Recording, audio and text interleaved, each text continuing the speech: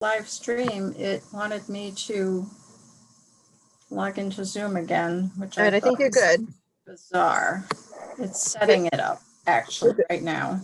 Yeah, you're good now. Okay. Okay. Right. Very good. Then everybody who's a participant at this point can turn on your cameras. We'll get started. And I'd like to welcome everyone to this meeting of the South Kingstown Town Council. This is a regular session. We're meeting with the school committee to discuss the school facilities upgrade stage 2 application. The date today is September 10th, it's a Thursday. The time is 6:05. Our first order of business is the pledge to the flag. If the clerk will please lead us in that. I pledge allegiance to the flag of the United States of America and to the republic for which it stands, one nation, under God, indivisible, with liberty and justice for all. All right, very good. Thank you. And will the clerk please take the roll? Council President Collins. Here. Council Vice President DeCruz. Here. Councilwoman Kelso. Here. Councilman McEntee. Here. Councilman Veely. Here. All council members are present. Very good. Thank you, Susan. That brings us to item 4 on the agenda, which is new business. 4A is a discussion with the school committee regarding the stage 2 application to the Rhode Island Department of Education for school facilities improvements and potential authorization to submit the stage 2 application to RIDE by the deadline of September 15th, 2020. Maybe it makes sense, Rob, if you want to lead us off. You are muted, Rob. I'd like to invite Linda to join me in sort of describing where we are and what the process has been to get us to where we are and where we need to go. I think, you know, everybody who is in this meeting, certainly, and everybody who's watching this meeting is watching the meeting because they've been watching over the course of the last couple of years, really, as town worked to come up with a plan for modernizing its schools. We have school buildings that are in need of repair.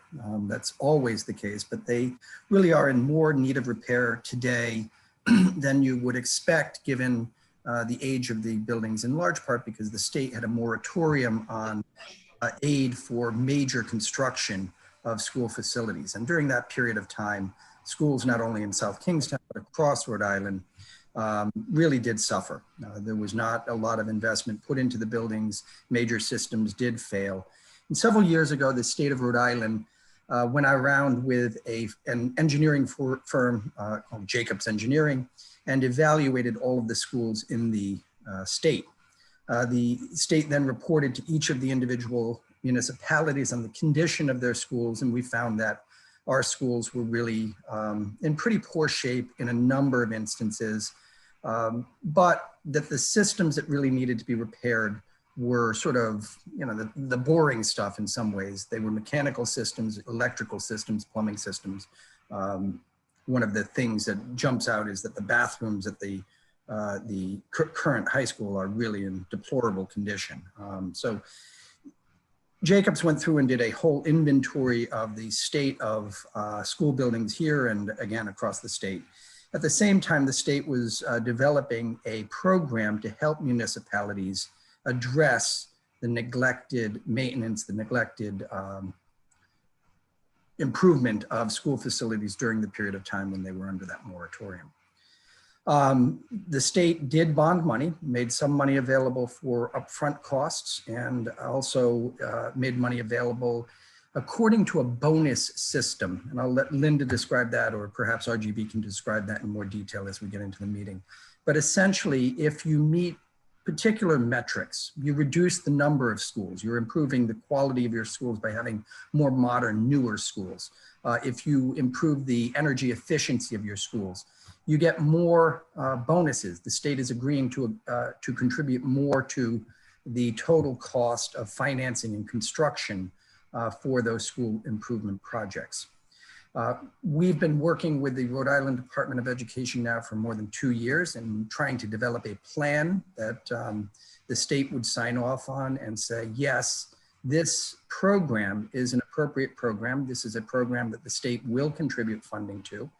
And really what's at stake, and we'll hear more from our financial advisor later in the meeting, what's at stake is really 15 percentage points more in state assistance. Under state law, the minimum that the state can contribute toward school improvement, school construction projects is 35%. We are a 35% community. Under normal circumstances, the state gives us 35% toward any approved construction project that we do for our schools. Under the state program, we get probably 15% more. And I say probably because you never have final approval until the construction is completed and they can evaluate whether or not you have in fact improved the energy efficiency of the building. But if we do what we're supposed to do, we would qualify for an additional 15% contribution toward both the construction cost and the cost of financing our school construction projects. We've made a couple of attempts at this. A couple of years ago, the plan that was put forward was a plan for renovating Columbia Street. And I will ask Linda when we get to this to describe that project in a little detail. But we did a project that entailed renovating Columbia Street, the high school, making some improvements to the elementary schools, improving Broad Rock and expanding Broad Rock, and closing Curtis Corner. That application was submitted to the Rhode Island Department of Education and was returned unapproved.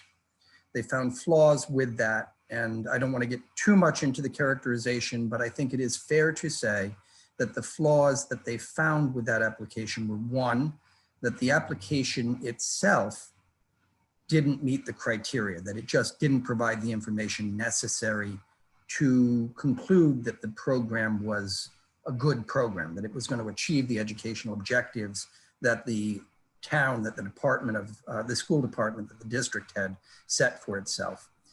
So the application itself was found wanting, but the program also was not one that RIDE has said wonderful things about. RIDE has expressed concern that the sort of broad educational objectives were not tied neatly to the space reconfigurations.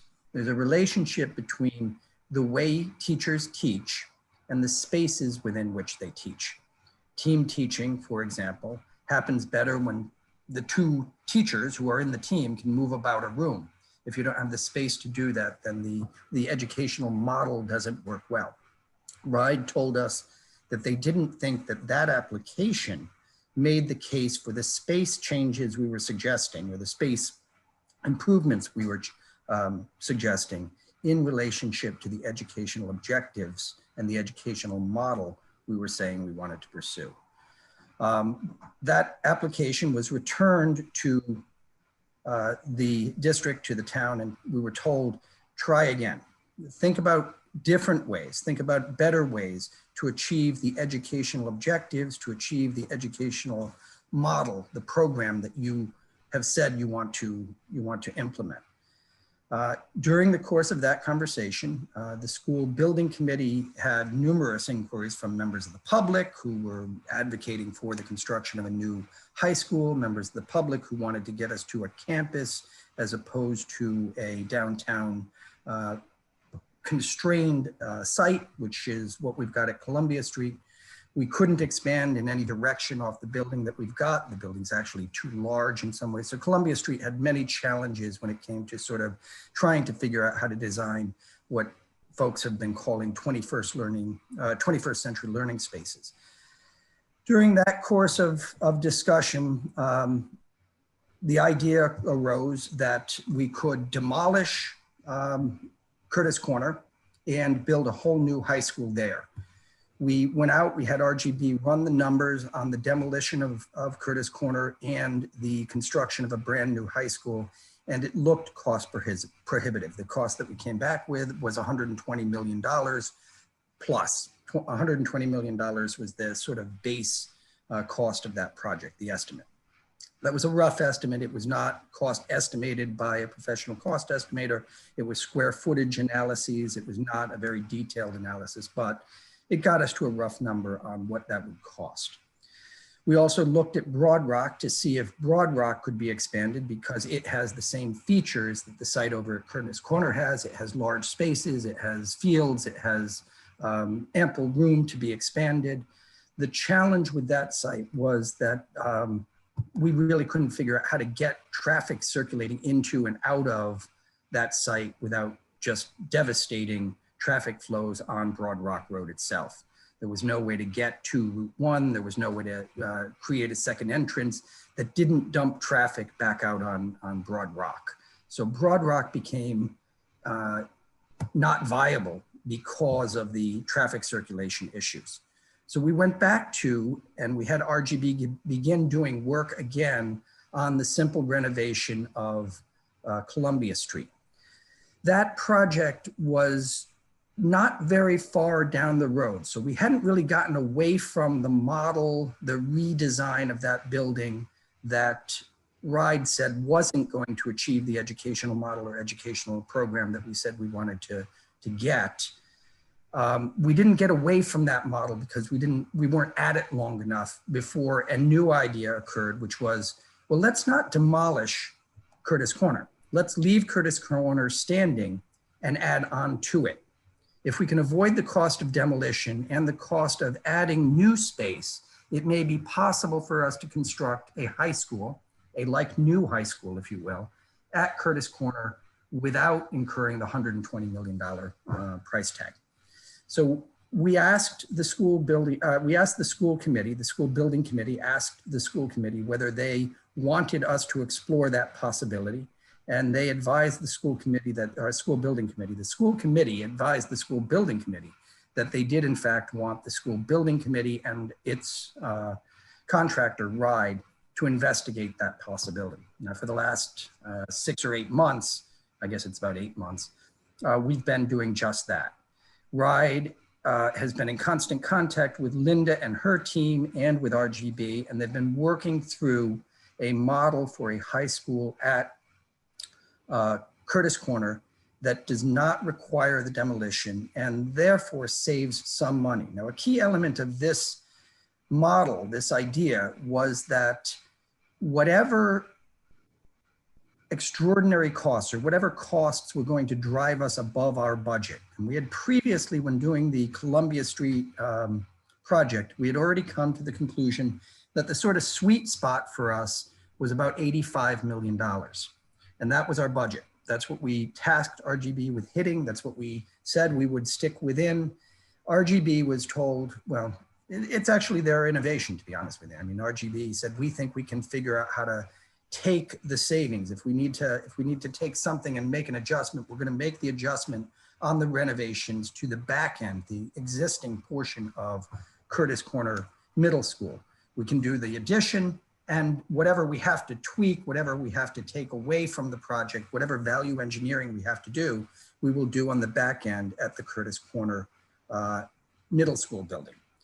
So they've been designing that building, and they produced a project. They've produced a project that includes 2 wings being added to Broad Rock Middle School so that you can vacate the students who are currently at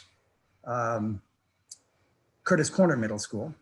Then once those wings are added to Broad Rock, the idea would be to begin work on the new high school at Curtis Corner. Once that's complete, move the kids from the high school on Columbia Street to Curtis Corner. The project that they've designed requires $26 million, 2 additions to Broad Rock, and it requires either $43 million, well, it requires a $43 million addition to the Curtis Corner building. It then allows for between $33 million worth of renovations to the old Curtis Corner School, or $15.6 million worth of renovations to the old school. Again, this is that idea that we're going to build the project and take away, do the value engineering by taking the improvements to Curtis Corner if they need to be taken to hit the budget of $85 million. At $41 million, Tracy, 41, give me a thumbs up. Is it 41 or 43? Okay, $41 million for the addition on Curtis Corner. That's what you're going to get under either scenario. $33 million worth of renovations to the existing structure on top of that 41 gets you a like new high school at Curtis Corner. You'll walk in the back end, the front end, the back door, the front door, and it's going to look like a brand new school. At $15.6 million renovations to Curtis Corner, you're not going to have a like new facility at Curtis Corner on the back side. What you'll have are all new electrical, all new plumbing, all new HVAC, a completely revamped cafeteria and library, and a light touch remodeling of the rest of the classroom spaces and hallways and that sort of thing. So what they've done here is they've budgeted for a project that gets you a like new high school for a total project cost of $105 million, or a not quite like new, less than like new high school at Curtis Corner for $85 million. That's what we've got. That's what we're talking about tonight. And that's a sort of cold, mechanical or building analysis. I'd like Linda to sort of explain what they're trying to achieve in this model. What is it that we get in terms of education out of the program? Good evening. Hi. So this is Linda Savastano, the superintendent. Thank you, first of all, for everybody being here. I also just wanted to ask if we could bring in Christine. So Christine Lopes-Metcalf is here from the Department of Education. And I know she has a limited amount of time, Rob. She has another meeting. And so I just want to make sure that our time with her, as much as however we can kind of step through an agenda and be clear in our conversation tonight, but utilize the fact that we are able to have direct access to her tonight.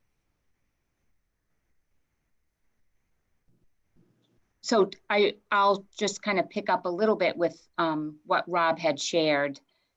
We ultimately are looking at a project no matter what, and part of it began already well underway. It's a 5-stage process. We're now looking at stage 2. Stage 1 was done and we were well into a stage 2 with some commitments when we did change the location of the high school. But there are the significant underpinnings, the values, the educational programming, what we were grounded in that didn't change. The values you see in the presentation tonight were actually submitted in the first submission. So and they make sense. They make sense for education. If you peel back, what we've done is taken a look at our educational program through the lens of understanding how people learn. And I'm not going to kind of unpack all of the educational jargonese, but I just want to explain that this is not how people learn or how Linda thinks they learn or what Linda's vision is. This is just understanding groundbreaking research that's existed now for about 20 years, where we really understand that it's important for us to understand not just how children learn, but how adults learn and how the surroundings impact that. And I do say, and Rob, I think admires it when I say that a good teacher can teach in a paper bag, in a cardboard box. They don't need state-of-the-art to do that. With that said, there's a level of, there is an impact to your surroundings. And that again is not my opinion, that's the research that exists. That's the natural light, the flexibility, the ability to collaborate, the inspiration that happens, the just sheer respect that we have for children and for educators when they're in a space that they are allowed to grow together. And so as we looked at, we did a couple of us, even from here, we did some tours. And as we took a look at the model that existed at Columbia Street, and then took a look at what we had in Curtis Corner, and I would have looked at any space that we had, honestly. One of the folks that spoke last night at the building committee said, you know, it's interesting in South Kingstown, we just have a choice.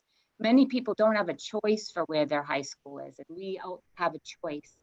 But when I first started, I just want to remind folks, if I can, the project that we had at the time looked at Columbia Street, where we were moving, and I'm talking about the end of October, so we were kind of well underway with our project, round 2 of stage 2, the concept phase, where we were, we knew we were moving the front door to School Street side. We were putting a health and a community center. We were taking that main spine there that when you go in, and we were reconfiguring it. And we were going to do some upgrades to the CTE areas. We were connecting the shop outside to the building. And we were going to touch one classroom from an educational perspective. We were going to touch one classroom in every wing. So it wasn't that we were going to go through and what you touch every classroom. So as we took a look at that, we said, how can we take a look at, I will share that we also, of course, were taking a look at, it was going to take care of automatic fire suppression, new central heating, new central ventilation, replace the air handlers, rooftop units, fire alarm. So really that infrastructure that needs to be replaced there would have been done as part of that. So we thought, well, if we're going to be needing to do that in one location, let's look at it in another. The benefit of, again, just kind of very simply put, a 1950s model that's very rigid, very cellular, or a 1960s model that lends itself more to a more natural light, opened, and space that can be more easily configured and shared and flexible for our educational programming. And at the very beginning, when we really took a look at this, we just asked ourselves, will our design reflect what we want in terms of our educational programming? Will people know what we're about when they see the design? And so as we've stepped through with this project, we have really embraced that all the way. And so today, the project is a high school that does have a new auditorium and a new gymnasium, also does have a new library as its heartbeat hub, also does touch all spaces in one way, shape, or another, but does upgrade significant amount of spaces. And I want to share that it was important to the folks in the school department, the leadership team, and those that we worked with, the teachers, of course, as required by Department of Education, that we make sure that we were getting close to the kids, that we weren't doing improvements that were for adults, that were improvements for students. So and what I mean by that is, so we're not necessarily upgrading a front door, we're making sure that we upgrade space that children are learning. And then, of course, part of this project we were already committed to was the 5th grade going back to the elementaries. That was part of this commitment. And I asked the question. I asked folks about it many, many times. I continue to.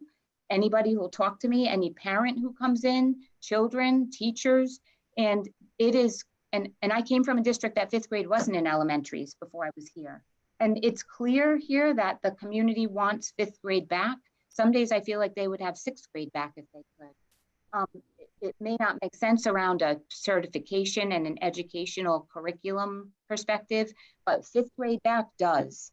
And so we have stayed really true to that, working to support our elementary schools that would turn into, go up through fifth grade, and then of course moving into Broad Rock with 6, 7, and 8. Broad Rock's a beautiful location. It's a beautiful building. It is a bit more traditional in its layout. And so with the additions, the small additions that are on there, we were able to expand to have 4 extended learning spaces.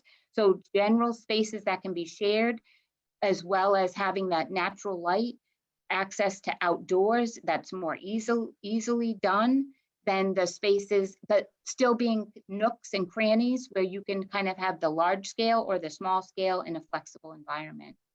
So we feel that we have a package now that we know is exciting, that does consider the work done previously and has tried to honor it, bless it, because it was grounded in research, and move it forward.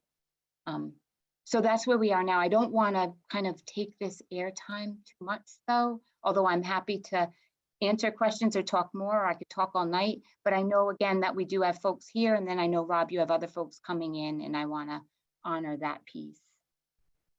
So I would just wrap this introduction up with a note about the fact that the plan also does call for improvements to spaces and systems in the elementary schools. They're not the primary focus of this 5-year plan or this bond project, but there are improvements in both the bonded project and in the 5-year capital improvement plan that is part of this overall package that would touch the elementary schools as well.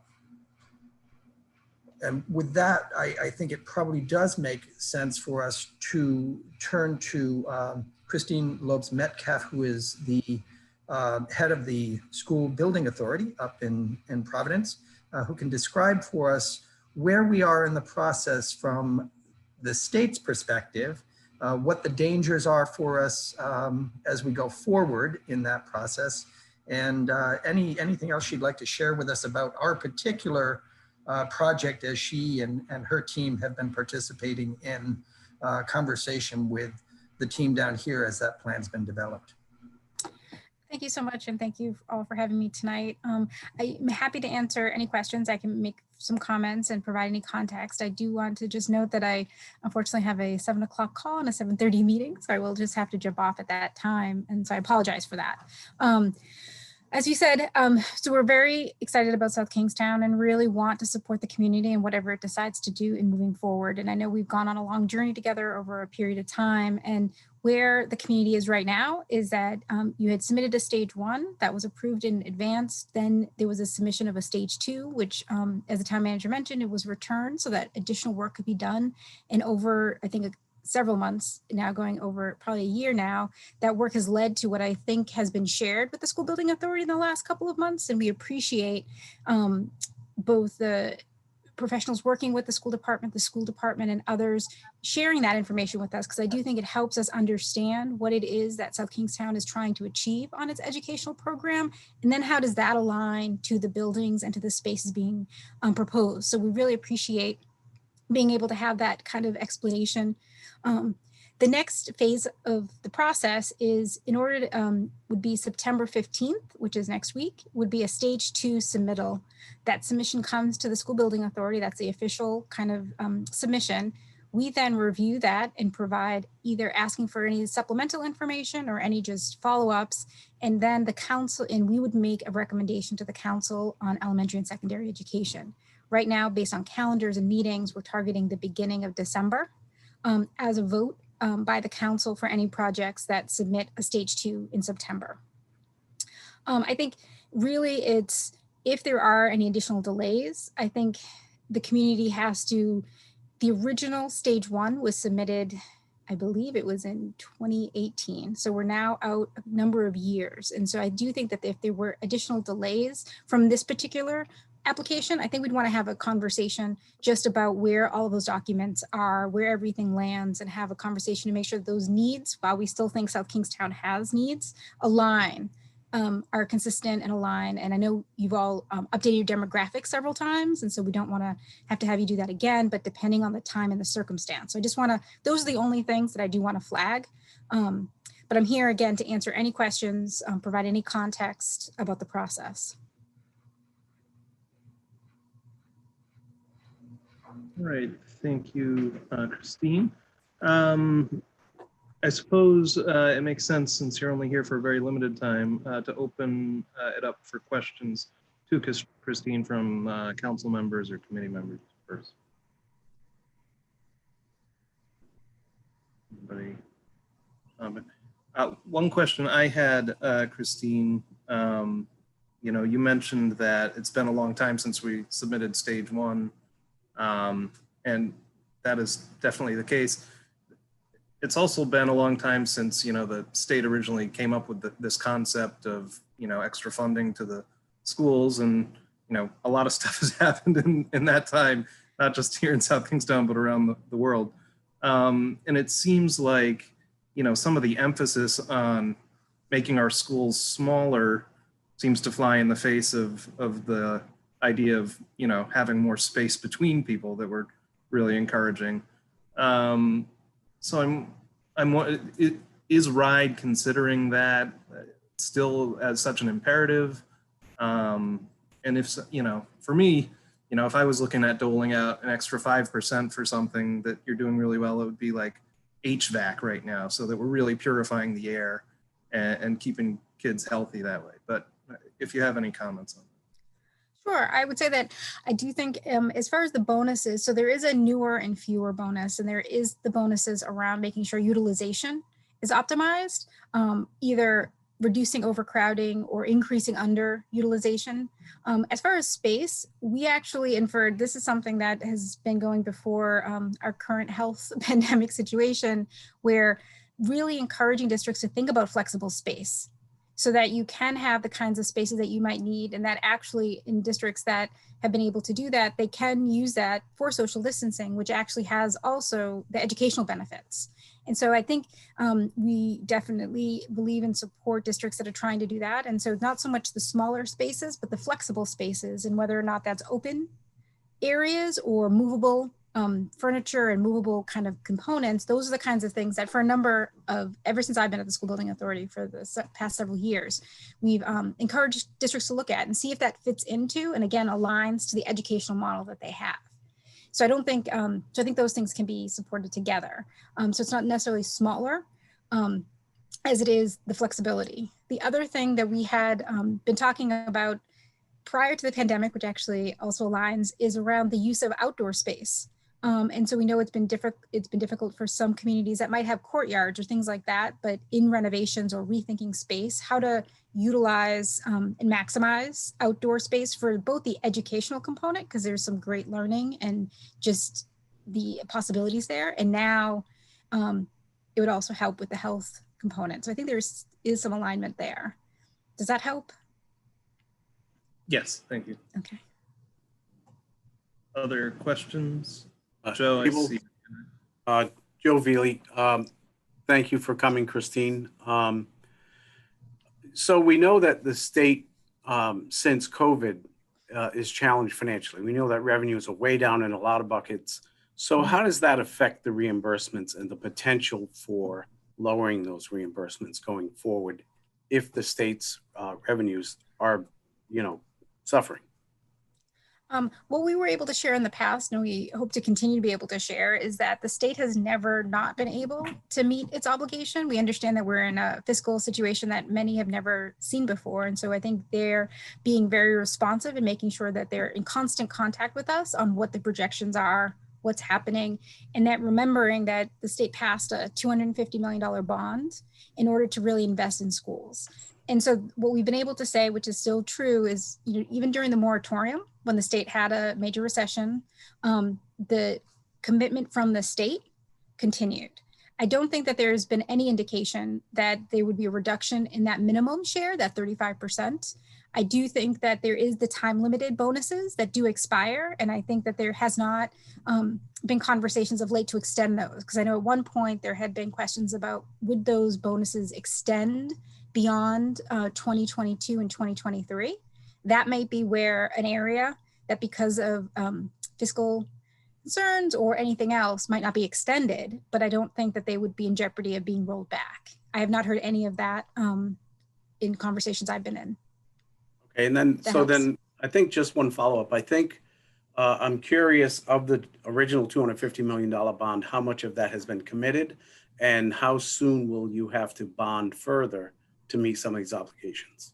Sure. So the $250 million bond was set up so that the proceeds would be used to help districts pay down their debt, and it would be a pay-go. So it's not paying for past projects, but it's actually paying for projects as they're getting built. My memory as of right now is that 170 million of that 250 has been committed to districts based on their approvals. And so there's still some significant amount left to be able to be offered in the pay-go. As of late and as of the last conversation I've been in, the next iteration was going to be in 2022. That was when the next bond for another 250 million had always been talked about and hopefully pursued. Again, people have been very busy industry working on a number of things, so we haven't gone back to talk as of late about that. But again, I haven't heard any wavering, but that would be the next time, would be during the general election of 2022. Okay, so I just, that prompted another question, but then I promise I'll give others a chance. So of the 170 that's committed, that's for, I think you referred to it as pay-go. And so that doesn't mean that you've committed to entire project. You've committed to a certain amount of payments in projects. So the way that it works is that the state fully commits to paying its portion of all of the entire project, its portion of the entire project. So whether or not it's the 35%, or if you get additional bonuses up until that 15 additional points, a majority of that is paid through reimbursement once the project is complete. The pay-go dollars are only a portion of the state share that's kind of provided upfront to help kind of start the projects. And hopefully the intent is to also reduce borrowing, because if we're able to help districts upfront pay for some of the costs at the back end, you're not borrowing that, you're not paying interest, we're not paying interest, but it's only a portion of the full project. So that money, once it runs out, so if you had, I'm just gonna use rough numbers, if you had, a $5 million project and say you were offered $1 million of the pay-go, the $4 million remaining would be paid in reimbursement at the end when the project's complete. It's not that we would only be paying the pay-go portion. So pay-go does not mean paying as the bond is being paid off. Right, no, the pay-go is actually upfront. It's as the project is getting started. And then we reimburse once the project is complete on the bond payments. In full. In full. Yeah, the state's portion. Yep. Great, And thank those you. are installments, yeah. Joe, it may help to just know that on the project that we're contemplating, we're looking at a pay-go, a contribution at the front end. This is the money the state would give us at the front of the project of between $5 and $7 million, just to give you some scale. Yeah, and then the way I understand it, when the project's completed, if we were to receive a $50 million reimbursement, we'd get 47 when the project's completed. I think that's the way I understood it. The state share, yep. Yes, thank you. All right, Rory, you've had your hand up for a while. Yep. Christine, a few questions for you. A few to build off Joe Veely's questions. You had said that the next bond referendum at the state level is scheduled for 2022. Is the reimbursement to the cities and towns for these related projects contingent upon that bond referendum passing and bond referendums passing in the future as well? No. So the only thing that's contingent is, at least in this example, was that 250 bond paid for that upfront dollars. And so if there were no bond in 2022, the state would continue to reimburse on the payments and everything approved, because in addition to that $250 million bond, the state annually appropriates a portion of the general fund to pay off. So traditionally for the last several years, it's been $80 million on an annual basis. And that's what pays for the projects. So essentially by saying that, are you assuring us that there is a guarantee that a reimbursement will exist by going down this route of going to proceeding with these projects? I'm giving you that the state does its annual appropriations. I can never give a full guarantee, but it has never not paid its state obligation on debt. And so I just want to be cautious in that but it is, once the council approves a project, that is committing the state to its portion of the share. How many cities and towns in the state of Rhode Island have applied for similar projects, and what is the aggregate cost that the state may be committed to pay? Do you have that information? I do not have that on hand, but I'm going to write that down and I can get that back to the superintendent to get to you. And so I just wanted to make sure, did you want to know how much the state has approved in the last?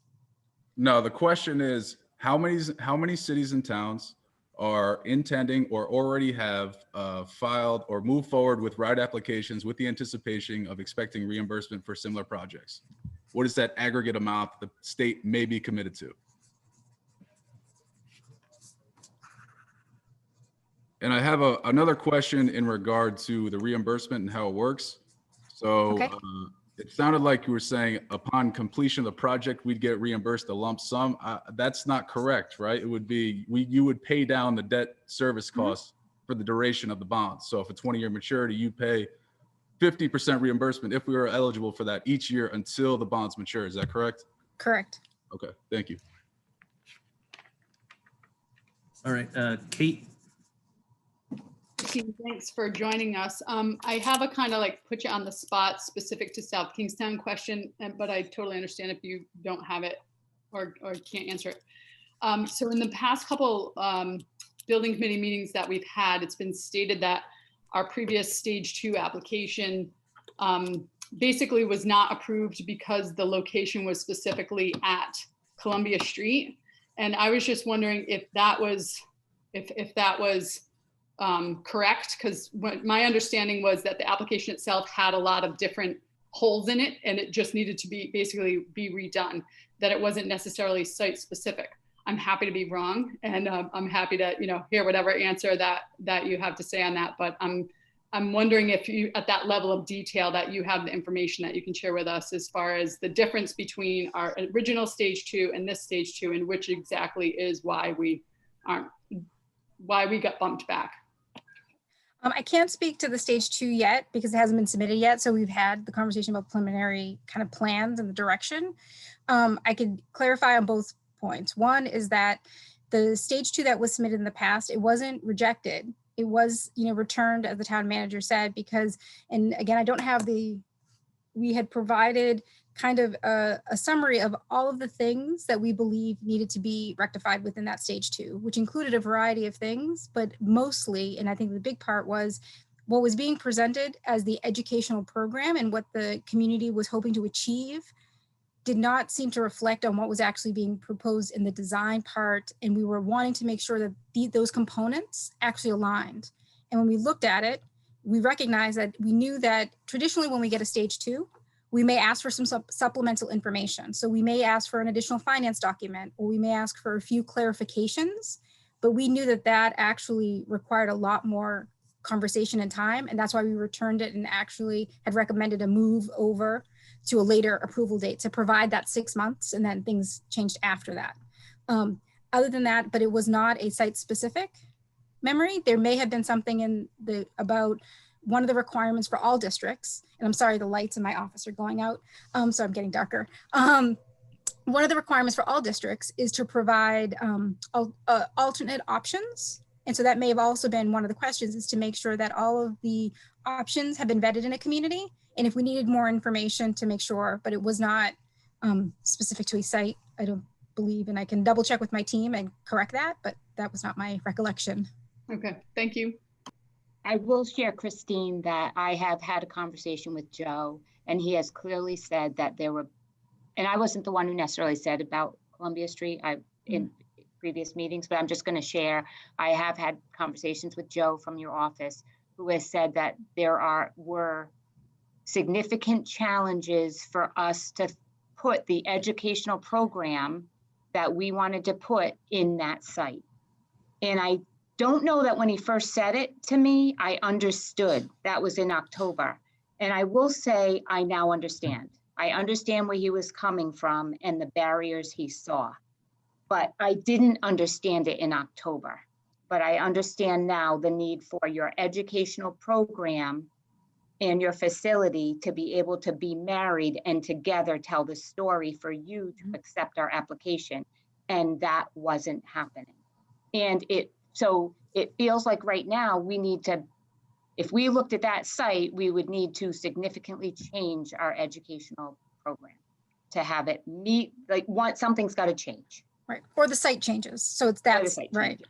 Yeah, not location, but the whatever is being designed at that space. That's right. Can you just talk about if we're able to pull back our application, or if we submitted our application and you said yes, yay, flying colors, can we say no, thank you?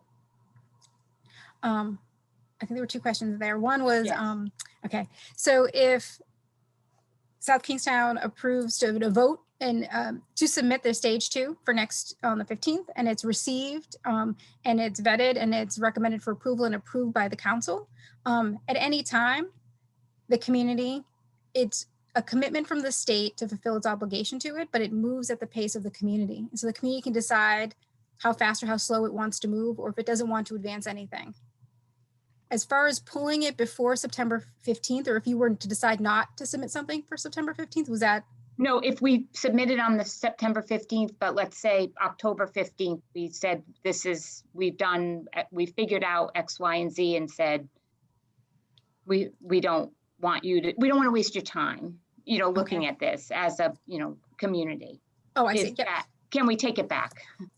You can take it back, but I would just caution that at this point, because of what I mentioned earlier on, that it would be taking it back, but then it would be starting a new stage 1 for the next round. So it would be kind of at that point that I think that we would not be doing a return and back, because it now has been a significant amount of time. It would be the community has decided that we want and need more time, or we need to do whatever we need to do. So we are going to pull the application and then submit a new stage 1 for the next round and begin another process with whatever else it is that you have. So I just wanted to clarify that, because I do think.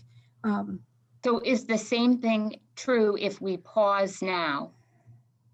We would do a new stage 1?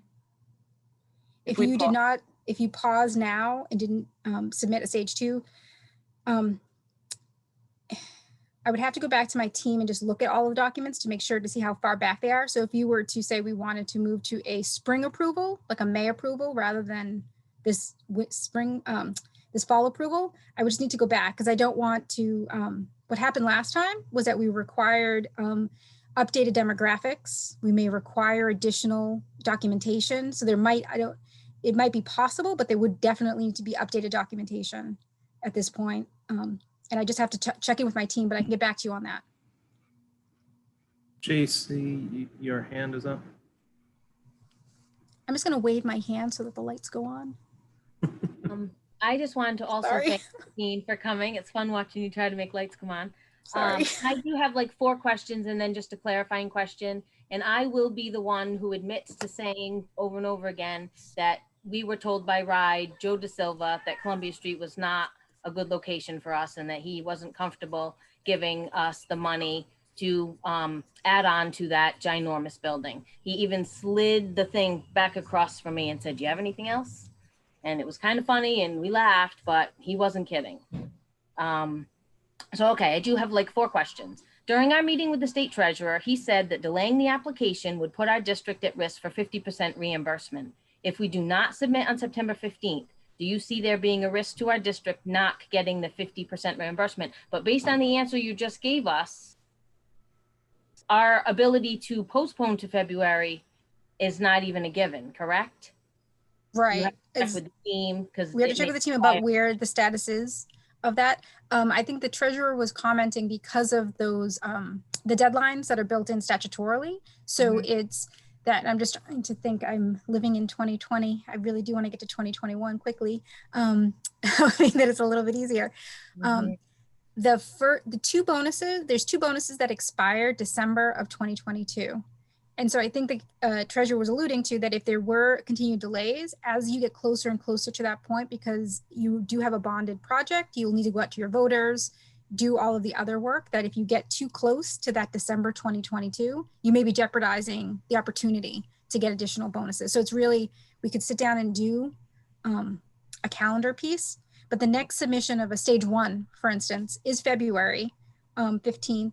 And then stage 2 could be submitted September of 2021 with a December approval. And then you start, and then if you're getting, it is cutting it very tight. I don't want to So be. we would, if we don't submit on the 15th, this application, we have no choice but to start back at stage 1. I need to go back and check with my team about how we were talking about whether or not you may still be able to, if the data that we have is updated and is latest that we have, but I don't know. And so I need to go double check where our stage 1 is. And it may require additional demographic information because we're now working on, and I apologize, I do not know which year and which report we're working on. Others, the school building committee may know, and they may be able to help answer. Okay, all right. Thank you. I know you have to leave at 7, so I want to bang out these questions. I don't often get very much time. Does the state of Rhode Island expect that we would know the operational costs of new buildings prior to submitting stage 2? That is a section in the stage 2 application, and they seem to be asking us about operational costs for the new building. Well, we wouldn't, how would we know that? Are we truly expected to know that? We're hoping to put a lot of fun sustainability, energy saving stuff into that new building. So we really have no idea how much it's going to cost to operate it. Is that really something we should know? No, and I'll double check because I did check in with my team just about what is required within our financials, because we have questions around maintenance and other things.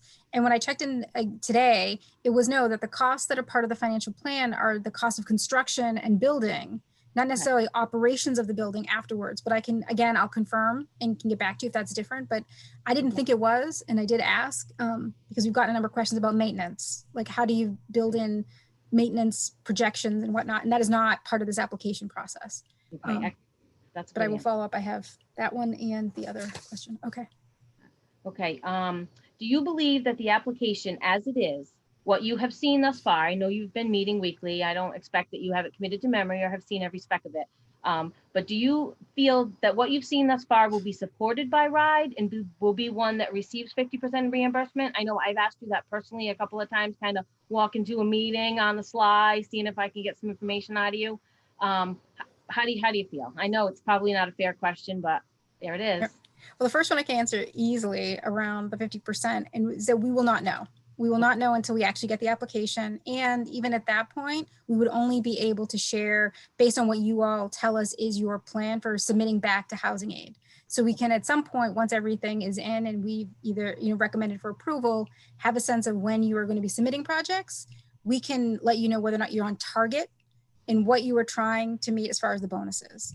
As far as the second, in the first, I can't remember what the order is, around what has been shared as far as the plans right now. I definitely think that what we have seen is an alignment between the educational program and the space layouts that seems to be very much in synergy.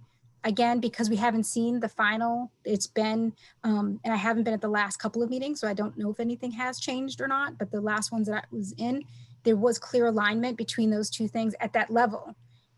My team does a very thorough job, as many districts know, going in and comparing not only that, but also the financial, how you're planning to pay, the local share, how that matches. And so there's a lot of other components to this.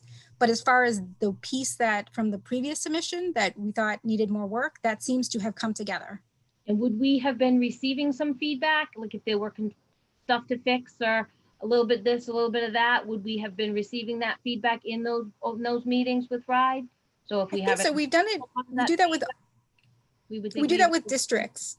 We traditionally do that with a lot of districts, even right before the submission, even up until stage 2, we'll get into more conversations and the team will try to explain what they are looking for and what they are hoping is represented either in the narrative documents or in the actual design and how it aligns.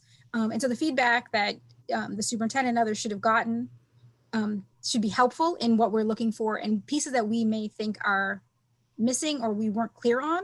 through the process in order to help you with that submission. Because then it helps us and it's less that we have to ask for afterwards. Perfect. That's perfect. Okay, one more really quick question. At what point do other districts, most districts, really get their communities involved? Is it stage 2? Is it stage 3?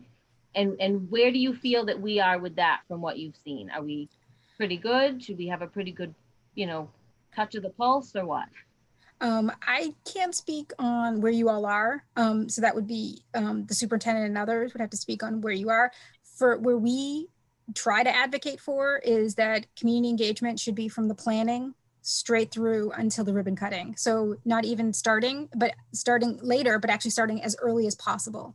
And so in those visioning conversations, that educational program that we talked about to make sure there's understanding. So we believe community engagement should start as early as possible and continue throughout. So that's our recommendation for anyone. And I can't speak, and I'm sorry, to South Kingstown. You're good. Thank you. Thank you. Thank you for coming. No problem. Thank you, JC. I know it's 7 o'clock, so you need to jump off, Christine, but one last question from me is, if we submitted an application on the 15th, how hard is it to change that application going forward in stage 3? How much can it change or in the past? It can be tweaked in the final stages of your schematic designs, but not significantly, because we've had this conversation with communities and other places that when we're looking, and I was so glad that the town manager mentioned that it's not just the high school is one of the major projects, but there's also elementary school improvements, there's other improvements, there's other things district-wide that we talk about.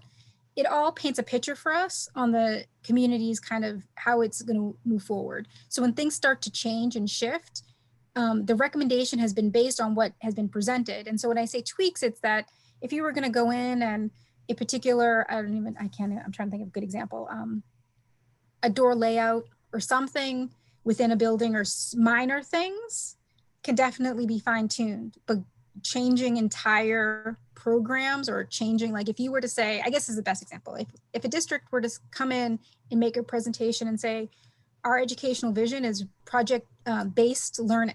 And to get project-based learning, we're now going to have these kinds of spaces. After approval, they decide, nope, we're not going to do that. We're going to move to a different model of learning. And therefore, our room designs have to change. Our layout has to change. That is a whole new application.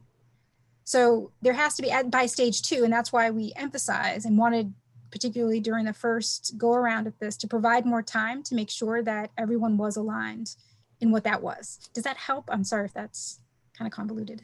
No, that helps. But I guess, say your educational program stays the same, but everybody decides that Columbia Street is just what the town can afford. If we could fit those spaces, similar spaces to we're at Curtis Corner at Columbia Street, would that be okay with the commission there?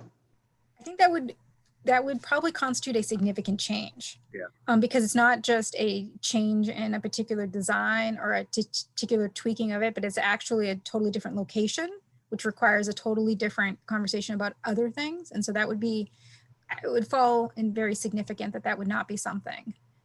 We'd have to have some long conversations. Yeah, I understand that it would be difficult. I'm just wondering if it's something that's possible. And again, I'll check with, based on everything, and I always want to go back to precedent and ask if this has ever been done before, so we stick to it. But in all of the conversation I've had, something like that. So we differentiate between the minor and the significant. And the significance are usually that is different. That is different than what was presented. It's different than what was financed. And so it's a different application or it's a different solution. That's what we've talked about in the past. Your stage 1 is your need. Stage 2 is your solution. So you've all said, this is the need that we have in our community. Stage 2 is the solution. And if the solution really changes that significantly, we then have to explain to the Council of Elementary and Secondary. And so. Okay, do you have a couple more minutes or are you? I have maybe 3 minutes. The person is running late. Okay, Rory, you had a question? Yeah, I just want to come back to a very relevant question that appears to be unclear at this point. If we don't move forward with the stage 2 application by September 15, we don't know what happens. We don't know if we go back to stage 1, or we don't know if there's an opportunity to file again in February. That's just unclear? It's unclear based on if you are saying that you need more time to do the application based on what you're currently projecting and have been planning. We can have a conversation about what an extended period of time might be, but in what other documentation you may need to support to submit in February. And I just want to check in with my team. If Is you there were any to, chance that you could get responses to a question like that and report back to us by the time we vote on this matter? I think When it's are a you very planning to relevant vote? question that, it's very important to know. Monday would be the day. oh yes, no, tomorrow I can, because I can talk to my team. There's a difference between requesting the extended period of time to just fine tune this plan. And then we could articulate for you what would be needed in order to do that, versus we are pulling this particular plan and having further community conversations. And that, I think, at that stage would be different. But I can get back to you tomorrow about what would be needed in order to move to a February and what would not Thank be you. permissible. Thank you. Rob, last. So, yeah, I want to bound that question a little bit differently, because I think a helpful way of thinking about this is we see two possibilities and we need to know whether either one of them is viable. The first is that we submit on Tuesday, have our conversation, continue our conversation with the community, really flesh out a couple of things in the application that aren't quite where we want them to be. And if we can't do that, withdraw the application. That triggers what you've described as a real problem. You didn't describe it that way, but it sounds like that constitutes a real problem. The other way we could handle this is to simply not submit on the 15th of September and submit instead on the 15th of February. Working with the same project, not changing the project, just making sure that we have the opportunity to make sure that every aspect of the application is as we want it to be. And the community's had an opportunity to engage in the conversation. So the one is submit and withdraw, and the other is delay the submission until the 15th. Under neither of those scenarios, are we contemplating, are we asking what happens if the program changes? Because if the program changes significantly, we understand that we're going to have to start over. Wait, was that supposed to be a question? It's not really a question. It's just, that's the way I would characterize the thing that we're contemplating. I just think that's what we're asking. I didn't hear that from Christine, though. I didn't hear that answer from her before, Rob. So I guess I am confused now. So I think that's the part. And then again, I was not under the impression that additional time needed to be had about this particular plan, that there was, that September 15th would be the day of submission. And so that was my understanding. And that if it wasn't that, then we would be going, there would need to be a submittal of a stage one. If there was to be any change or the community wanted more time, there would then be a resubmittal of a stage one and starting the process over. Tonight, I'm hearing something a little differently, where it sounds like there may be a scenario where you do not want to submit. You may want to ask for an extension into February. And that is the part that I need to go back to talk to my team, because the stage one is now so far behind. I want to make sure that you all know if that's even possible at this stage, because we've just gone so far along on this, or if it's going to be September 15th or stage one for either way. Yes, I think Is that clear? I apologize. We need to know on Monday whether postponing and not Not only tomorrow. I will call the superintendent tomorrow and I'll do it as clear as I can. I do want to make it clear to you that the idea of going to September 15th with an extension comes from your staff. We're not inventing that in South Kingston. Okay, no, that's helpful. All right, well, thank you. This is the first I've heard that it came from the staff at RIDE. What's going on here with that? There was a Rob, you said that RIDE suggested that we hold off until February, you're saying? I'm saying that the idea of holding off until February 15th was in fact a suggestion made by a RIDE staffer in a conversation with Linda, Zach, and RGB about a week ago. I don't think that they had all the background in front of them when they said that. I don't, it was a No, and then very that's casual- very, it- I did not know that, so that's helpful to know, and I can follow up again tomorrow and But make sure that I we're will all say- aligned. It was a casual conversation. I said right away, it feels overwhelming to me. They were like, okay, to me, it feels like it's a reboot at that point. Like if we can't get our stuff together at this point, we need to rethink it. Like something, and at that point, you're rethinking it.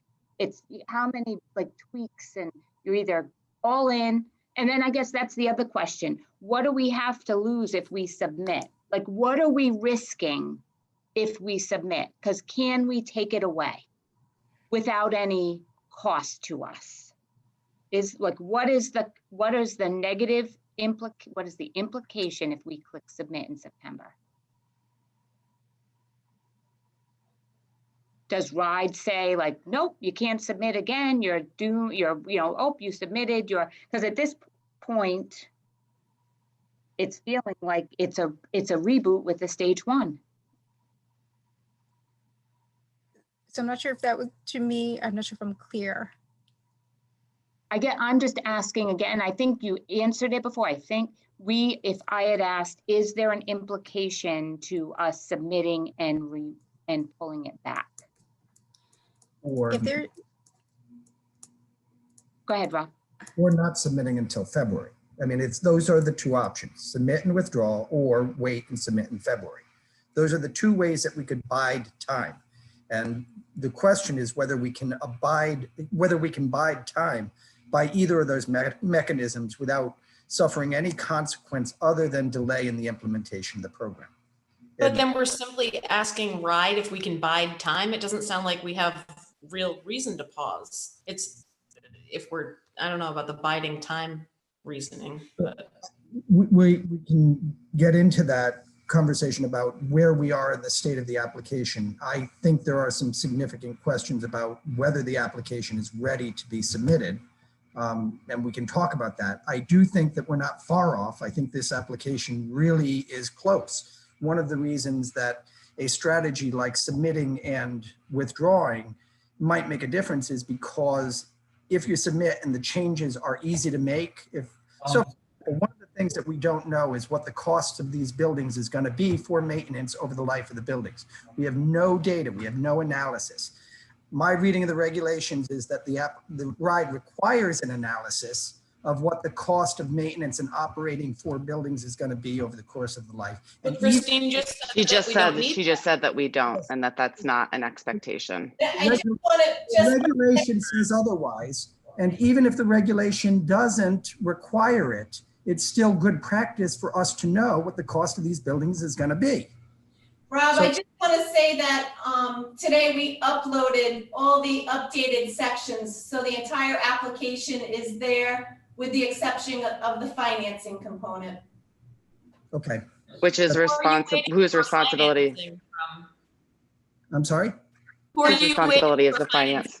There's too many people speaking at once right now, so I'm going to have people raise their hands to be recognized. Can we let Christine go to her meeting? I feel really bad that we're holding. That's okay. I'm getting the messages that, but I do want to so I apologize and I really wish I could stay, but I just wanted to clarify because I do think, and again, I will follow up with my team on the questions that were asked tonight that I could not provide, but I do think the semantics part of this is what I think is a little bit confusing for me. And so when a community says that they're withdrawing a plan, it usually means that they are withdrawing because they are not planning to move forward with that and go. And so I think that's where it sounds like withdrawing is, we're not going to advance this particular plan, and then you would start with the new submission. If there is a desire and a need to have more time, there is complications to that. Just what I tried to say is that information has to be updated. And so I don't want to misrepresent that, but I think that's where I was asking about the withdrawal. Automatically would be you submit, you withdraw, you go back to stage 1 because you're telling us you're not moving forward. This other conversation, I need to go back with my team because again, as I mentioned, I hadn't been in these last meetings. And so I don't know what these last conversations were to get clarity. And again, I apologize that I'm not able to stay longer. Yeah, And well, the lights have totally gone out, not on purpose. we look forward to hearing about, what it is that would trip us going back to stage 1, or if there is a way to postpone without going back to stage 1. Basically, that's the important information. and No, absolutely. for your help in getting that. I will get that to you. And we appreciate you participating and staying beyond when you said you were going to be able to. Yes. So feel free to zoom out of here. All right. Thank you very much and good luck. Okay. Angel, I'm sorry. I just want to be clear for the rest of the meeting. Are we using the raise hand function or are we raising hands? We will raise hands over here, the blue hands. Okay. I will go by. JC, you have your hand up. You can take it down. I'll take it down. Sorry. I'm really bad at taking it back down. And Sarah, your hand is up. Was that your point? That was not my point. I actually was not sure if I was doing the right thing. But thank you. So I just am a little concerned about something that was said earlier, and I don't know if that it was just like a hypothetical, but I am of the belief that if we don't want to submit stage 2 on the 15th, even though we've had years of discussions and community involvement and conversations about this, joint meetings, if we're not ready to submit stage 2 on September 15th, I just think we should call it at this point and say, we're not ready to do facilities upgrades for our kids. And something that you said, Rob, I felt a little concerning because this idea that we would, I don't know where this idea that we need to have more community involvement is coming from. You sort of alluded to it and said, we could have more community involvement and then apply in February. Well, if we're going to have authentic community involvement, we don't know what would come from that and whether it would be returning to stage 2 or going back to stage 1. That sounds inauthentic. And I just think we have had, I had 14 emails this afternoon alone from people asking us to move on the school committee to move stage 2 forward and have the high school at Curtis Corner. So I think there's plenty of community engagement. There's also some people who don't like this plan. And I think we have to be leaders and decide what's best for kids. So I just wanted to put that out there. So if I may, I think those are valid observations. I think that there is a lot of expressed concern about community involvement that is interesting in that it's always expressed at public meetings. That's an interesting thing. I do think, however, that there has not been a full vetting. I mean, if I were to ask folks here, what is the stage 2 application right now? How many dollars are we talking about? Is it a $105 million project? Is it an $85 million project? We don't know what stage 2 is, and we're just days away from submitting an application.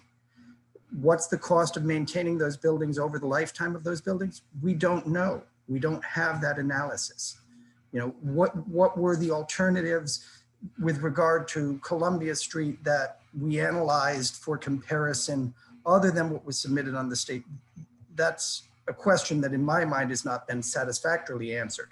There's a bunch of things that we haven't had even our Conservation Commission look at the site plan to see whether or not you can in fact move the throwing sports field down to where they would put it. Yeah, we mentioned that would be part of stage 3, that when you get the mission involved to start looking at more developed plans. So one of the questions is whether we would benefit from having answers to some of these questions before stage 3. It may be. Yeah, you can't, Rob. We're looking at a schematic site plan. You need more developed site plans to start engaging different commissions and DEM and other things. We can have an estimate of costs for operating buildings. We can have a full detailed explanation of why this site works versus Columbia. The question could— We do have that in the application. Well, I've seen the application and I'm not— You were looking at old sections because we were told to post and then show. I have not seen what was posted today. That is correct. It's posted there today for the first time. I don't have that. They're much further developed and answer a lot of those questions. Okay, so it may be that we have an application today that we did not have yesterday. That may be a satisfactory answer, but it's not a comfortable one for me. We're making a large investment here, either 85 or more millions of dollars. I haven't seen what you're suggesting is there now. let's continue to have some discussion here. Stephanie, you've had your hand up for a while. Yes, so just a general observation that it's hard to wrap my head around what the actual pushback is here. Like, I kind of want to ask dissenting community members, like, what would it take for you to support Curtis Corner? Because RIDE supports it, our educational leaders support it. That is the viable plan. So if they don't feel we can house our educational programs at the Columbia Street location, then that actually is an $85 million project, or minus 35%, which is the minimum. And so I just have to wonder, like, what would it take if the state supports it, if our leaders support it? What else would it take? And that's what, and then on top of all of the emails we have received this week from people that are saying, well, pump the brakes. I think we've had plenty of opportunity for community input. Like, we've been watching hours and hours and hours of meetings. We are engaged. We know what's going on, and we want you to move forward. That's what just gives me an icky feeling that there are personal agendas, political agendas. You know, what is the problem with taking down that building on Columbia Street? Are people concerned with their personal property values? Like, this feels icky, agenda driven, because the people that are actually in place to determine what is a good educational facility are telling us to do it. And community members are saying, we have committed hours of our lives to watch these meetings. We know what's going on. So, you know, we are in positions to listen to voters and constituents, but we're also in positions to make good judgment calls on the right thing to do, because not every little thing goes out to a ballot, a vote. You can't, for every single step of the way, get every single voice in the community. And the community members are telling us that plenty of time to engage, they're paying attention, and they want us to do it. So I'm just curious if anyone is willing to really say, this is why I don't want Curtis Corner, because I think it's going to be a full stop on our facilities, and we should just call it like it is. The town doesn't want to invest in facilities. Thank you, Stephanie. I'm just going to go through the hands raised. People can raise their hands if they'd like to answer those questions or if they have any answers. Bryant, you're next. Sure, thank you, Abel. One of the things I just wanted to bring up, I think one of the things that probably Rob is struggling with, and maybe Zach as well, is the fact that we talked about 85 million. And when we got the plans from RGB, we had some options there. The problem, I think, or where there's kind of a little bit of a grayish area, is what is the difference truly between an $85 million project versus the additional, I forget the actual number, but let's say it's 97 or 102 million. What's the difference in terms of what will Curtis Corner look like at that point? We have plans. We can share screen and show that, what we had reviewed in the building committee meeting the other night. And then the other component of that is, what is the impact to the taxpayer on the two different scenarios of bonding? Would it be okay? Should we pull that up now, or should we wait? I think it does make sense to sort of look at the difference between the plans and then to talk about the financial implications. We can do it in that order. So yeah, RGB, if we can have them share the screen. Abel, I had my hand up, and I'm just going to lower it because that was going to be my suggestion. Is if I thought, like, the point of tonight's meeting was to have RGB present to the full board between the two of us and let us kind of go from there. So thank you. All right, thank you. Yeah. Okay. Can you all see the screen now of the South Kingstown School District joint meeting? Yes. Okay. Okay. So I'll just go. And thank you for having us, to both the town council and the school committee. Okay, you want to go through how we got here with educational component? We went, the first couple slides here will just be some of the overarching commentary and terms that embody South Kingstown. School department, we're looking for excellence for the students and community grounded learning. We're looking for ensuring that there's equity for all the students throughout all program levels, and that we're looking at environmental stewardship. So the 3 E's, excellence, environment, equity, is something that embodies, or the terms that define South Kingstown schools. And again, just going over this with the mission statement that's in place, that we're looking for families, entire educational community.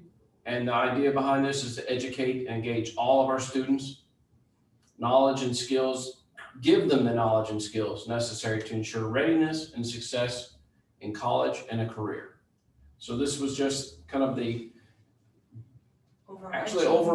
overarching sentiments. And the diagram has other smaller spaces, not that we're going to stay on it a long time, but we're looking at collaborative spaces, learning commons, flexibility of furniture, flexibility of space and use, creating open floor plans as much as possible, looking to nature, providing natural light and views, and creating some type of center or core that hopefully gives students a sense of pride, a sense of ownership in their school systems throughout, from the earliest point of education, from pre-K to K, all the way till they leave schools and go to college if they so choose. So that's what this first slide is.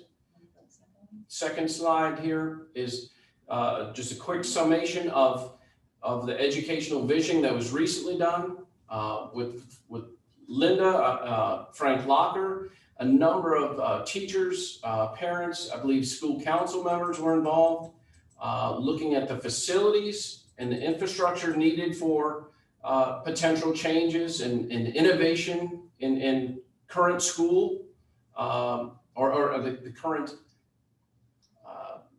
educational environment needed or necessary that we recognize. And as Linda said, in the last 20 years, this is actually already old information. It's known that it works in terms of flexibility, providing engagement, providing spaces for students to move, to share, and exchange with one another.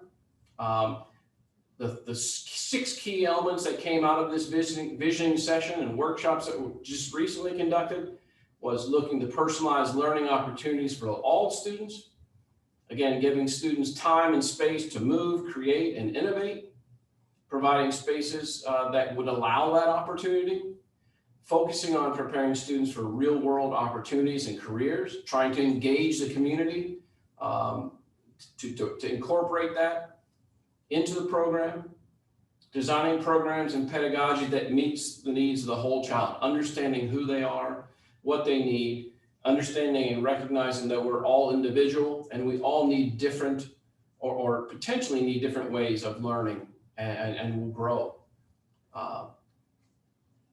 Creating inspiring learning environments for the schools, that's more of a design aspect, but what does it take to make a place invigorating, interesting? We look to comfort. We look to, again, sense of place, an environment that you feel welcome and that you feel like you can learn and grow from. Valuing the unique diversity of South Kingstown, again, providing community-based approach to, and what it means to be a global citizen, to be a steward of the environment, steward of the world, to become socially aware. So, Andrew, can I just say, so this is Linda, and I just want to correct you and share, because I think it's super important, and thank you for that. What you just went through is not what I did. This happened before I arrived. So the vision and the 6 elements were from the original visioning work. Right. So that existed before I came here. But again, it's beautiful. And does a new superintendent want to delete and start from a blank piece of paper? Sure. I mean, I think any leader who walks into is so excited to be in a new place wants to do that. But this was beautiful. It made sense for me. It's grounded on the same training I had, the National Institute for School Leadership. It's the same research. So then the work we did, which really was not because of the building work, was because of the work needed to happen in a district to gel a new team. But we laid on top of this work that already had happened. So I just want to make it really clear that this started with the old vision, and it's not so old, but old vision, 2017-18, and how we can then now take this programming and then consider all that we were doing as the new leadership team was taking a look at this vision and how it could come to life as, kind of make that work for what the requirement was from the Department of Education, which makes perfect sense. So I just want to kind of make sure that that's clear, because this, while did the team that came together use this? Absolutely, but it was not created by anybody I led. It was created before. And I just want to be really super transparent with that. So thank you. Sure. And Linda, I would say that what was developed through that vision is an alignment and it's an agreement with this, right? So there's no diversity between what happened and to where we are now. There's nothing that negates one or the other. It's almost like a layer that strengthens what was done before. And that's what led us to where we are now for these new designs. Do you agree? I mean, I do. I see that as. Yes, I do. Thank you. Yeah, I had muted myself, but absolutely. Thank you. You're right. It does strengthen it.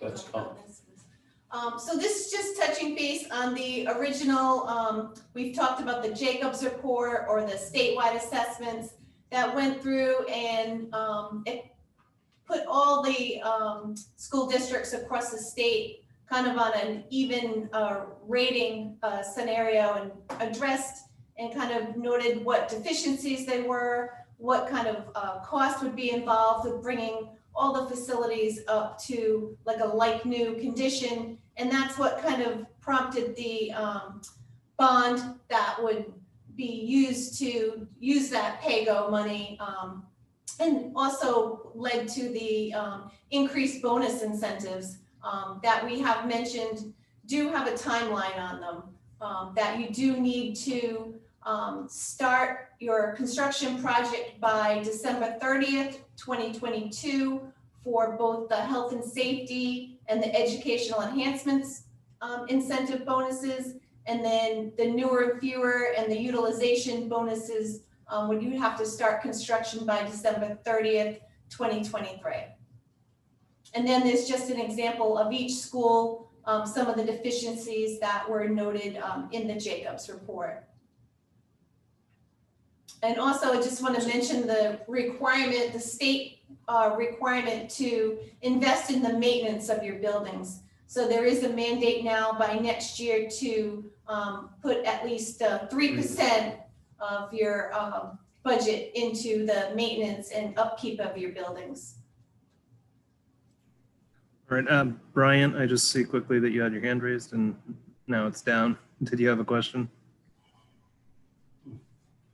That was by accident. It was up from before. Okay. Okay. Go ahead. Thank you. And then this is just kind of touching base on the different stages that RIDE has. Everyone may be familiar with it, but just in case, just wanted to identify where we are in the process of that application. Stage 1 is just identifying the need. Stage 2 is where you develop the solution. You then move into the memorandum of agreement that you get from RIDE. Typically it would be November 2020, I believe. Christine mentioned it may be the beginning of December this year. That is what then binds you into the overall cost of your project and the amount of reimbursement that you would be getting on that project. Any enabling legislation would be initiated at least by January 2021, if not starting that before. And voter approval is within 6 months of your memorandum of agreement. Stage 3 is then the construction documentation portion of the project, and that's when you still meet with RIDE on both schematic design, design development, and construction document reviews, and go through those vetting of the plans. That's when some of those what they call minor changes can still occur. You can move rooms or get a different type of door, and that type of thing happens throughout that process. And then stage 4 is the actual construction portion of the project. Oops. Let's do this. Okay. Is that one? Sorry. I went way too far. That's right. Okay. Right there, right there. About 6. No, 5. no, you already did All that. right, 6. Okay. So sorry. Just to touch base on the available additional incentive bonuses. Right now, as we mentioned, this project is targeting an additional 15%, and that would be in the health and safety, educational enhancements, newer and fewer, or increased utilization. So your base share ratio right now is 35%. With the increased reimbursement, you'd be looking at 50% reimbursement from RIDE. And then there's 2 components of the application. There's the bond funded component if you were to proceed that way, and also that would be your major renovations or your major portion of the application. Capital improvements are more of your health and safety, asset protection portion of the project. And then depending on how those are submitted for reimbursement, how the different projects are packaged determines whether if you were to submit all as one project or to maximize the way you utilize those bonus incentives, both your bond funded projects and your capital improvement projects would be eligible for up to 50% reimbursement. There's some give and take in that depending on if you were to do a capital improvement project and you wanted to get reimbursed immediately as it was finished so that you could then use that reimbursement to do invest in another capital improvement project, or if you wanted to wait, submit everything with some of your bond funded projects and get a higher reimbursement rate.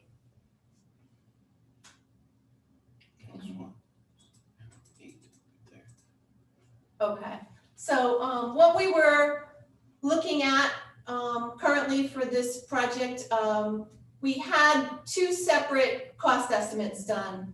One for the additions and new construction at Curtis Corner, and one separate for the renovation of the existing Curtis Corner building.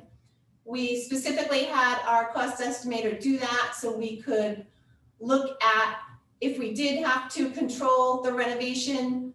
Specifically, we would have exact detail of what would be going into the renovation, and then how we could control that to maintain that $85 million bond that we had been requested to do. So we will get to that in a subsequent slide, but the way that the drawings were priced and the slides after this will go through what do you get for this project. But currently Broad Rock Middle School with the 2 wing additions be about 24 million, and then the 4 elementary schools for the bond portion of the project was focusing primarily on educational enhancements in a core portion of the building that could be accessed or provide opportunity for all students.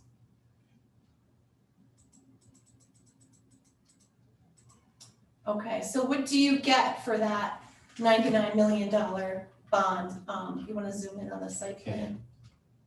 Can you drag it forward? You're zooming in. Can you drag it? Drag it which way? Oh, yes. This way. Whoops. Oh, Oh, way too much. go back to that there. No, One the more. one above. The one above right there. 9. Okay, Thought I could sorry. zoom in. you go. Now you can zoom in on that. Can you drag it anymore? Yes. Okay, so Sorry. can you see the site plan here? I can zoom in on a little bit more. I can if you want. Okay.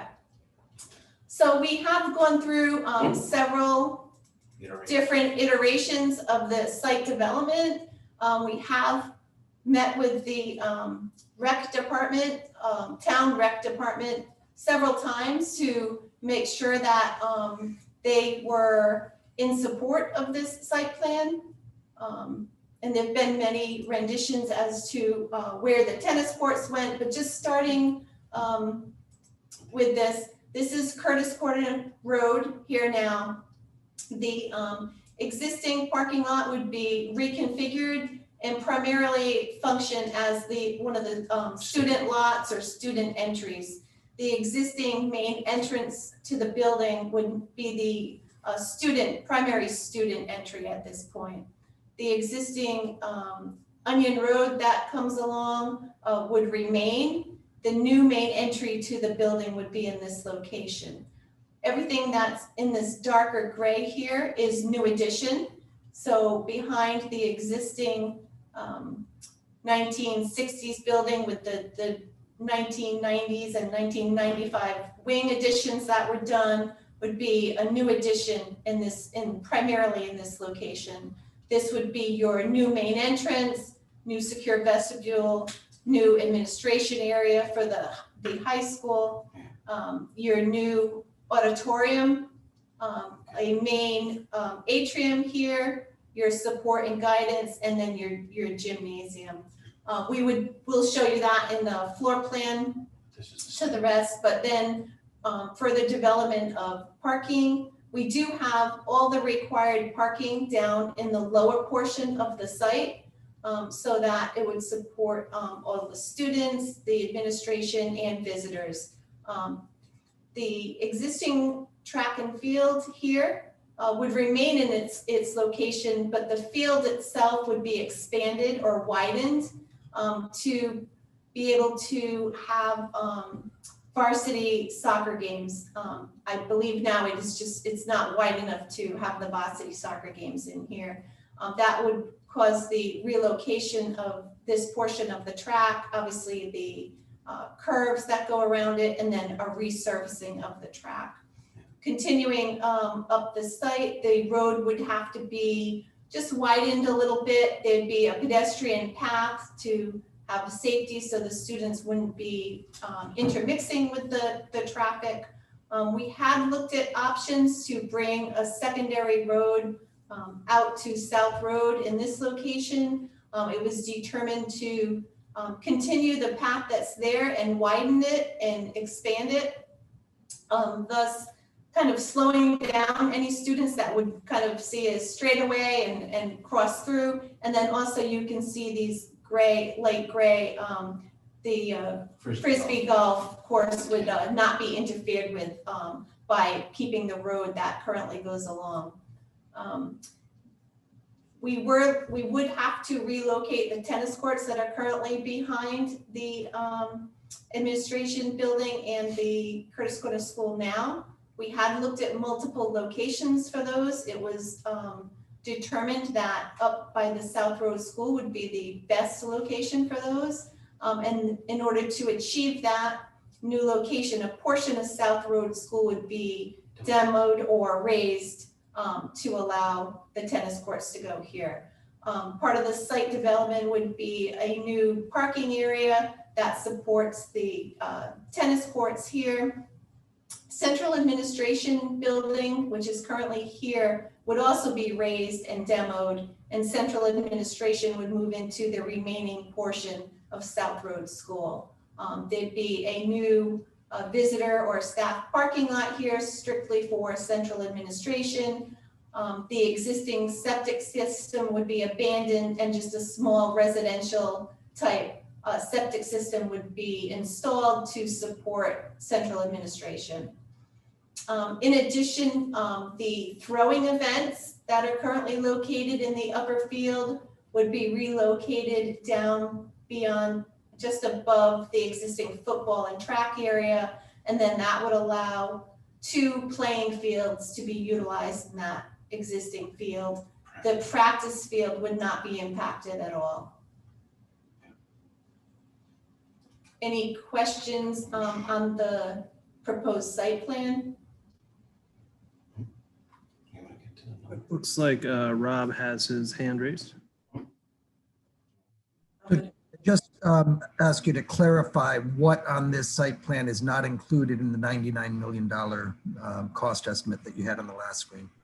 Sure, we do have a, that does come up later in the presentation, but I can go through that now as well. So RIDE does not reimburse for resurfacing of existing athletic fields. So the widening of the soccer field here, and then the relocation of the track and the resurfacing of the track would be ineligible for reimbursement.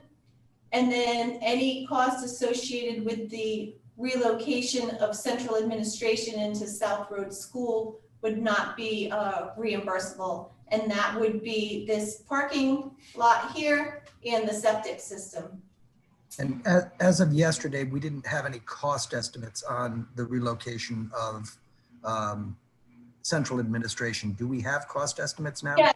Yeah, we do, Rob. When we get to that slide on ineligible costs, we can go through that. And the cost estimate on the field widening and the track, that's also on a future slide? Yes, it was the other day. Yep.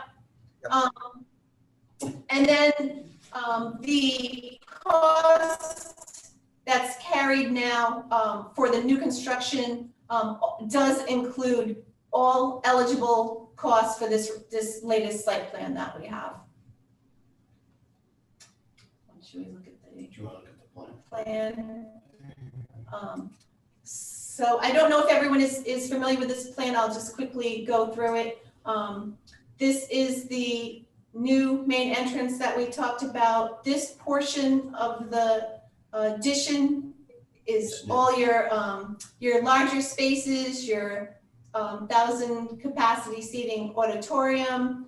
This is a double height atrium area, a new gymnasium located here.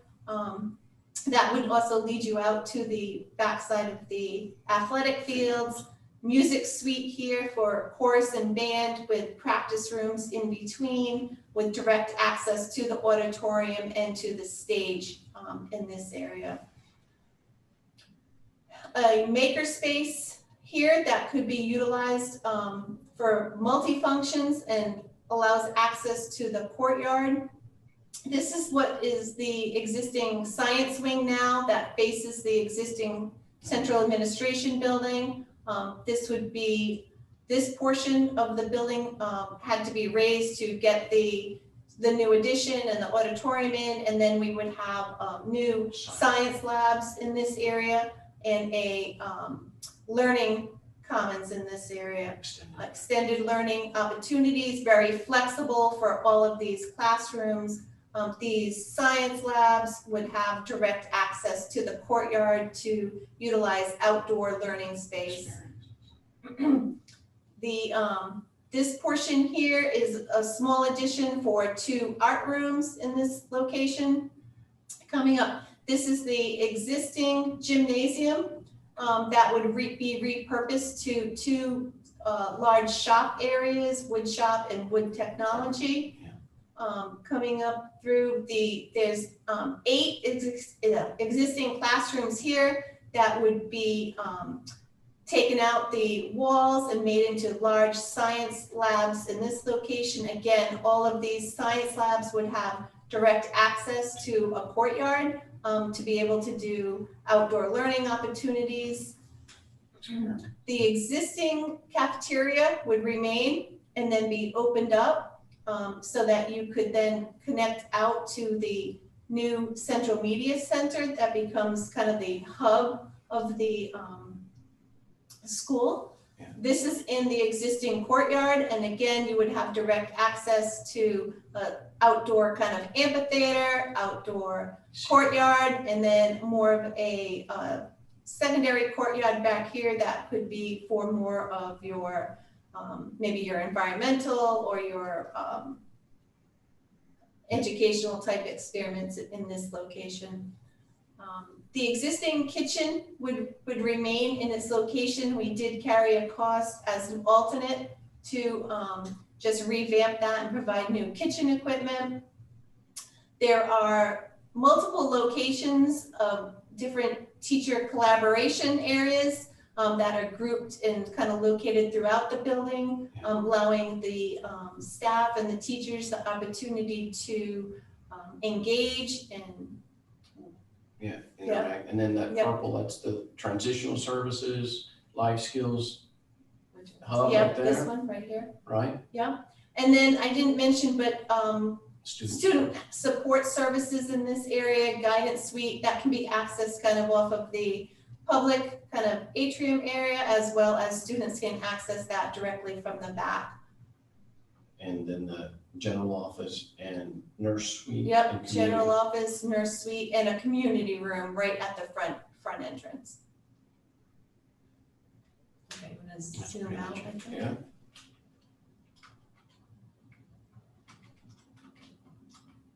Come on. I can't, There you go. I think I can do the wheel. That's me. All right. Okay. That's a look at the entry. Seeing that. Yep. And then the elevation. So I think we ran through most of this of what was included, the site development, relocation of central administration, 85,000 square feet of new addition, and about 92,000 square feet of renovation.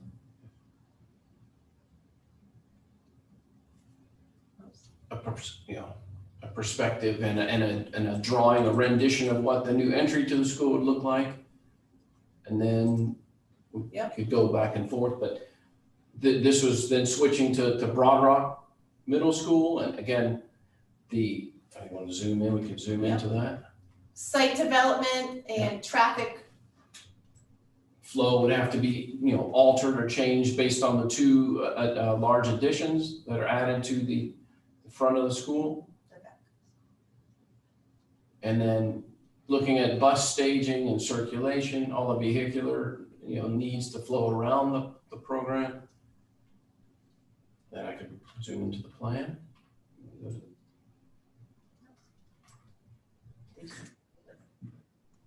While it's still fresh in our minds, do you have a plan for the $85 million Yes. version of? Did you want to get to that?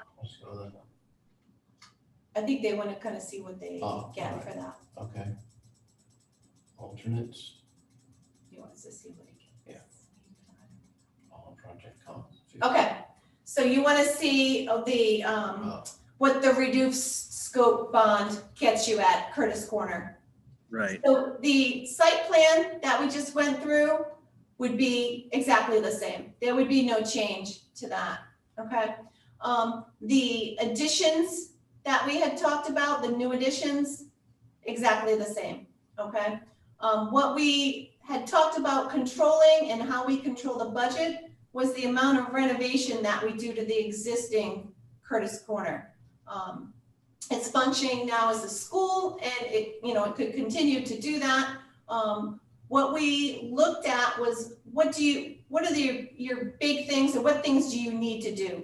So your renovation scope gets you a new roof over the entire existing Curtis Corner building. There's a lot of leaks, and that would definitely have to be done. It continues and obviously provides automatic fire suppression, which is your sprinkler system, so that the entire building would be fully sprinkled.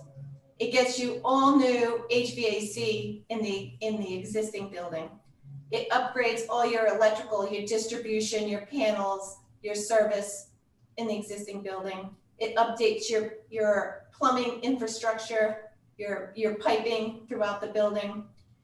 It gets you the cafeteria expansion or opening up to the corridor. I didn't mention that we were taking out the stage that was in the back of the existing cafeteria now. to open that up to the corridor and the learning commons and connect to the media center. So it gets you that major renovation here. It also gets you the renovation to convert the existing gym to your 2 large CTE spaces, your shop spaces. That's what you get for the $85 million project. So as mentioned, go ahead, Rob. Just one quick question.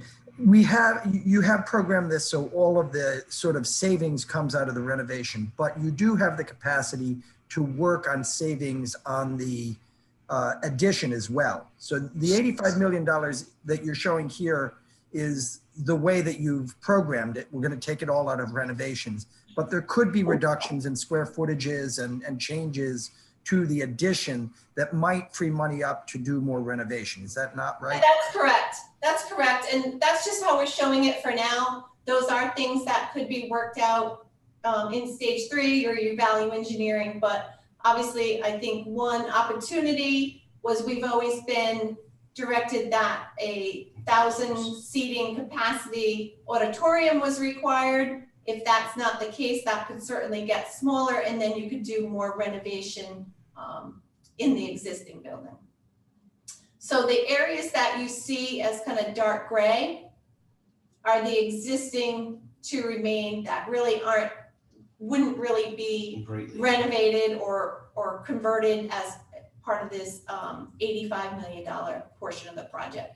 So this is the existing science wing. The majority of these classrooms are here now. We were doing some reconfiguration to the entrances of those. That would just remain as it is. The 8 classrooms that are here now, instead of being completely reconfigured to have 4 science labs with prep areas in between, we could leave that existing wall, just take out the walls in between 2 of the classrooms and still get 4 large-sized science labs in this area, but not do as much reconfiguration with the walls. And then again, this was the 1990s classroom edition that would pretty much remain intact, and these classrooms back in here would remain intact as well.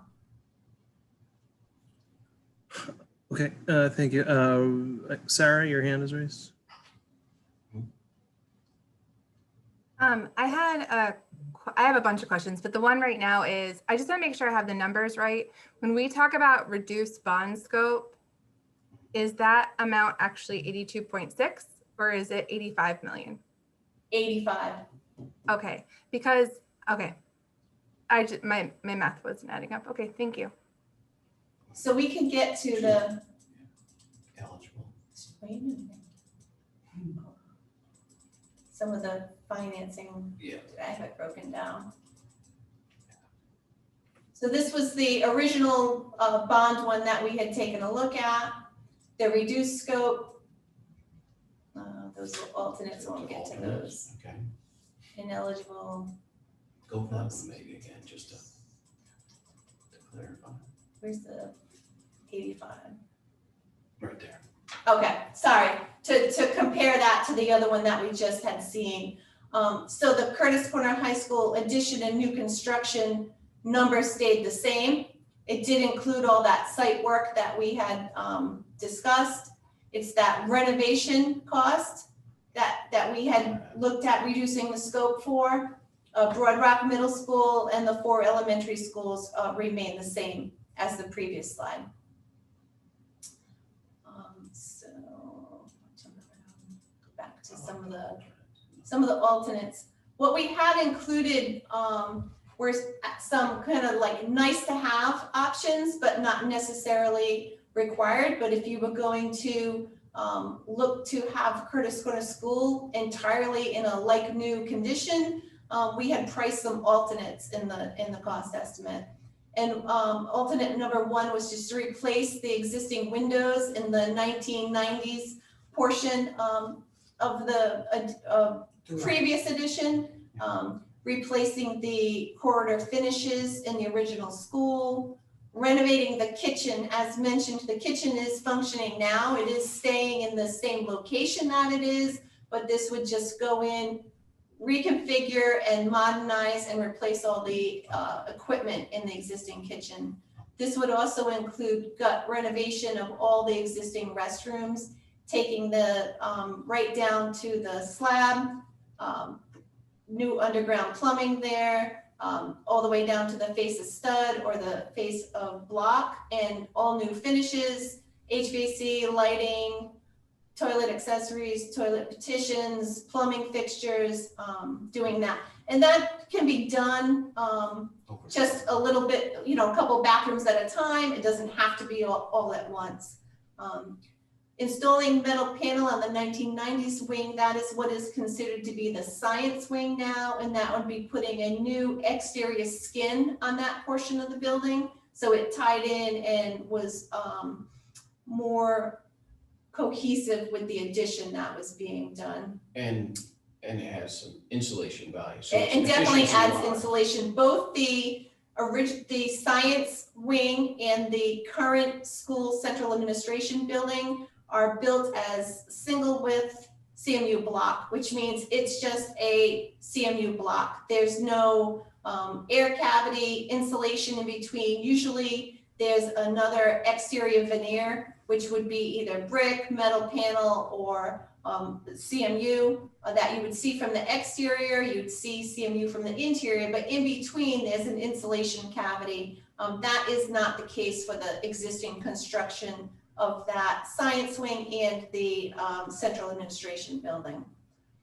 We had priced installing brick veneer at central administration. Now with the proposed relocation of central administration to South Road, that's no longer applicable.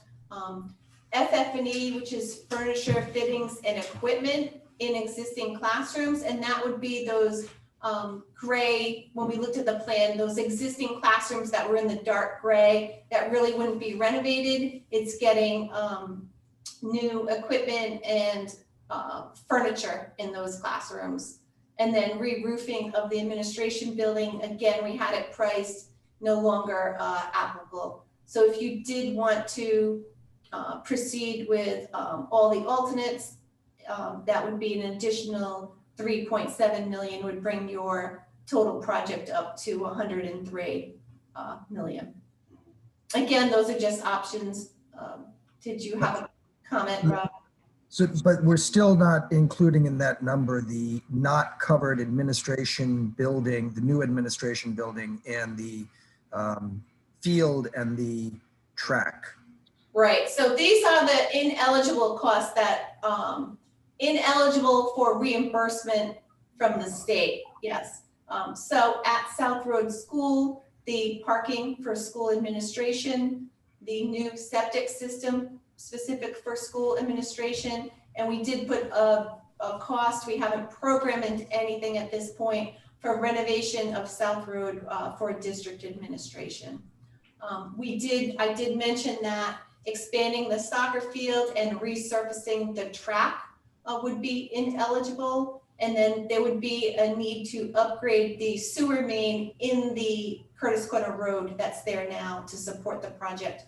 That would be 350. And then the elementary schools, since we are just looking at doing some improvements in a core, whether it be the media center of each school, not bringing the entire school up to a like new condition, the FF&E or the furniture for elementary schools is ineligible for reimbursement from RIDE. And these things we're paying 100% on. That $3 million is a hard number for the town. Correct. Can you repeat that? So RIDE does not, you would not be eligible for 50% or even your 35% reimbursement for these items. RIDE considers these ineligible. Right, Sarah, you still have your hand up? Or? Yeah, I took it down and put it back up. I just had a question. I was thinking about, I gotta say, like, to me, the revised scope looks doable and great. Like, my son is in high school. It looks like he'd like to be there. But I did have a question about sort of the difference between the 85 million and the 99.4 million. We have, and also the 3.3 million that's ineligible for reimbursement for those. If there were things that we wanted to add at some point, that is not in the 99.4 million, that is in the 99.4 million, the bigger scope project, but we deemed very important and wanted to include it in our facilities upgrades, or for this 3.3 million. I mean, I'm just thinking about the districts. I'm really tired, so I'm gonna.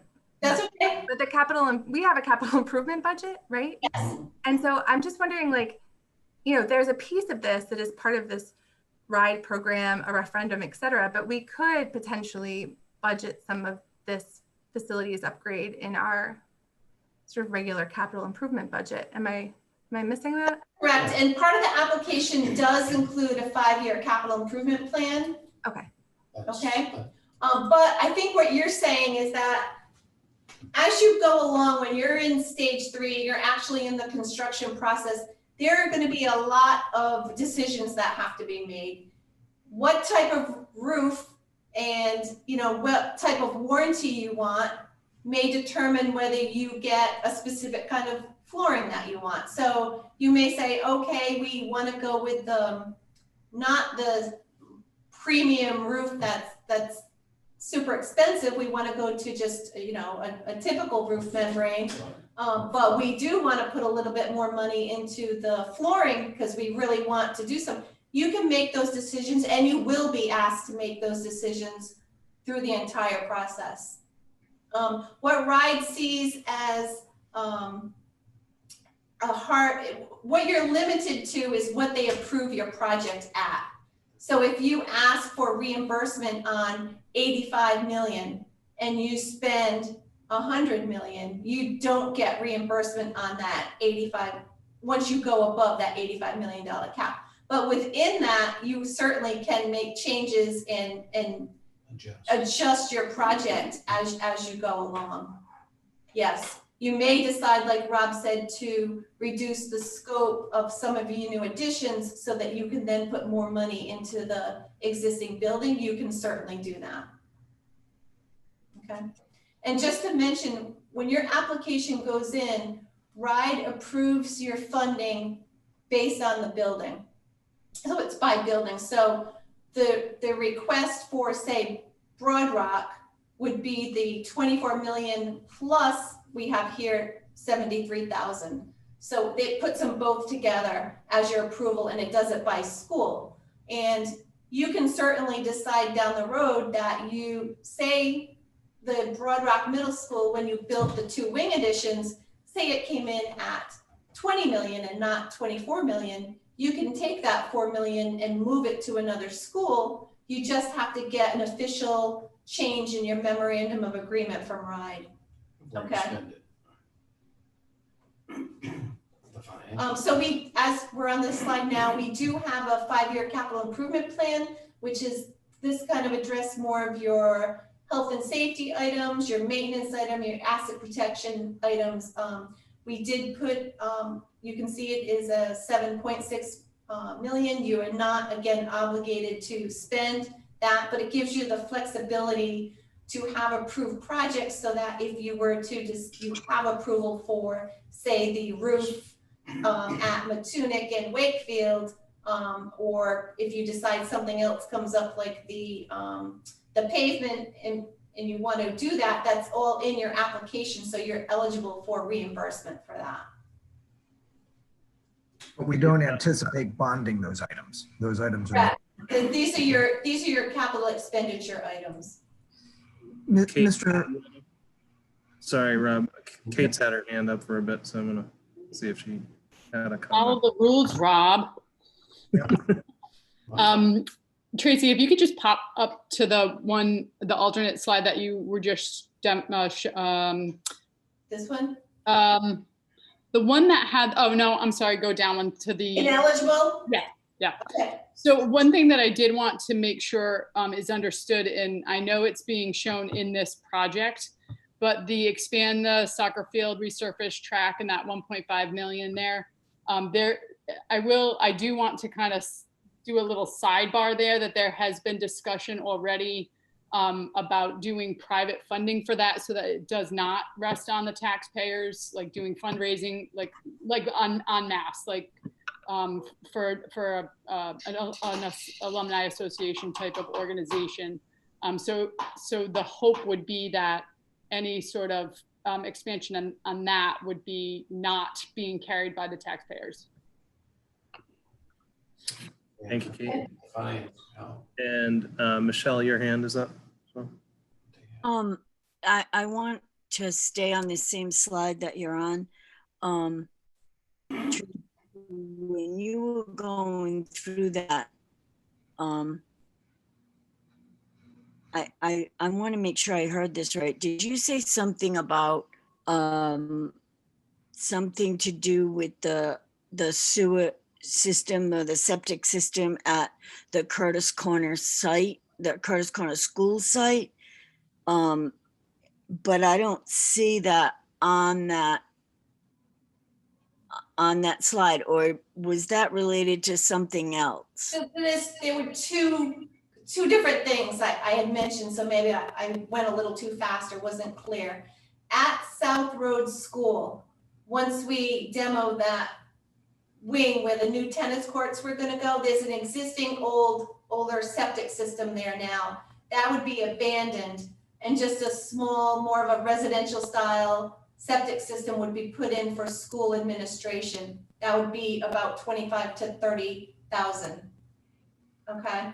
Then there's existing sewer mains that would be for the Curtis Corner High School that have to get tied into the street. There's a portion of the pipe in the street that would have to be replaced or increased in capacity to support the additions at Curtis Corner. Since that is in the street and it wouldn't really be part of the project, it would be something that would be more on the town side. So that's why it would be considered ineligible for reimbursement. And what's that? 350,000. Oh, okay, thank you. Yep. All right, Rob, you're muted. I'll just make one observation about another ineligible cost not covered here, and that is the cost of dealing with Columbia Street abandonment, whether the building needs to be demolished, whether it needs to be maintained. That doesn't show up here yet either. Yeah, go ahead.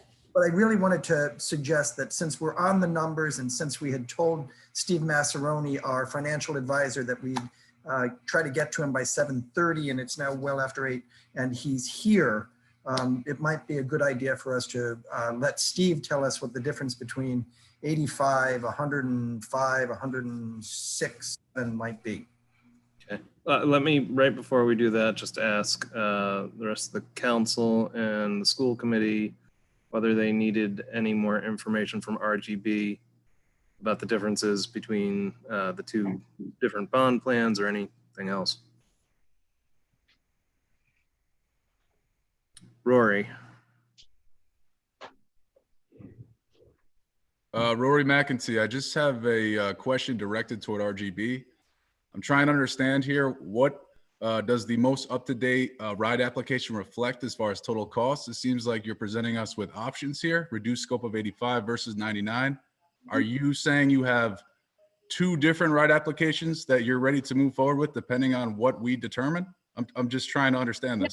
No, so it's just one application. It will be what we're directed to put in for the cost, obviously. Right now, we're showing the 85 million.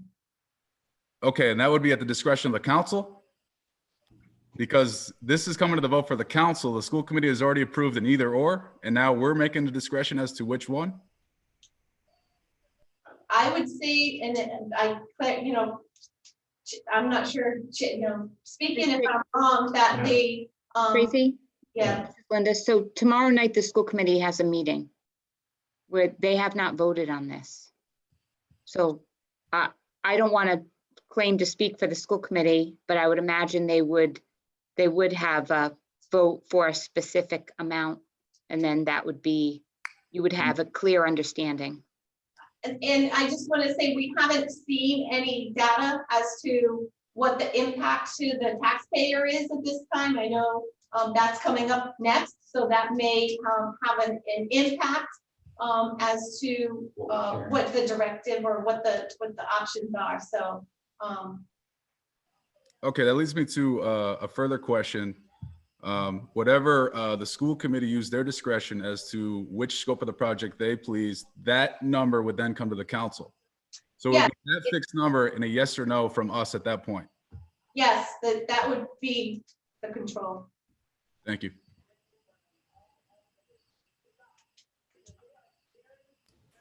All right. Can I just follow up with that?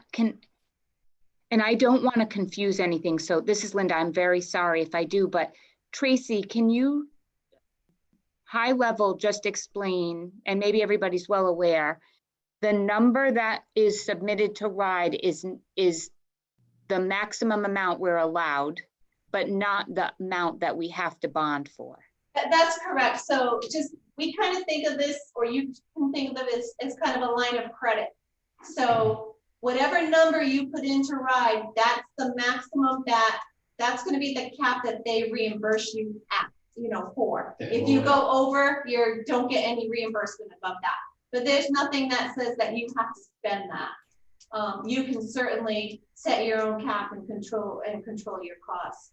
We have worked with a district who had put in an application for $40 million, and then the town said we can only do 20 now, and that's what they did. So there's nothing that binds you to spend what you put in for. The same thing that goes for the alternates. Obviously, if you decided to submit with a higher cost and included the alternates, there's nothing that says that you have to do that. You can then decide not to proceed on those. But the inverse, you can't go back. You can't go over. You won't get reimbursed if you go over. All right. Thank you. It's helpful. I don't see any other questions for RGB at this point, so we can move on to Steve's presentation. Steve Massaroni is South Kingstown's financial advisor. He's been an advisor to South Kingstown for, Steve, are you unmuted yet? Steve is still muted. I don't know if he has any presentation or slides to show, but I can stop sharing if he does. Well, hold on. Steve, do you have anything you'd like to put up on the screen, or do you want to just share the models and analysis you've done? I can just share. I didn't have slides prepared for this evening. Okay. So Zach Saul and I spoke to Steve last week when we first received the initial cost estimates for the project at the various scenarios. And we asked Steve to run some models to determine what it would be like if we change the interest rate assumption, if we change the length of the bond period from 20 years to 25 and even out to 30. And we asked Steve to also run a scenario at 50% reimbursement and 35% reimbursement. And I'll let Steve take it from there. What'd you find? Good evening, everyone. Can you hear me okay? Yes. Yes. Great, thanks. So we did update our analysis. So originally, the first set of numbers I ran for the town was back in May of 2019, and we ran with pretty conservative assumptions, interest rates of 4% for 20 years. At the time, the 20-year rate, there's an index called the Bond Buyer Index. That index was at 350. So it was about 50 basis points above the current index. The historical average for 20-year bonds is about a 425. So 4% was a good number to run to get the initial projection for the town.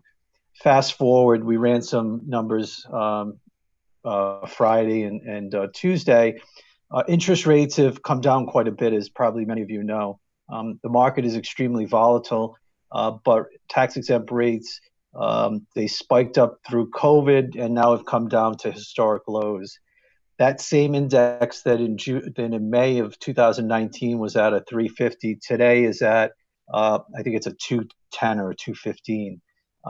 So what we did is Rob and Zach asked me to run 20, 25, and 30-year numbers, assuming a 325 interest rate for 20 years, a 3.50 interest rate for 25 years, and a 3.75% interest rate for 30 years.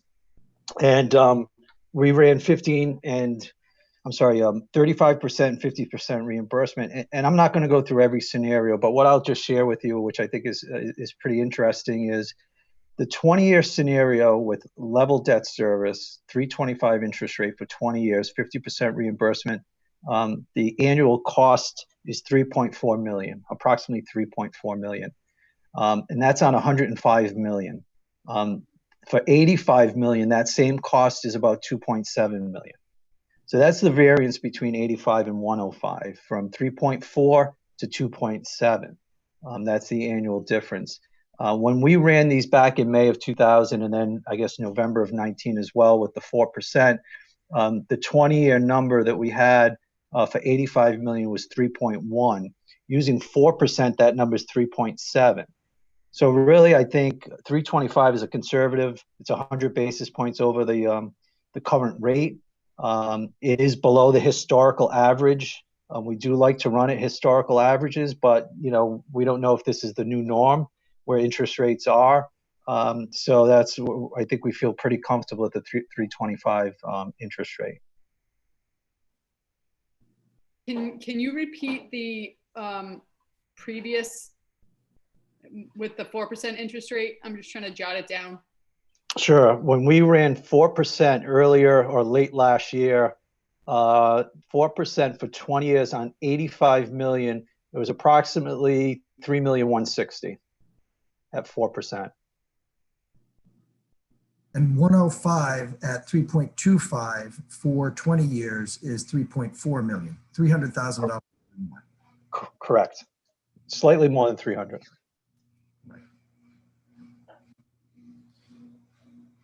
And at the same rate and the 3.25, the 85 million comes down to 2.7 million. We're saving money because of the lower interest rates now, obviously, and the reduced cost to the taxpayers. If we were to go with the original budget, is approximately $400,000 a year. And the only other thing I'll add, and I mentioned this to Rob and Zach today, really the difference is not really the interest rate at the end of the day that the town's able to achieve. Really, those 15, and I'm sure the folks from the school department and the building committee know this, the 15% bonus points, that's the difference. That's a significant addition to make this this analysis a little more. So what I look at is debt capacity, and then the other thing that the town has to look at is debt affordability. So I can tell you, given a 50% reimbursement rate on this project, whether it's 105 or 85 million, we ran it both ways. You do have capacity for it. The question is, do you have the affordability? Can you afford 3.4 million or 2.7 million, whatever the number is? That's really the question that you folks have to answer. But at 35% and not 50, I would question whether you actually had the capacity. It would be close because the 35% on 105 million. Paying 65%, that's a big number for a small community with 30,000+ residents. But the extra 15 bonus points changes the game quite a bit.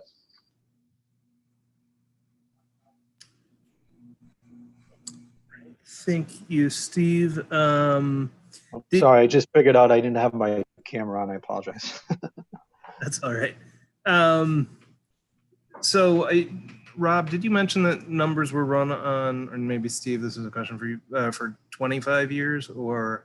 They were, as Steve mentioned, it really doesn't make the difference. It's not, it doesn't really result in a savings. And part of that's because RIDE amortizes its contribution essentially for a 20-year period anyway. So we end up with 20 years of payment from RIDE, and then the back end of that, we're not getting any further RIDE match. The 50% is done over a 20-year period, not a 25. Gotcha. Okay. I see, Michelle, I think your hand is still just raised from before, but let me know if that is not the case. Is that? Yeah, I forgot to put it down before. I'm sorry. Okay. And Rob, your hand is also raised, but I'm not sure if that's intentional. Error as well. Sorry. Okay. And then Sarah. I just wanted to clarify for my notes as well. So when we say the 2.7 million a year, that's what I hear is that's based on the scope, the project scope that's at 85 million, and that's based on a 50% reimbursement rate. That's correct. Perfect. Thank you. You're welcome. And Kate, you got it. So while you're here, Steve, which is why I'm asking now. So my question would be, so say we, as a community, we move forward with either the 85 million or the 105 or whatever number is settled on. If we move forward with that, what does that limit? Like, we can afford that. Does that limit what we can then, if we need anything else in the 20-year period of time that we're trying to pay that down, inclusive of the reimbursement that we would potentially get? Would we be able to afford improvements on anything else, like road projects, anything else that the community, the municipal, or even the school, if something should come up? Is there an affordability to, or are we kind of like, if we go with this bond as a community for the next 20 years, we're stuck? Can you answer that? You can answer that. No, that's actually a great question. So, whether you do 80 or 105, I talked about you have capacity for it. I ran through the ratios with Bob, Rob, and Zach earlier today. And, you're on the high end. Certainly, this is a large project. So your debt ratios, once you add this additional debt, whether it's 85 or 105, you're going to be slightly above the medians. The medians are your peers that are also rated AA1 in Rhode Island, New England, and the nation. They weren't, I wouldn't say that any of them were outliers. A couple were a bit higher than some of your peers. When we did this analysis originally, we also included 6.5 million for additional municipal projects just to see if that would move the needle. And we could handle, the town could handle that extra 6.5 million. But, this is a big project and it's a big number. And again, you're a relatively small community. You do have the capacity for it, but there's, I guess to answer your question, there's a little capacity above this, but I wouldn't say that, there's ample capacity after this large project is complete until you amortize a little bit. So, what happens, you'll build some capacity as you stop paying down these bonds. You don't necessarily have to wait for 20 years till these bonds go away, but once you stop paying down these bonds, certainly there's additional capacity that you'll get. So if I lost my thought. So does it matter if it's like an 80? I missed the beginning. Would it matter if it was 85 million, 95, 100? Is there a range where we would have more wiggle room than the other, or is it kind of all about more or less the same? No, I would say certainly the lower, the 85 million provides you with the lower debt service, 2.7 versus 3.4. Those were the numbers I was just looking at. I got a lot of numbers in my head tonight. So certainly it does provide you with more capacity if you go with the 85 versus the 105. Thank you. Kate, I want to follow up on that though, and note there's a difference between debt capacity and affordability. Debt capacity is how much will the bank loan you. The mortgage companies will give you a lot of money. The affordability is, can we afford to do it without changing what we want to do otherwise? So if you think about it, when you went out and you applied for a mortgage, the bank might have been willing to give you a $500,000 mortgage, but that would mean that you couldn't keep the boat at the marina. That would mean that you couldn't go to the movies. That would mean, you know, you'd have to change your choices. So as we increase our debt payments from 2.7 to 3.4, we've got to figure out where we're going to get that additional money from. Where are we going to get $700,000 a year? Is that coming out of the CIP for the schools? Is it coming out of operating for the school? Coming out of salaries? We're going to have to find where that money comes from to pay that debt. So keeping that number low isn't just a matter of the capacity. How much do the banks say we're eligible to receive as a loan? It's also a question of how are we going to manage it, which is why this is a hard conversation to be having with just coming solid numbers. Just today, we have finally got, I think, all of the numbers related to this project. So it's a tough thing to do without those numbers in a solid form. Which is why I'm asking the question to clarify that. Thank you. Thank you both. Stephanie, your hand is raised. Thank you. So my question is, did the building committee have access to this information, this financial impact on the taxpayer information yesterday during the meeting? No. Okay. And then because we didn't have all the numbers yesterday. We had most of them, okay. but we didn't have all of them. No, I just wanted to know if it was in fact understood or discussed when that meeting occurred. And then my next mention is just that while it is difficult to include or accurately predict the operational costs of buildings that don't exist yet, that are still kind of in the conceptual planning phase, we can very accurately predict what the operational savings will be by taking Columbia Street offline. So that's a significant factor. We can pretty accurately wrap our brains around that number. But okay, I just had that one question. Thank you. Thank you. And JC? Thank you, Abel. I just wanted to say, and I should know the answer to this question, but when would we have to start to pay this back?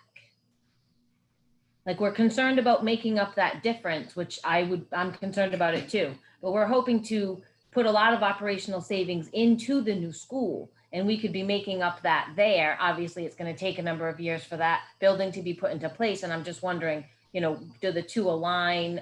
I know it's a couple of years out. I just wasn't sure. Yeah, so basically what drives the repayment of the bonds is the construction draw period. How long will what's the amount and how quickly you'll spend the money. The numbers I've been talking about is when the project's complete and you issue the final bond, whether it's 85 or 105.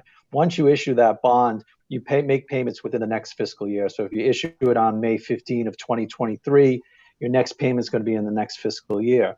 However, during construction, there's different financing tools and options that we usually, work with the town to enable to lower the bang on the budget, I guess you could say. So for example, you're not going to issue $105 million on day one. You do it over time. It could be in one or more series of bonds. You could actually issue construction notes during the construction period, which have a lower interest rate. So it all depends on, number one, where the market is at the time, and number two, what the construction draw period is. But as soon as you take down some money, within a year, you're gonna have to start paying it back. Okay. And Okay, it's thank you very much. difficult to. Yeah, another thing difficult to predict. It is. Okay, thank you very much. You're welcome. Deb. Excuse me, this is Deborah Kelso. Steve, we have a bond on the ballot in November for $6.5 million. And we have a bond question on the ballot. So the combined debt of if that passes, we have $6.5 million in debt going in, and then another 85 or $105 million on top of that. Will that impact our bond rating? Do you think the combined total, or do you think we're still in our parameter where we'll retain our bond rating? Yeah, it's a good question. And again, when we ran the initial analysis, we did include 6.5 million. So we do have that built into the model. Again, it's a big bond issue. The rating agencies, it's a committee process. The models we have are similar to what the rating agencies use. The interesting thing about the rating agencies, debt is only 10% of the rating. So while you're issuing debt, that's only makes up 10% of the actual rating. The other 90% of finances, fund balance, pension and OPEB, tax base, which is an important piece, wealth levels and management. So all of that goes into the bond rating, not just the debt. So while you may be slightly elevated in debt, and you will be elevated in debt, I don't think you'll be elevated enough that it would move the needle on the full rating. However, a lot can happen in 2 years, and as long as the finances stay the same and you continue to pay your pension obligations and your wealth levels are maintained, your tax base has some growth, everything staying equal, just adding additional debt alone, even though this is a significant debt, that alone shouldn't move the rating, but there's no guarantees. You're a highly rated community. You're the highest rated in the state, with I think 3 or 4 others. You have a very low debt burden, and you have a great tax base and great finances. So you're in good shape. But again, this is quite a bit of debt to be taking on. But again, I don't think it would move the needle, again, because it's 10% of the overall rating. Thank you. We did similar analysis with Barrington. So Barrington, as you probably know, had a large school project. It was 68 or 64 million. We did that a couple of years ago, and they're AA1, small, small tax base, residential tax base, good wealth levels. They were able to maintain their AA1. The rating agencies will factor in the state aid. While it's not totally self-supporting, generally utilities are self-supporting where the fees are getting paid from, sewer use or water use fees. But the rating agencies will recognize that the cost of this project, while it's 105 or 85, that half of that is being picked up by the state. And they will adjust their ratios to adjust for that. Great, thank you.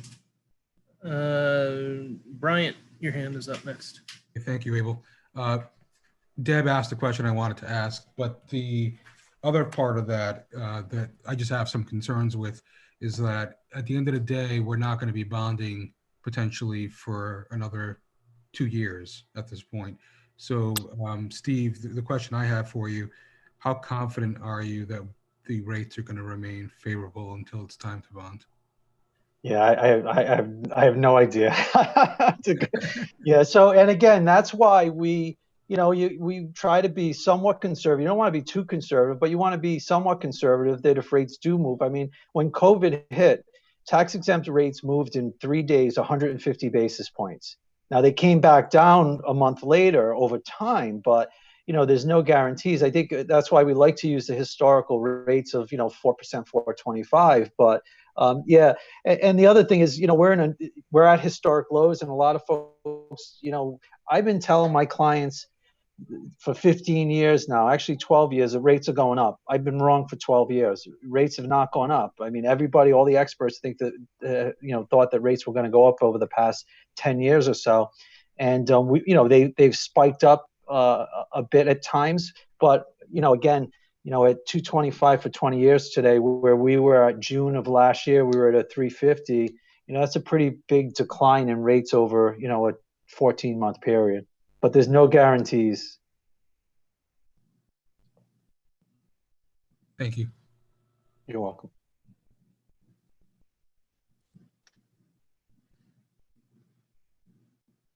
All right, so that just brought up a question to me. If, say, we get 2 years down the line and it looks like, the bond market is not going to be favorable, do we have the ability to change the scope of the project at that point? And, you know, is this something we Well, can? as far as the financing piece, and I mentioned this to Zach today, you'll have some flexibility with your bond act. Generally, your bond act under state law, you can issue bonds in amount not to exceed whatever you decide on, but you do have some flexibility as far as the repayment. You can actually go out as long as 30 years. You can go 25 or 20 years. Over time, there have been times where rates have gone up where clients couldn't afford on an annual budgetary basis the debt service. So what they would do is simply, amortize a couple of years longer. So that's pretty common. So if you're planning for a 20-year bond at 3.25%, and all of a sudden, rates have gone up and you can't afford the 20-year bond, certainly before you bond the project and you issue the debt, you could perhaps go out 25 years if it makes it more affordable on an annual budget basis. So there are ways that you can manage that plan of finance. The reality is you're not going to know what the actual plan of finance is until you're ready to issue the bonds, because there's so many variables that, things change, daily. So, what we try to do is give you your best, our best guess at, what it's going to look like, big picture, once the bonds are issued. But there's no guarantees that this is going to look like this, 2 years from now. But you hope that you're conservative enough that even if rates go up, you can absorb it in these rates that we use. Thank you. Rob, your hand's up. Yeah, I just wanted to come back. Stephanie had a good question, and I'm wondering if Tracy's got an answer. Tracy, did we get the cost savings, the operational cost savings for closing closing Columbia Street? Do you have those? I have old numbers that the district had given me a few years ago. And it's mostly tied to utilities. It doesn't have anything to do, with Staffing or operations. Yeah. So is that in the application as drafted then? Those numbers, the old numbers? No, not the old numbers. That's not in there right now. There's this discussion of there would be cost savings by reduction in square footage of between the two buildings and new mechanical systems, but not the old numbers that we had. So it's just the energy stuff though? Yes. Yeah, okay. Yep. Yeah. And I just wanted to mention, or maybe Steve could elaborate, that the PAYGO money that RIDE was talking about is often utilized at the beginning of the project to initiate your soft cost and to start some of your construction costs to offset the amount of the loan that you would have to take. Right. Yeah. So when we run our models, we actually use the state RIDE PAYGO calculator that Mario had built, I think. And so on, for example, on 105 million, the PAYGO component would be about 7.8 million. The town would issue 97 million. So that's how we did model this up, assuming that the PAYGO would reduce the bond issue.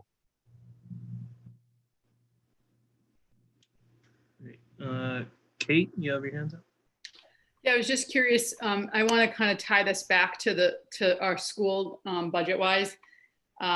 So depending on the decision that gets made, how would this impact? And I don't know, Steve, if you are the person to answer, or if anybody can answer it. How would this impact our year to year as we're moving through our yearly budgets for our school?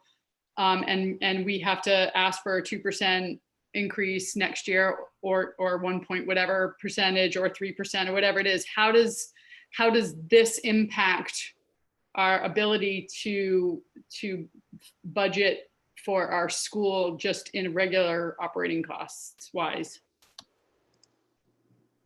Yeah, I think I defer to Rob on that.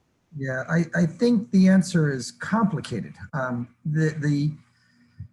There's really two ways for us to deal with an additional expense. Either we ask the taxpayer for more money, and we just raise taxes, or we look for operational savings. There's not any plan right now that tells us what the operational savings, and that was my point earlier. There's no plan right now that tells us what the operational savings from this strategy, this approach, this program is going to be. So we can't use those operational savings to offset the 2.7 or the $3.4 million because we don't know what those numbers are. We can't produce those numbers in town hall. Those are numbers about the operation of the school program. They have to be generated by the schools. So I don't know. I mean, right now, the strategy that is implied by this plan is that it's all borne by taxpayers, or it's borne by taxpayers and other programs on the municipal side. There's not a specific plan for picking up a portion of this debt service on the school side. So, well, I guess you're answering, you don't know. So I guess I'm kind of fast forwarding in my brain. You know, everything is approved, we move forward, the bond passes 2-3 years from now, we're paying into the bond, construction's happening, but now the school needs 2% increase. And we don't know if we would be able to, we either have to increase taxes or cuts. Right. So don't know for sure.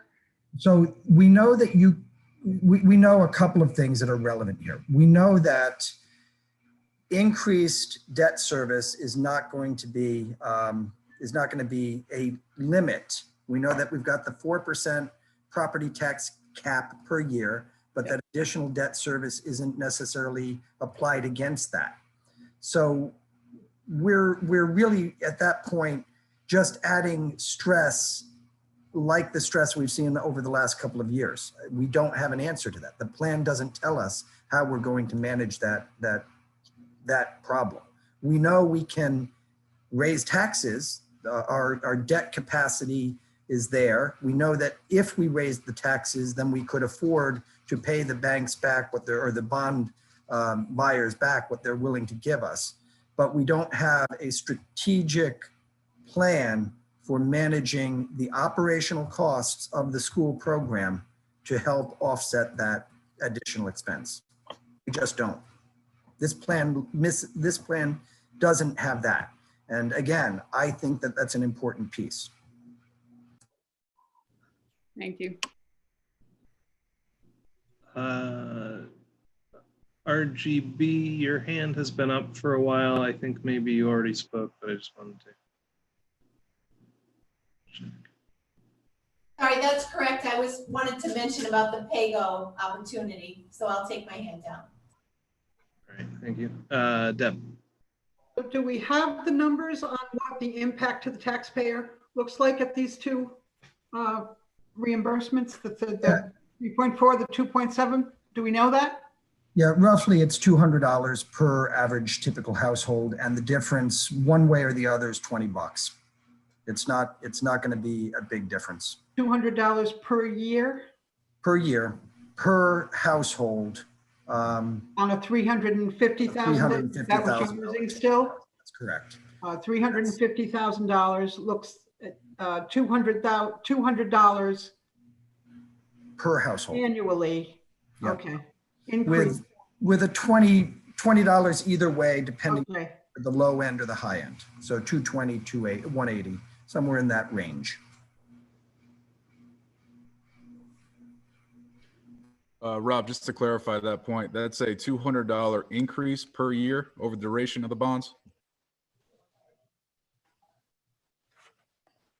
You're muted, Rob. I'm sorry. It's an increase that plateaus. It stays level over the duration. We're contemplating, level debt, and we're contemplating this continuing to be $200 more than it was this year if we did it next year, and staying that way for the duration of the bond. Now, there's lots of things that can happen. You can retire debts early. All sorts of things can happen, but that's about what we're talking about.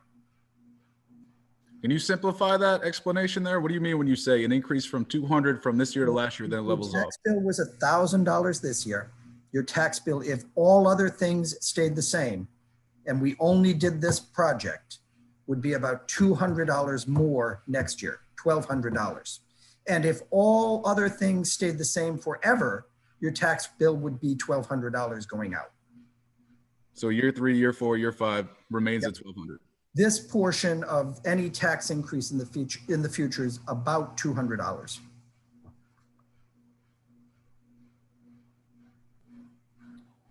All right, great questions.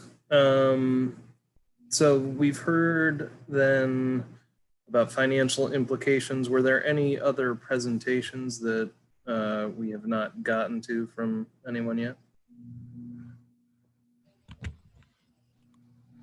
We sort of interrupted RGB a little bit. I don't know if you felt there was more to the schematics and that presentation that we needed to see. I think we were pretty much there. I don't know if there's anything we had really, I think we're all set unless there's any questions. Okay. Deb, your hand's up again. So Okay. thank you, Steve. Yes, that was very helpful to have that information, Steve. If you want to stick around, by all means, too, we can continue to have conversation around sort of next steps now. I know school committee is going to be taking up these issues tomorrow. One thing that was not clear to me is, so if the school committee says, sends us a request that we submit this application at 105 million, does the council have the ability to say, yeah, we should submit an application, but it should be at the $85 million figure? Is that possible?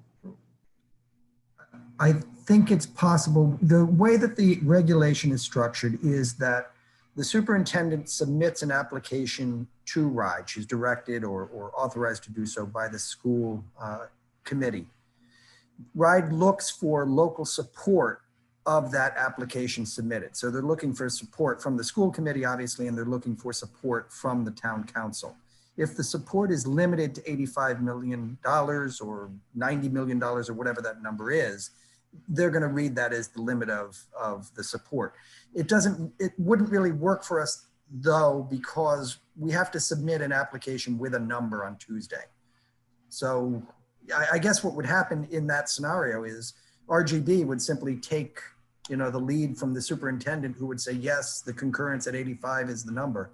It would be better for us to have a consistent number. It looks better in the application. It's a better way to present support for a project.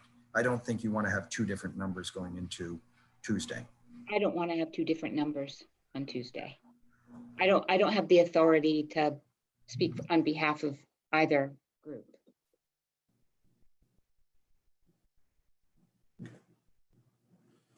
Other comments about, anything we've heard tonight, or, does not have to be about that, but Rory?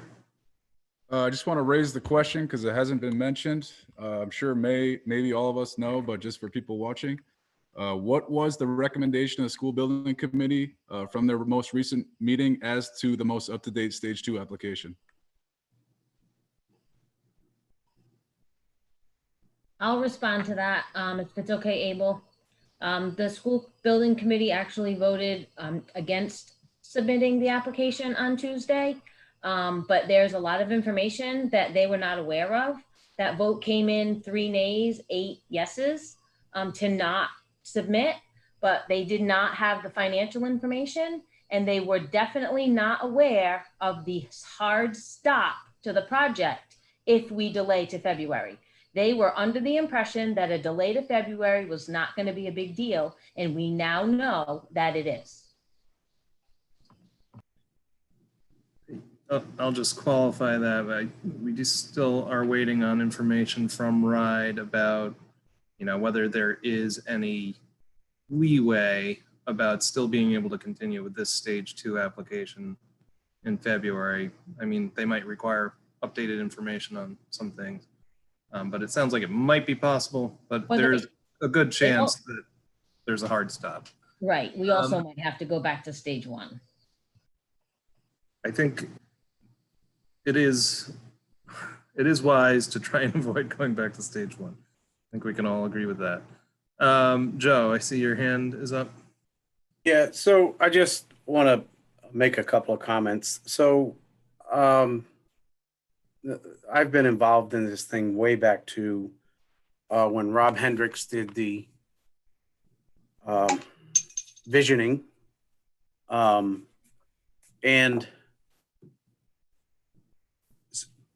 a lot of the concerns that I have at this point, the reason I'm not commenting or asking a lot of questions is I've seen most of the school building committee meetings. I've seen most of the presentations and have seen a lot of the questions answered in those presentations. So I understand a lot of what was presented tonight. The major concern that I have at this point is that JC, you make a good point. The school building committee made a vote last night without complete information. And the fact that this is Thursday, the 10th, and we're asked to vote on Monday, the 14th, for a deadline that shows up the next day. And last night, the school building committee didn't have complete information. And I think that's my biggest concern here. Even if I have everything today, you're telling me that I have to analyze, assume I didn't attend or watch all these school building committee meetings and school committee meetings, and assume all of that, I would have to analyze all that stuff by Monday to make I just think, I understand the frustration of not being able to go forward and saying, let's hold off till February. I understand that frustration. I don't have confidence that we'll have the information by February. This has been a long, long process, and this is the 10th, and we know on the 9th, the school building committee didn't have complete information. We're supposed to vote on this by the 14th. It's a frustration. It's a real concern of mine, and I think we are all challenged to make a very calculated and educated decision. So it's a challenge to me, and it's a concern. So I just wanted to get out there. I haven't asked a lot of questions tonight because I understand a lot of what's been presented.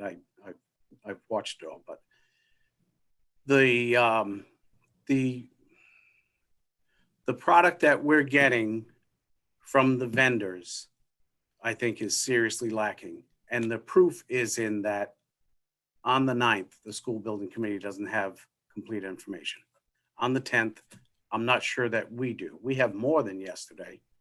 I'm not sure that we have it all yet. So that's it. It's my rant. Thanks. Joe, Sarah? I almost agree with Joe, and I can't believe I'm saying that. Just kidding, Joe. Hey. So I think it's also concerning about the building committee, although I don't think that, I'm concerned going forward about process, right? Process matters, and I'm not blaming anyone, but there does seem to be some dysfunction in this process, and I think we need to root that out because taxpayers are counting on us. I thought RGB's presentation was good. I really liked the project with the $85 million scope, but I also don't want to blame RGB. I don't think they're responsible for that financial information. I think they've probably been asking for it for a while. And so I don't want to blame anyone. I just think we need to really be thoughtful going forward so that we're not last minute getting the information we need to make these really important decisions. That being said, I just want to point out that it seems to me that not a whole lot has, a lot has changed, but yet there are some really important things that have stayed consistent. The $85 million cap, the vision and goals developed by the community engagement sessions for what is going to drive our facilities upgrades. And so I don't want to lose track of that either, that in some ways we've stayed really consistent, but I do think we have to really figure out with the building committee, some process going forward so that we don't have to constantly be forced to make last minute decisions or decisions without all the information that the building committee needs. So I just want to put that out there. All right. Thank you, Sarah. Deb. So I just want to make sure everybody understands that the reason the building committee's vote went in favor of not submitting this application on September 15th is because we didn't have all the information. And we recognized, excuse me, that we needed more information in order to make an informed decision. And so that's what drove the decision to delay the submission until February 15th. Tonight was the first time that we heard that that might pose a problem. And I look forward to the answer from Christine Lopes Metcalf as to what happens to our application and what's the status of it if we do delay till February. But I voted yesterday in favor of not submitting on September 15th for the specific reason that I wanted and needed more information in order to make an informed decision. Thank you, Deb. Joe, your hand is raised again. Yeah, so, and I'll be quick. Sarah, this is one place that we disagree, and that is in that I'm not impressed with RGB. So we had a first stage 2 app that was submitted that was full of inefficiencies, that was full of problems. I watched the school building committee meeting last week where under the direction of Rob, what was presented to them, I watched over 2 hours of wordsmithing, some pretty simple changes that should have been made. And I think Rob referred to in a meeting yesterday that what's lacking is a technical writer, potentially. So I watched that last week, over 2 hours of what was presented to them was, in my opinion, listen, everybody can disagree with me, I don't care. In my opinion, they spent over 2 hours wordsmithing this document. Yesterday, the presentation was brought to the school building committee that we saw tonight. That was not exactly what we saw tonight. I think it was, again, a sloppy document. Somebody pointed out this column of numbers doesn't add up. And the response is, well, we can fix that. All I'm saying is, and observing this very closely for a long, long time, is that the product has been sloppy. And I think that was our major problem with the first stage 2 application. And I think it's a problem that continues. We don't have all the information, and the information, when we get it, isn't in, it may be in good enough shape for RIDE, 90%. It's not what I would be presenting if I were presenting. Thank you. Who is he? Joe, Rob. Can I just respond to that? Yes. Okay, so at yesterday's building committee meeting, I thought that we were going to go over the presentation and the material for tonight, not that we were going to reviewing additional stage 2 sections. What had been posted to the stage 2 were draft sections we were asked to keep there because that's what had been presented to the public.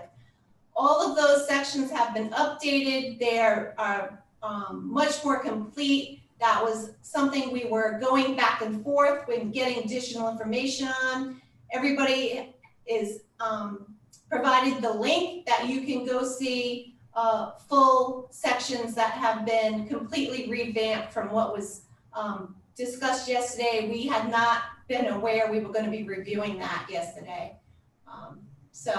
And as far as the presentation, there was a typo because we were asked to get additional cost estimates together and provide additional backup on the Friday afternoon before Labor Day. And we only had Tuesday to coordinate with our vendors and our cost estimator and get all that information back to you. Yeah, I understand, Tracy, what you're saying, and please, well, I don't know a different way to say it, but it's a pattern. I'm not saying it's your fault or RGB's fault. For some reason, everything is last minute, and because it's last minute, it's not top shelf. That's just my opinion, and there's not a right or wrong to that. It's my perception of what I've seen. Maybe you're not getting what you need to give us a polished document in the time that that you're required to do it. I don't know what the reason is. I just know that it's an issue from my perspective, and it's my perception. So thank you. So yeah, I'm just saying we're trying to get as much information to you as soon as we possibly can, and that has since been updated and revised, so please go look at the latest documentation. Thank you, Tracy. Rob?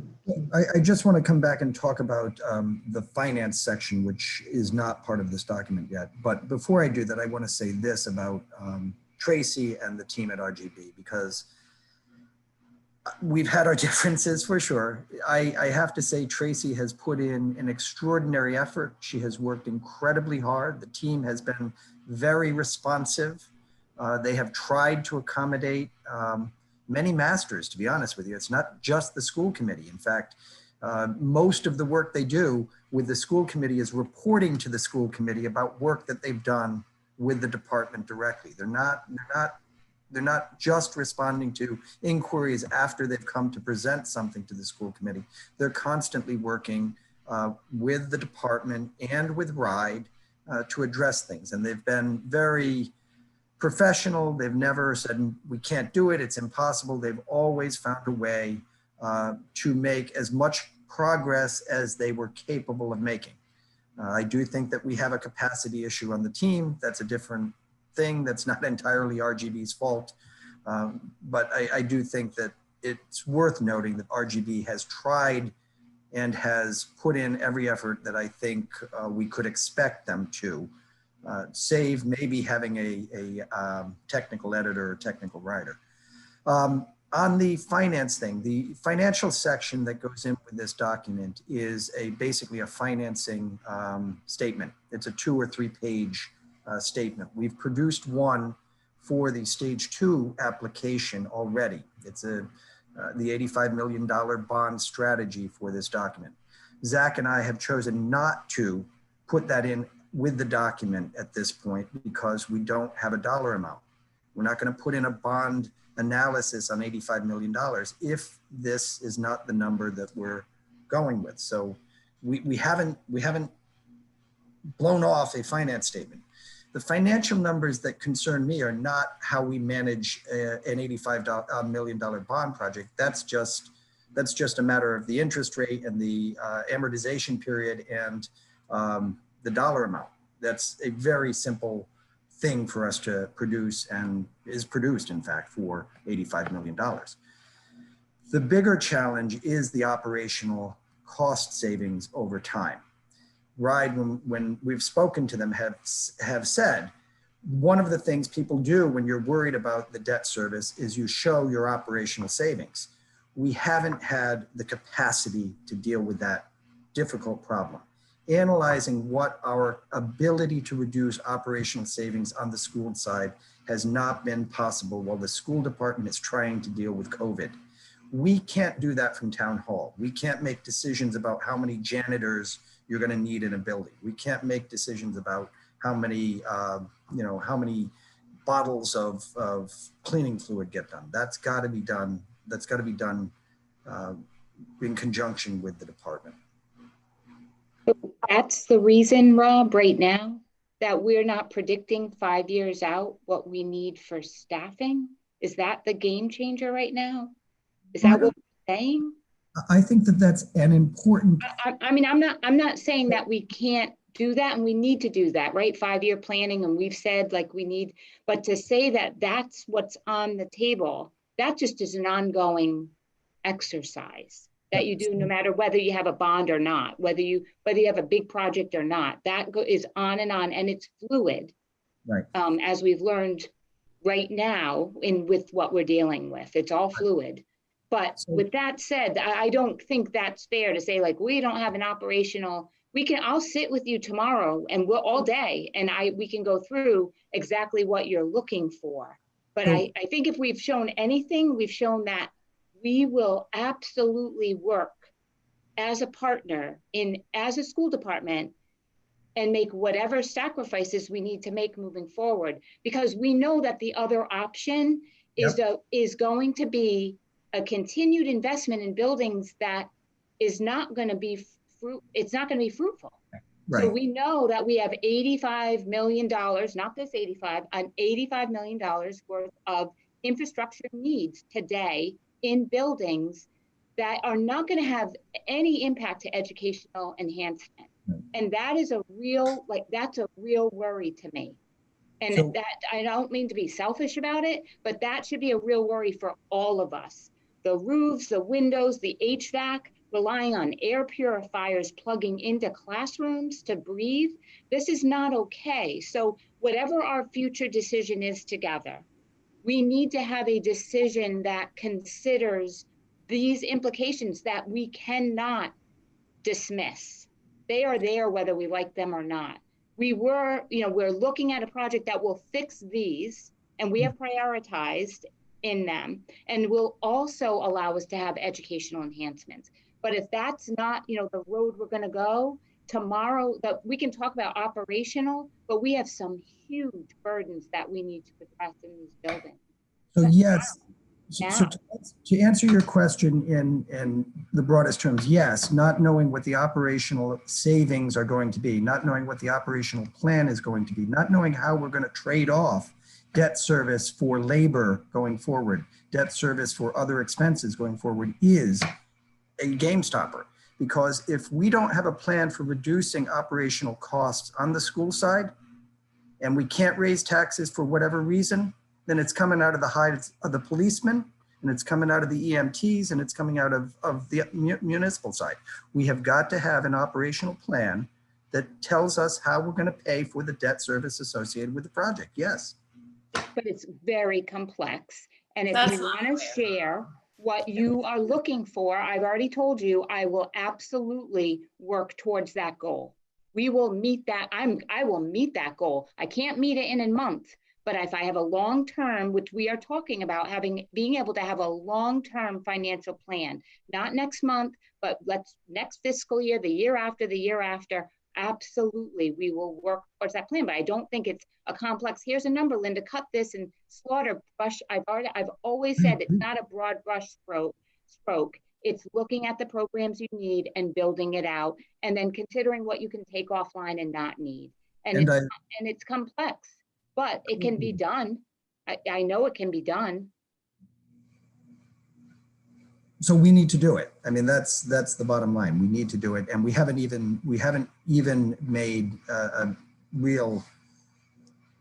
We haven't even really got a placeholder here in this application, even though we're supposed to have done that analysis in this application. I think when RIDE's asking for that analysis, they're asking, are you selling a building? Are you taking it offline? I think they give specific examples that they look for what that is. It is not a long-term operational, we need to do it for us. So please don't think, I'm not saying we don't need to do it. I'm just saying the expectation for the RIDE submission and the expectation for what we need to do are different. So yes, we need to do it for us here, but the application is asking for something from a different perspective. So the regulation reads, districts shall submit an analysis of the impact on the operating budget implementing. I'm sorry, I'm going to start again. Districts must submit an analysis of the impact on the operating budget of implementing the project in such detail and in the format required by the council, the education council. The analysis shall include an estimate of the costs of additional maintenance required by the district, the costs of additional instructional or support staff, additional utility costs, the cost of additional transportation, if any, and estimates of revenue, if any, from the sale or lease of any school facility decommissioned as a result of implementing the project. We don't have that piece.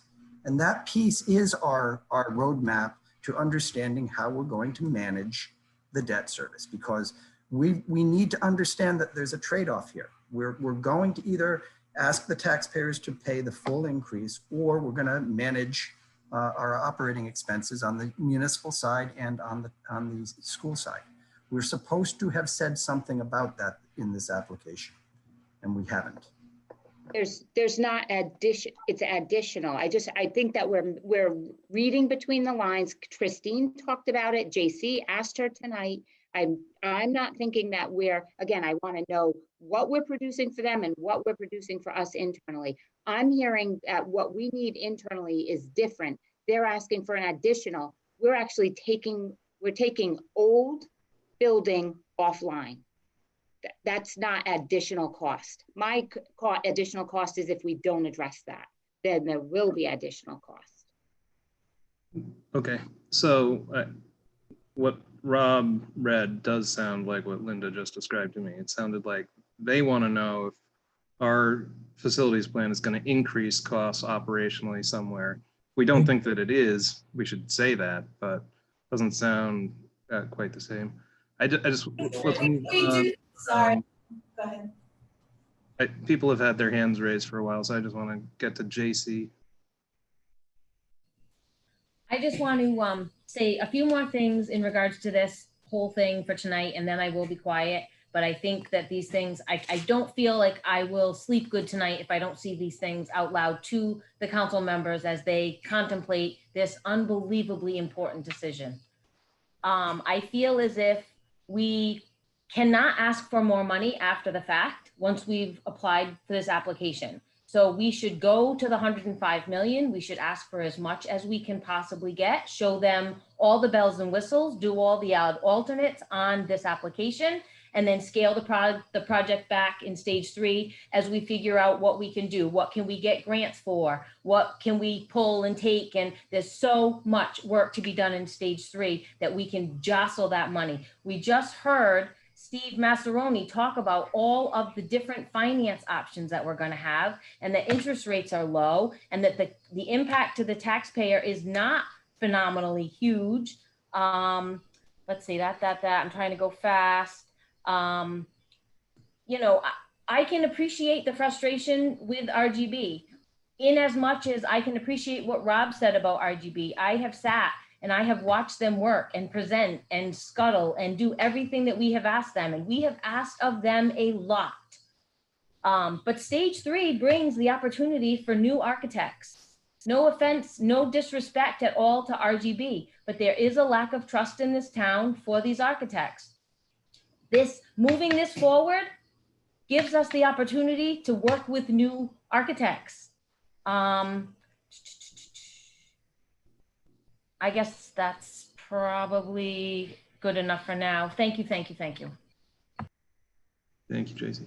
One question I had, I know that these plans have changed slightly since we were meeting together to discuss them about 2 weeks ago. And the Rec Commission's concerns were a big piece of that conversation then. It looks like the changes that were made have addressed all those concerns. Is that correct? That's correct, and it's in the overall budget as well. So if you notice from previous drafts, the cost to renovate or do the site work and the additions in the new portion of the cost went up about $2.5 million based on those requests by the rec department. And another question just about some of those changes that were made. Moving the administration to the Old South Road School, we were thinking as an idea that the Boys and Girls Club might be able to use some of that facility as a home here in South Kingstown. Would there still potentially be space in that building for the Boys and Girls Club if the administration is there?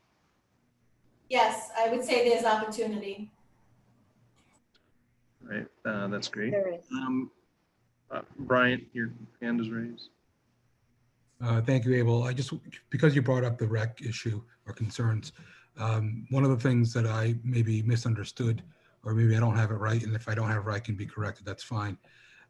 When I remember talking with the rec department and looking at the 1.5 million, let's say, for the field, that's part of the project. I think what they were referring to raising money for would be if down the road they decided to maybe turn that field into a turf field rather than a grass field, as an example. But again, my memory could be wrong. So.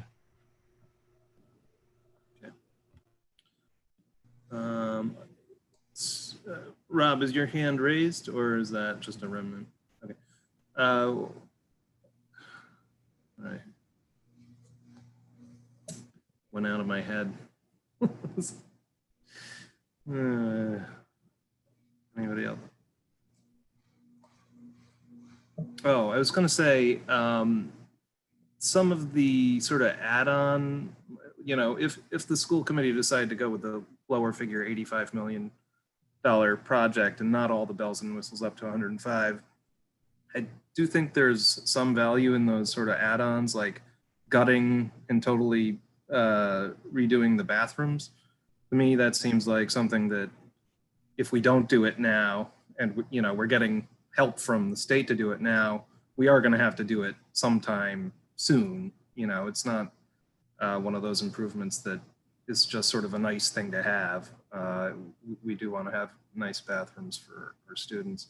So I mean, I would give a higher priority to that spending than to maybe, you know, some of the improvements to the classrooms. Just a thought.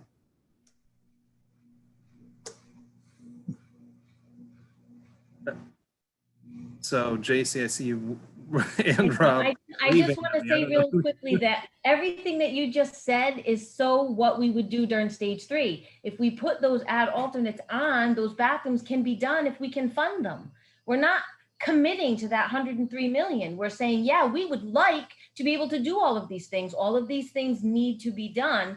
Let's reach for the sky and then have them say, yeah, you can have the sky, and then work through whether or not we really can have the sky. And we have stage 3 to work out those sky reaching details. To say, let's just not, because we're afraid or because I don't know why, I have yet to hear a truly good reason why we would not do this. I don't understand. Why would you be okay with asking for 85 and not okay for asking for 105 when you just saw the difference? It is not a lot of money at all. With interest rates, I can't believe we're still talking about this. You know, that's our job, to just keep talking about things. I mean, there is, I think we've heard a bunch of good news tonight, which I think is worth repeating. So one of the really great pieces of news is that borrowing $85 million now is cheaper than we were originally planning for. So there is, I think, there's room to move upward from that 85 million figure if, you know, we're sticking to our original plans. So that's nice. I think it's also nice to see plans here presented that the Rec Commission approves of. I happen to like the campus. I think it looks pretty great. I like the way it sort of draws in the old South Road School, and, you know, gives us a final answer for what's going to be happening there. So I think that this is a pretty big improvement over what we saw just a couple weeks ago. And I think the difference between the 105 million and the $85 million project was not huge. I think all the best stuff really is captured in that $85 million project. So, you know, I think, you know, the council will consider whatever the school committee recommends being passed. I can see, JC, your point for, you know, if you're taking out a line of credit, you know, the bank is going to recommend you go for the higher number because they're not going to allow you to renegotiate later on down the road and get a higher amount. It's wise to have more capacity and then not spend up to that limit potentially. So I don't know. Those are some thoughts that I have at this point. Rob, I see your hand raised. Just one thought around sort of value engineering. We have not talked at all tonight, and frankly, we haven't talked at all in the building committee because we haven't had the opportunity to. But there hasn't been really any thinking about value engineering in public. I'm sure Tracy's team and the folks in the department have, but around Broad Rock, that is a $25 million project. And there may be some shifting of things there. We just haven't dug into it. We don't know how inflexible the Broad Rock program is. Thanks, Rob. Brian. Thanks. I agree with JC in terms of the idea of it's like a grant application, asking for the maximum grant and then deciding how much you're going to use. The other feeling that I have is that the difference between the 85 or the 103 for me, and again, it's my opinion, if we're spending this kind of money, I'd want to make sure that the entire high school looks like we've touched it and not left it untouched in some ways. Because at what other point are we going to be able to afford to do that? Just like what Abel said about the bathrooms. I mean, the bathrooms are pretty terrible in all of our facilities. I mean, at the high school level and at Curtis Corner. Chip did mention in the meeting that he was in that they're all functioning, but I mean, they're not fantastic bathrooms. I haven't been in one in a while, but like I said, that's important to keep in mind. The other thing to keep in mind is that when you talk about like the $3 million of unreimbursable items, you got to kind of put that in its own kind of like little spot, because when you add that number to the total number without that is that we're getting hopefully 50% reimbursement. But at the end of the day, you go with the 50% reimbursement, then you add the $3 or so million on top of that.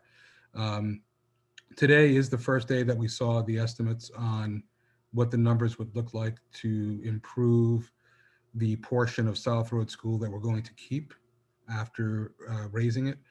The other thought I had, and again, I haven't asked RGB this question yet, RGB, you described the septic system more of a kind of a residential septic system at that facility. So the question I would have is, if we do it that way, can we still utilize the remaining, because I think what's going to remain is the gym as part of that as well. Can we still utilize that building for other things in terms of more commercial aspects?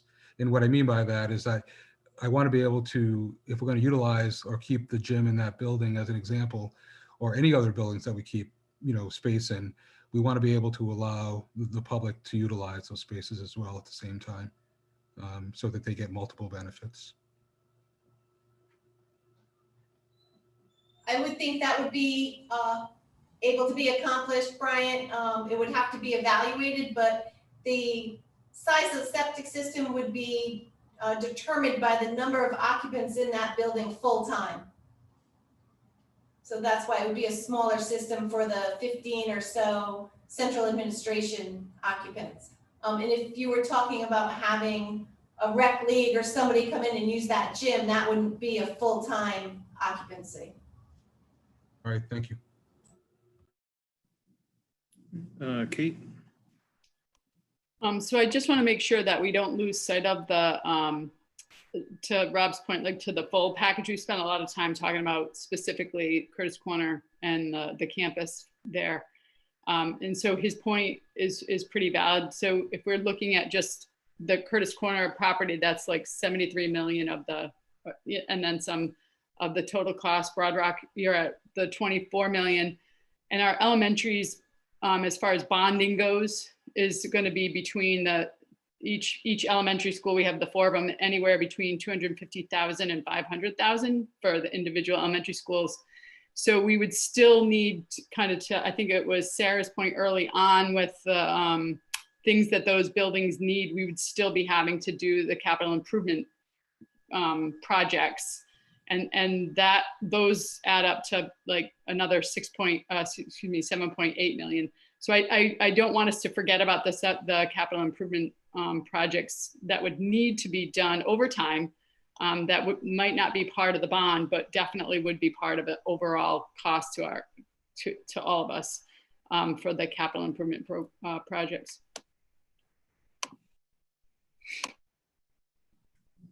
Thank you, Kate. All right. Brian, your hand is up, but I think that's just from before. It's up, but I just had another quick thought. You know, going back to Rob's thought about, and I see where Linda's coming from. You know, we haven't had a chance to look at that, but I think whatever project that is moved forward, and even if it's moved to February, that it's super important to look for those operational savings so that as a town we can afford to finance this large project, which I think is a benefit to the town. So it's opportunity cost. You know, like Rob said, on the town side, you know, what more can we get rid of? Maybe there is some more stuff, but we haven't really talked about a plan for years out. And I know it's something that we've all been thinking about, but we really need a plan to look for future operational savings so that we can afford to make these payments and get the best product completed at a reasonable expense to our taxpayers. Yes. Thank you, Brian. Anybody else with any questions or comments? Alicia. So I just wanted to say, I don't really know what everyone keeps talking about operational savings for. It's like, obviously that's going to happen. We're going to have to annually balance a budget and take into consideration the debt servicing. And, you know, it's just, that's sort of inherent to this whole process. So that's going to happen. We can't name exactly how, but it's going to happen over time as Linda restructures.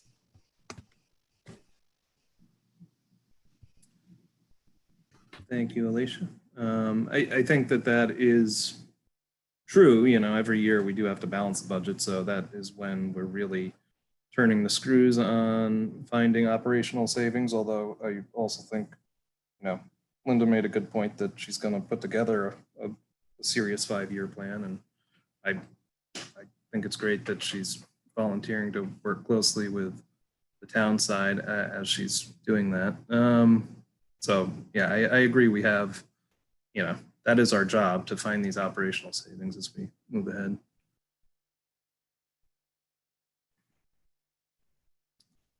All right. It is still before 10 o'clock, which is sort of remarkable to me from what I expected.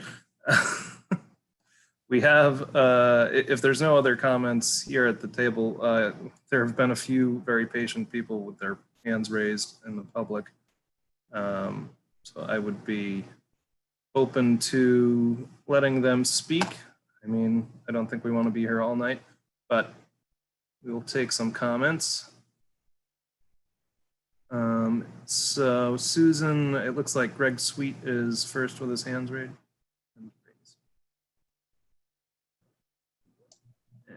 Can you hear me? Yes, indeed. First of all, I give everybody that has been involved with this from just about day one a lot of credit. I mean, there's been a lot of highs, there's been a lot of lows, and it's coming into the home stretch, and we're stuck on this point, you know, hours before the deadline has got to be extremely frustrating and disappointing. It was my understanding that going through all this, you were going to see whether this job or this project could be done for 85 million. We obviously found out it can't be, and not do a good job with all the buildings. I kind of feel let down in the sense that, you know, you guys were saying, let's keep this at $85 million, and now we're already over 100 million. And quite frankly, that is not including the CIP, you know, another $7 million. And I think there's other hidden costs that are not out there yet. So, you know, let's be real about that. We're probably 110 anyways. Some of the problems I see with this project going up to Curtis Corner Road is there is a lot of money being spent on site work. There's a lot of money being spent on a gym. We already have one. An auditorium, we already have one. An auto shop, we already have one. A wood shop, we already have one. I would think that we could certainly take a huge chunk of that money and put it into Columbia Street, and we would get more bang for our buck. I don't see how that's not possible in any way, shape, or form. And in all these discussions, no one's brought up the fact that we would be able to sell South Road School and get something for that. We probably would be able to sell Curtis Corner Road and get something for that.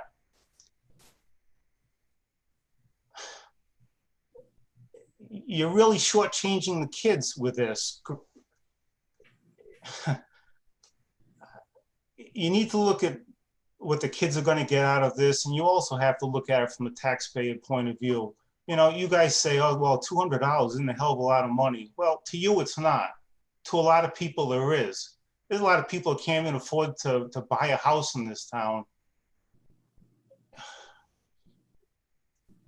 I beg you guys to put this on the back burner and relook at this. This makes zero sense to me. I just, there's so much money being wasted. Oh God. I hope you guys take some time and reevaluate this. I think you're really missing the boat on all that wasted money. You know, to redo the auditorium at Columbia Street has got to be less than building a brand new one, especially 1,000 seat. It's probably more than what URI has. The two shops, auto and wood, they're already there. So now it's just a matter of updating them, not building them. Where you're building them at Curtis Corner, I believe. You know, you talk about you have all this extra capacity at the high school on Columbia Street.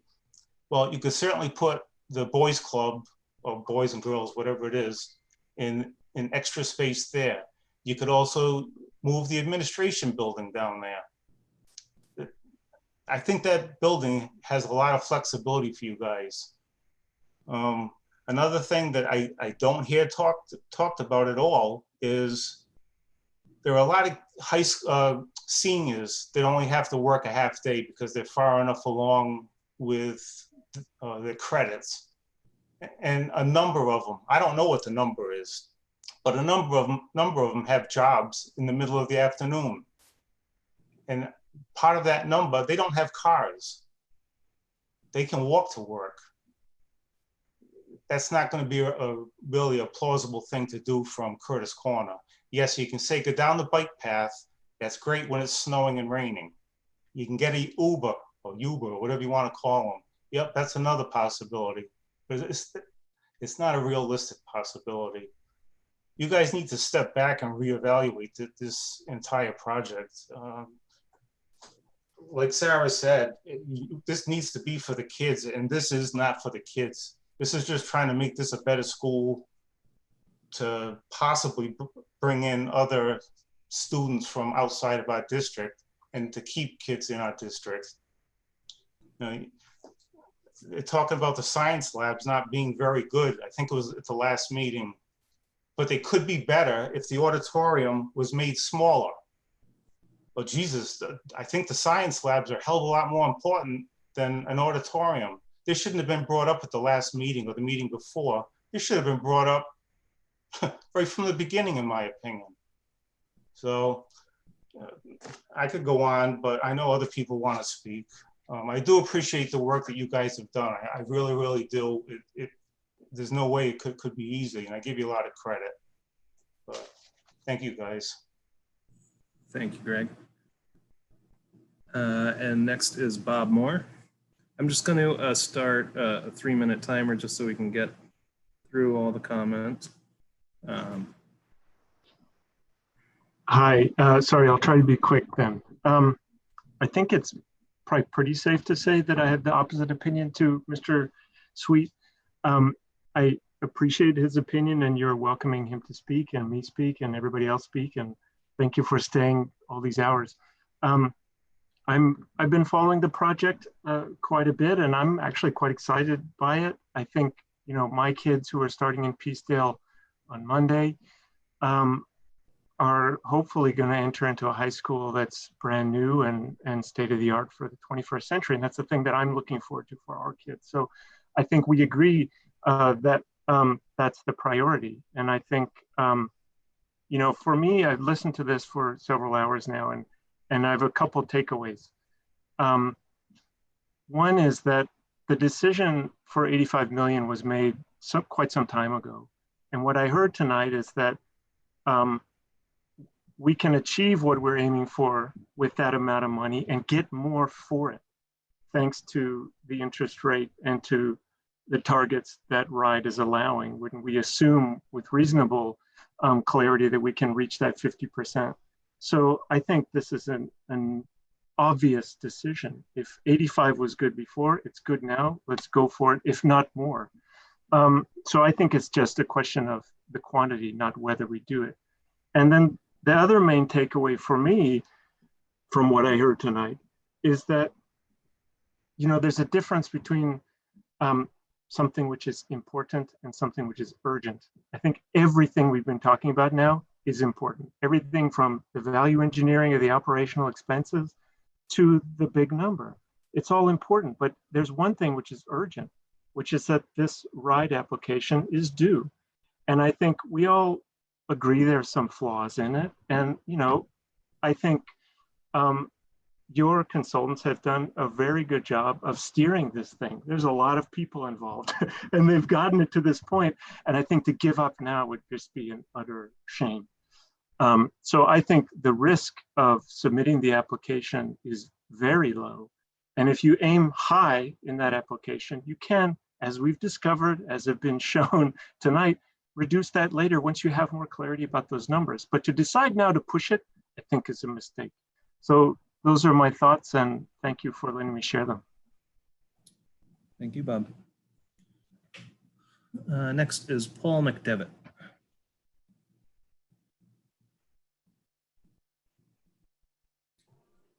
All right, there we go. I guess I'll be brief, but I just wanted to thank everyone. I quite frankly enjoy the back and forth. I think what makes the town great is we get a lot of views and kind of vet it. My favorite part in this whole process is that as a taxpayer and a voter, provided you approve everything, I get to vote on this in May, right? That's the procedure. That's the plan. I'm all in favor of the larger spending and fixing the project, but my bigger frustration right now is we need to get it out there and then give the voters an opportunity to vote on the overall referendum, right? That we're the ones who get to approve whether or not we're going to go forward with the bond. So for me right now, I don't want to see us delay any further. I have 2 kids in the school system that unfortunately won't get to experience the awesome things that are going to go forward. That being said, I'm still in favor of the project because I'm tired of the delays. You know, to be blunt, listening to the superintendent, I don't know how she kept her composure. The schools, quite frankly, are an embarrassment and it needs to be addressed. So put it in the hands of the taxpayers. Let's find out if $20 a month is enough for us to go get better schools. And that's where I'm at, is I'm tired of all the debate. We've got a reasonably sound plan, put it in front of the taxpayers and let's go. And that's where I'm at. So right. Thank you. Thank you, Paul. Andrew M. And if you could just state your name for the record. Yes, thank you, Abel. Thank you, committee. Andrew Martinez, South Kingstown.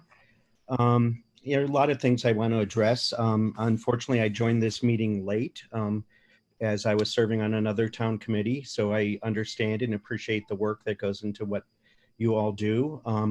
With that in mind, I happened to join at a time when Chairman Cantor was saying that Why are we continuing to debate these issues? Why don't we just listen to the experts? The experts have spoken.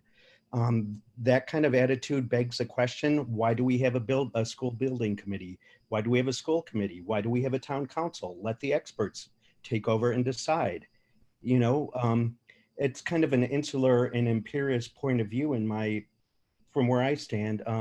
This notion that she's filling in the blanks as to why people might be opposing this for political reasons or any other reasons. Had she presented public forums, she would have heard from people and would have a better idea of maybe where people are thinking or what can be used to make a better plan.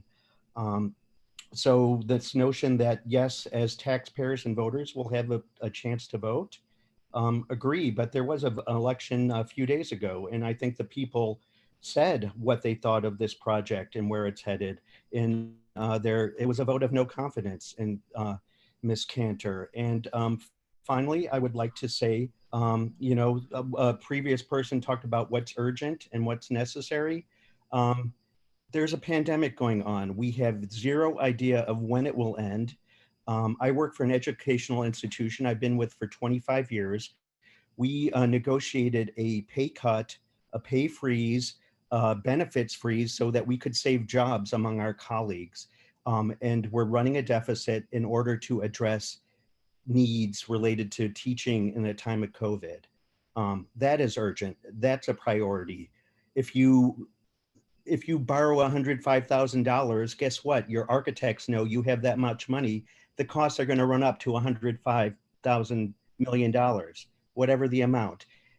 You're fooling yourself if you think you're going to stay under budget. We've seen the costs go up and up and up over the course of time. Let's, you know, have a better idea, a better plan. There's nothing wrong with pause. It's been a dysfunctional process. There's nothing wrong with pausing. No one's saying go back to square one. I think that's a false dichotomy there. It's not canceling everything. Maybe money has been spent, time has been spent. You can call it wasted, but the process has got us to this bad place. So look at your process and how bad it was to get here. Thank you. Thank you, Andrew. That brings us to Alicia.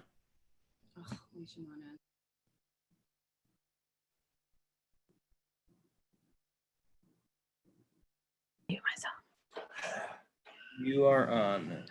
Can you hear me? Okay, perfect. Thank you, everyone, for all this hard work that you've put into this. I just want to kind of echo what Paul said and the caller before that, I can't remember his name. You know, this process is not going to be perfect, but we spent a lot of time on it, and there, as JC said, there's no risk for us to submit this application. We're not saying we're going to spend $105 million tomorrow or even in May. It has to go to the voters and they will decide then. You know, and I caution, we have people that we're hearing from that, you know, want to go back and look at Columbia Street.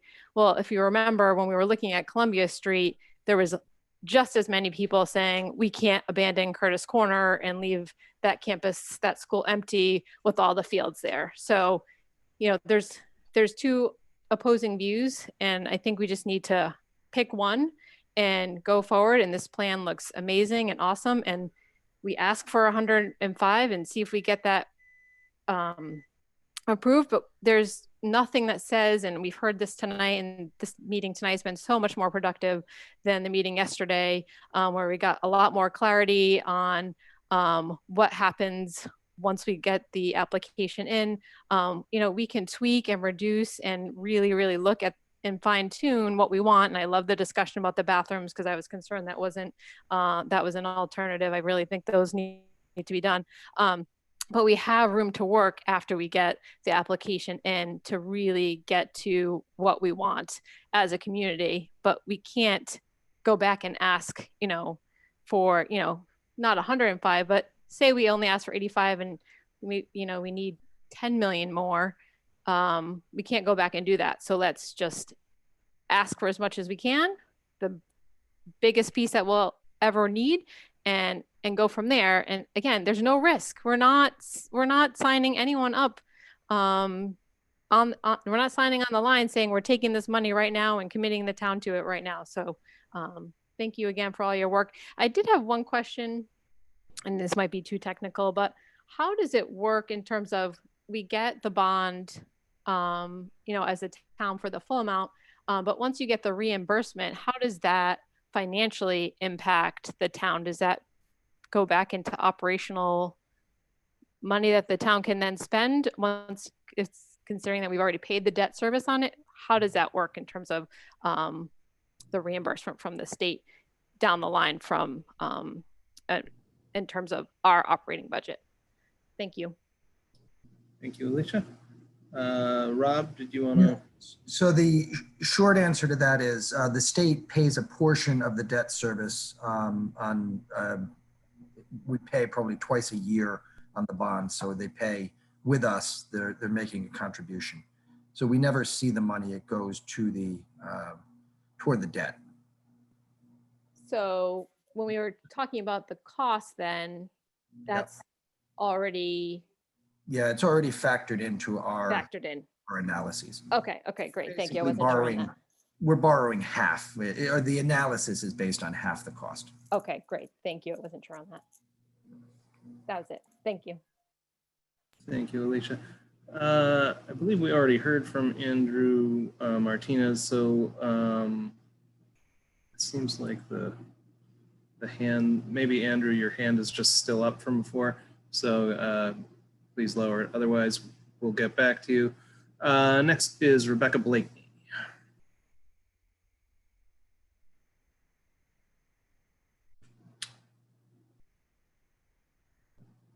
She moved in. She disappeared. All right. Well, maybe she will come back. What happened, I think, is Oh, no, there she is. Just a moment. She came back. Okay. Can you hear me now? Yes. Great. Thank you so much. I wanted to express my gratitude to all the people who are spending literally countless hours over a 3-year period. These meetings alone that are public and run late into the night. I really appreciate your dedication to hearing everyone. And I appreciate the time that you're spending. I appreciate the expertise that is being pulled into this, the resources, the knowledge. I appreciate it all. And I am referring to the council members and RGB, the town manager. I'm really thankful that we have the opportunity to really dig deep into this. And I also feel that we have dug deep enough and we know the plan is clear, it's solid, it makes sense, it's low risk, and it's going to benefit our children. It's going to benefit our community. It's going to be great for the local businesses and the economy. We're going to be building some great stuff here. I think it's really a win-win. And I'm in full support of all of the work that's been done, and in full support of submitting the plan for the stage 2 application. I feel like due diligence has been done, and I'm grateful for that. And I just wanted to express absolute full support for the project. And as a parent, a teacher, a taxpayer, we can do this. You know, there's always hurdles and roadblocks, and there's a solution. And if we just keep looking at all of the tiny little what ifs and whatnots, that's not how big projects get done. You have to be a solution-based thinker. And I think we've got a lot of those on our team, and I'm thankful for that. So that's all I wanted to say. Thank you. Roberta Mulholland.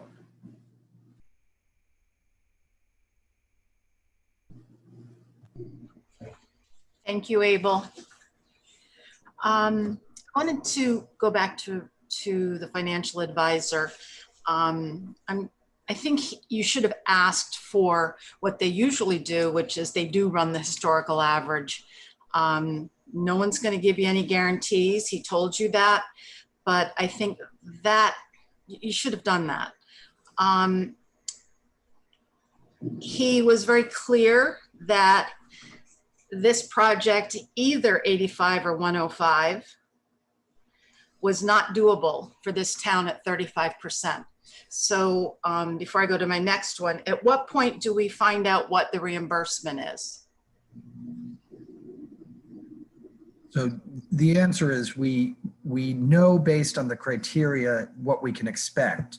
And we have been told by RIDE that we can expect, if we build the project as designed and meet the criteria after they do a review after construction, our reimbursement is 50%. But you don't get guarantees because you have to demonstrate that you actually do what you said you were going to do. So exactly. Thank you, Rob. Exactly. There's no guarantee.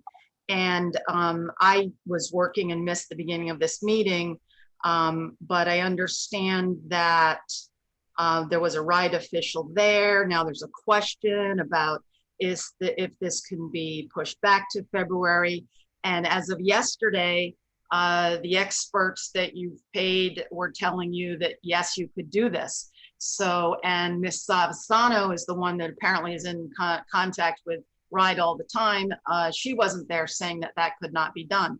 So I'm a little concerned that, yes, we've made all these check marks on our application, but things obviously can change, and they can change from day to day. I don't feel that we really have a good sense that we can rely on much at this point. Rob said, you know, this is when we're talking about what this tax increase will be, and it'll be a one-time tax increase, but then it will be flat. And the example was, if your tax bill is $1,000, it'll go up 200, correct? Right. So I don't know who among you has a $1,000 tax bill. We don't have a $1,000 tax bill. I don't know what the average tax bill is, but you know, say it's $4,000. That's an $800 increase. $800 in 1 year. And that's if you have no other increases. And we already saw increases in this year's budget. We had a couple of directors get large increases. Ms. Savastano got a $9,000 raise. People out in this side of this Zoom picture, that's not happening out here. If you read the Projo this morning, the hospitality industry, I don't know what our income is, Rob, if we even have those numbers yet, not asking you for them, but we knew that they were going to be impacted. If you know any restaurant owners, if you know anybody in the hospitality business, they're looking at a 5-year, that's a good look, 5-year recovery, 5 years from now. That's unbelievable. JC, well, we can just fire the architects. We'll get new ones. You know, we don't like them. We'll fire that. We don't own the drawings. There's a question about it. I asked that question. What is it going to cost us? It's money, and it's our money. Linda, you know, she'll get the operational budget together. She seemed to be blindsided by that, although it didn't sound like it was. Public engagement, 3 minutes at the end of 5 or 6 hours of watching a meeting of the building committee, who they're out straight. Their time is not respected. The school committee has not respected their time. Ms. Savastano, you have not respected their time. They put in years and then you change the plan. There has not been community engagement. Alicia Moniz just said, oh, there were so many people, just as many wanted to keep Curtis Corner open. I was at the high school cafeteria when Rob and Linda and some other people were there. Cafeteria was full. Nobody stood up and demanded that Curtis Corner be kept open. The majority of the room was shocked that you were thinking about tearing down that building And it was the first time people living around the high school, let alone the rest of the town, even knew about it. Roberta, could you maybe make one sort of comment to wrap up, and you can raise your hand again just so we can go through the. Thank you, Abel. Again, I understand we're 3 minutes, 4 minutes. You're going to spend over $100 million. Bills are going to go up, and you're going to push people out of this town for what? Because you've rushed it, because we had a superintendent who wanted what she wanted. And I'm sorry, I am very resentful that one woman, and thank you, Alicia Collins, for laughing. Thank you for laughing. That's the kind of respect the public has gotten. And it's very hard to hear this. It's very hard to watch that kind of laughter. Perhaps you don't know anyone who's going to have to leave this town, move out of their home that they lived in all of their lives. And that's the lack of public engagement. I'm sorry for getting angry, but it's a lack of public engagement. This community deserves better. Our building committee members deserved better than to go through this like this. And I'm sure the architects deserve better than to have a constant changing of the plan. Thank you, Abel. I appreciate it. And thank all of you, Deb Kelso, Kate, all of you, Bryant. You've done a lot of work on the building committee, and I do appreciate it. But this being shoved down your throats at this time, again, it's unacceptable. And I really would ask you to really think about what you're doing to the town. Thank you, Roberta. So Abel, I just want to correct something, and it's my fault, and Roberta's right to point it out. Your tax bill, if your tax bill was in fact $1,000 last year, your taxes would not go up $200. The $200 cost is based on the average tax bill, which is actually $5,000.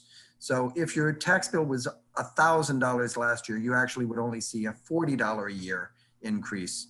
Oh, that's better, right? Well, it is that. I mean, it is better than 200. That's what was that? That was 85 million, Rob. That was 85 million. That's right? correct. Give or take, 10% each way. So $4 more, $4 less at the $1,000. That's correct. Right. If you were And that's no overruns. We're guaranteeing the cost of construction. This is more complicated than I'm sure anyone's done that's sitting here making these decisions. And I'm just saying, please don't push this on Tuesday when I'm certain some of you at least have not had a chance to go through it completely. Thank you, Roberta. And that brings up Doral Beasley.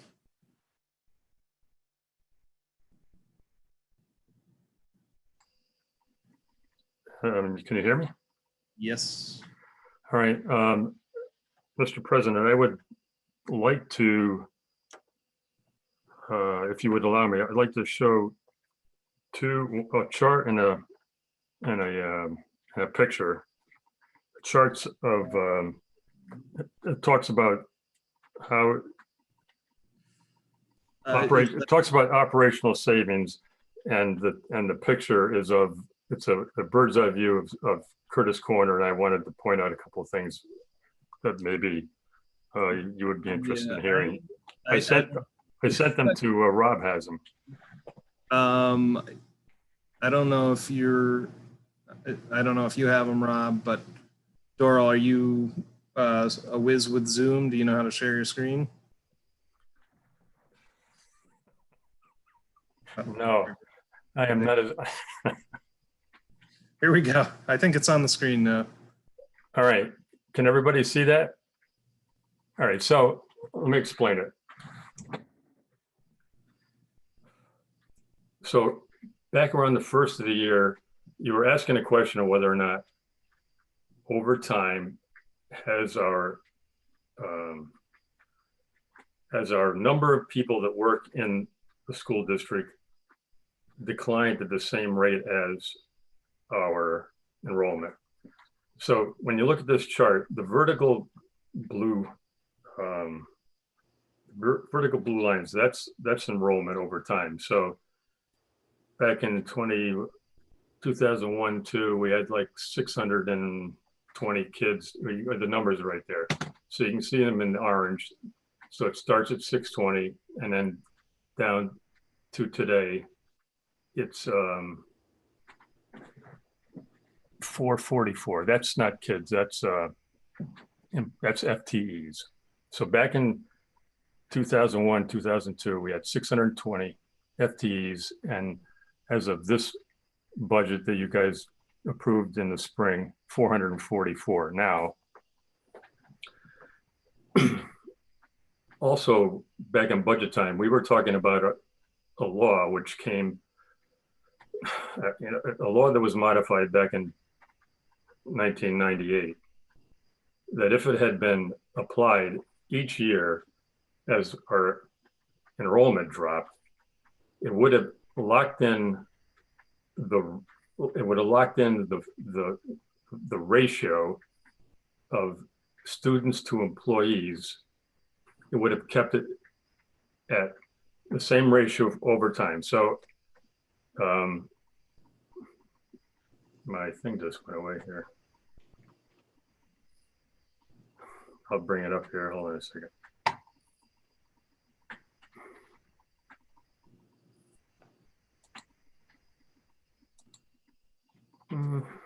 I think we might be looking at the wrong thing now, Rob.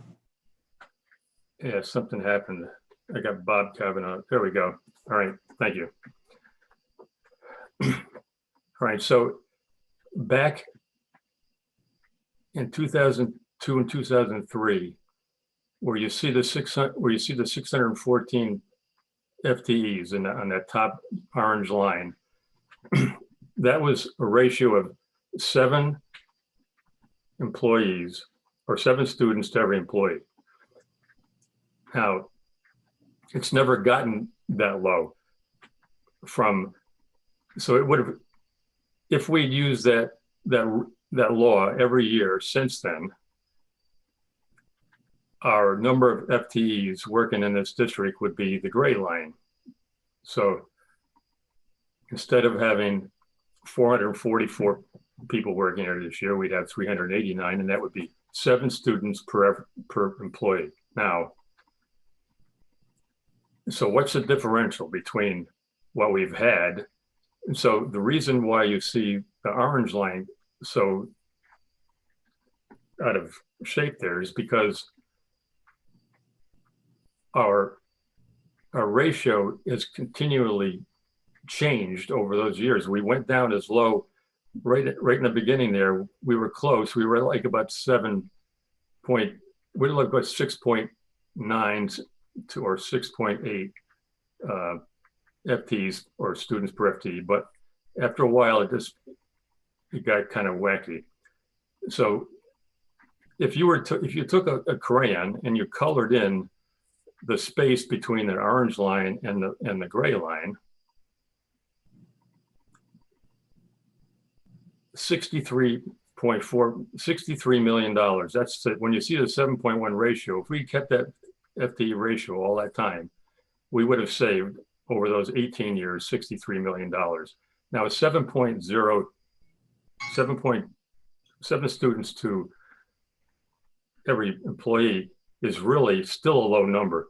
I looked at all the FTE, all the ratios that I could find for schools in Rhode Island, and the average, it's around 7.6, 7.7, but 7.5 is something that you could live with.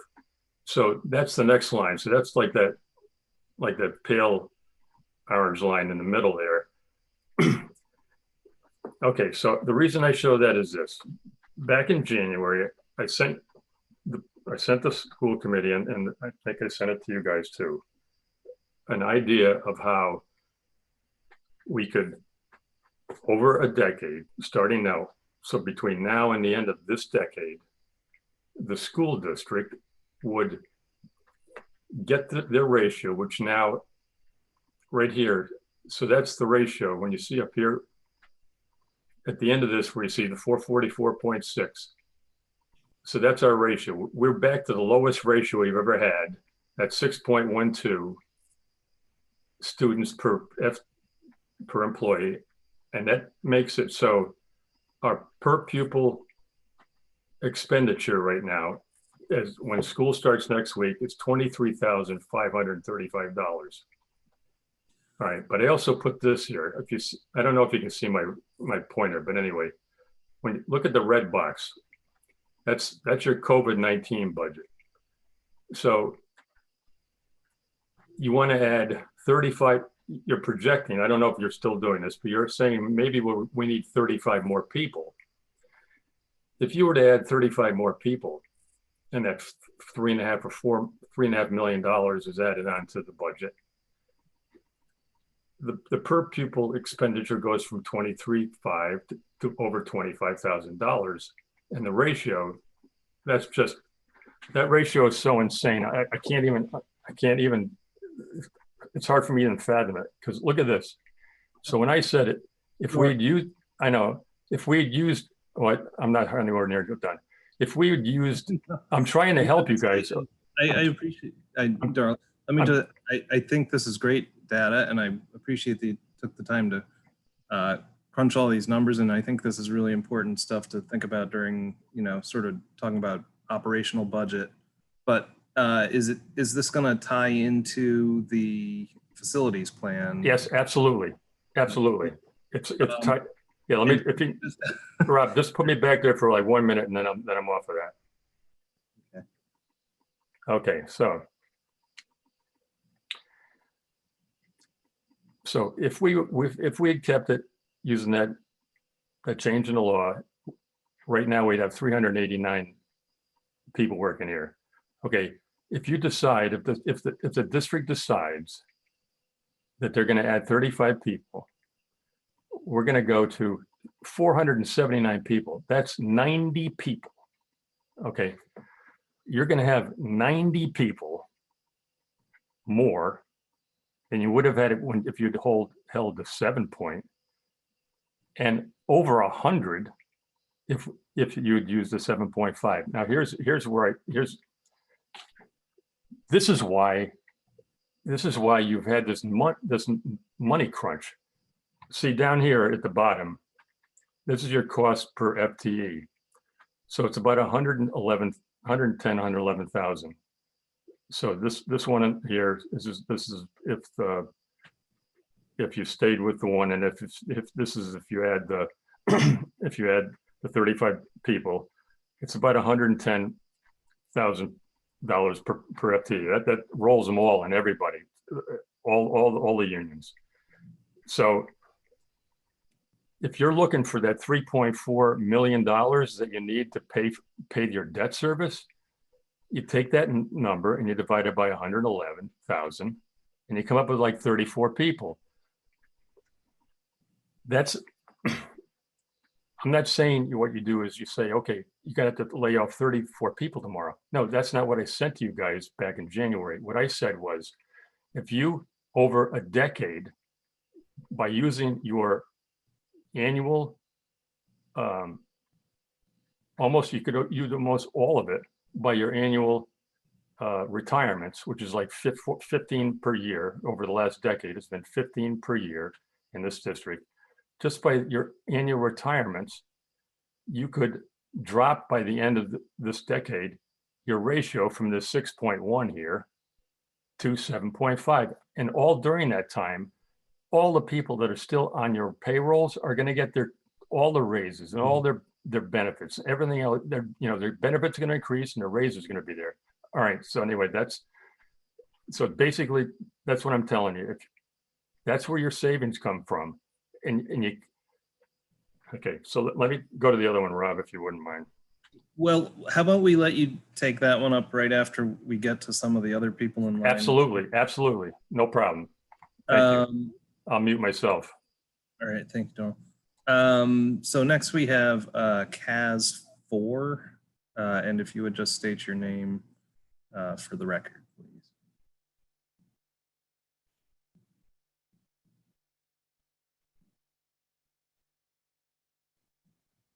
You are still muted.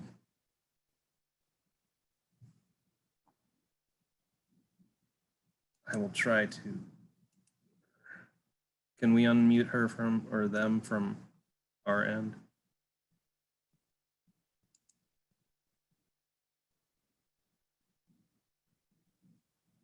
Oh, looks like you're good to go.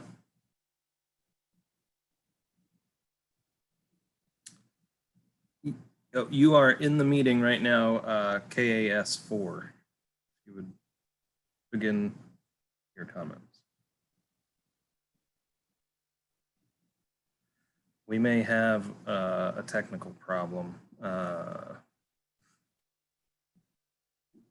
I think there is a way you can check if your audio settings are working.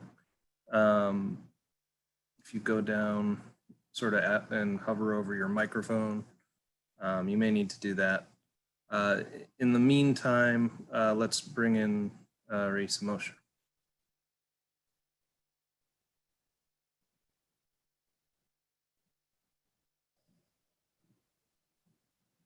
All right, you should be good to go. Okay, thanks, Abel. I'm hearing so much angst and anxiety in the comments tonight, and also in the course of the past couple of meetings that I've watched for, and you guys have all participated in for hours and hours. And Stephanie assigned personal and political motivation for the pushback, and that's not what I've experienced or heard over the past year. It really isn't.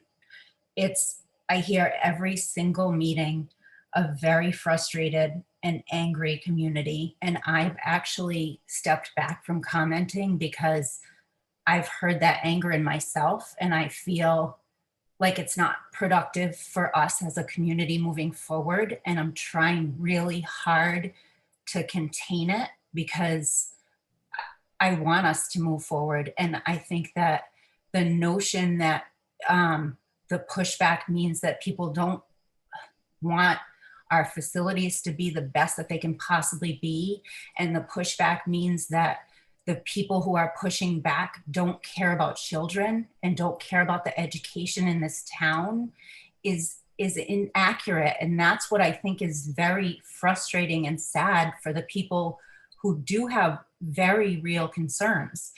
And I think the thing is that authentic listening that I've heard about for 2 years doesn't mean pushing ideas out on a community. It means embracing the community and asking for their feedback, not just a select group of people who agree with you, people who don't agree with you, because I think that makes us all come together and have a better product for, not product is probably the wrong word, but a better educational system and facilities for the entire community and town. And I think the other frustration is that the only opportunity in this setting, this current environment with this current school committee and this current school building committee has been people have to sit through 5 hours of a meeting to get 3 minutes to speak. And it's just asking a lot of our town and our community to do that, because I've had many people texting me tonight, they're going to bed and they're frustrated. And I think it's too bad, because I think that our kids deserve better. Our facilities, certainly, I agreed 2 years ago that we needed to do something with our facilities. But I think the pushback that you're receiving is not political, it's not personal, it's real. And the frustration that you're hearing is not political, it's not personal, it's because nobody is feeling listened to. And it's sad. So I wanted to address something from early on. I've been taking notes in the meeting, and Abel, I really do appreciate the fact that you let people speak and you give people time to express how they feel because it's important. And I appreciate your comments regarding when Christine Lopes Metcalf was here. Obviously, I've been not in favor of the current iteration of the facilities project from the beginning, but I have been surprised that there's been no comment about post-COVID buildings, and Abel sort of started to talk about that with Christine, because post 9/11 airports never looked the same.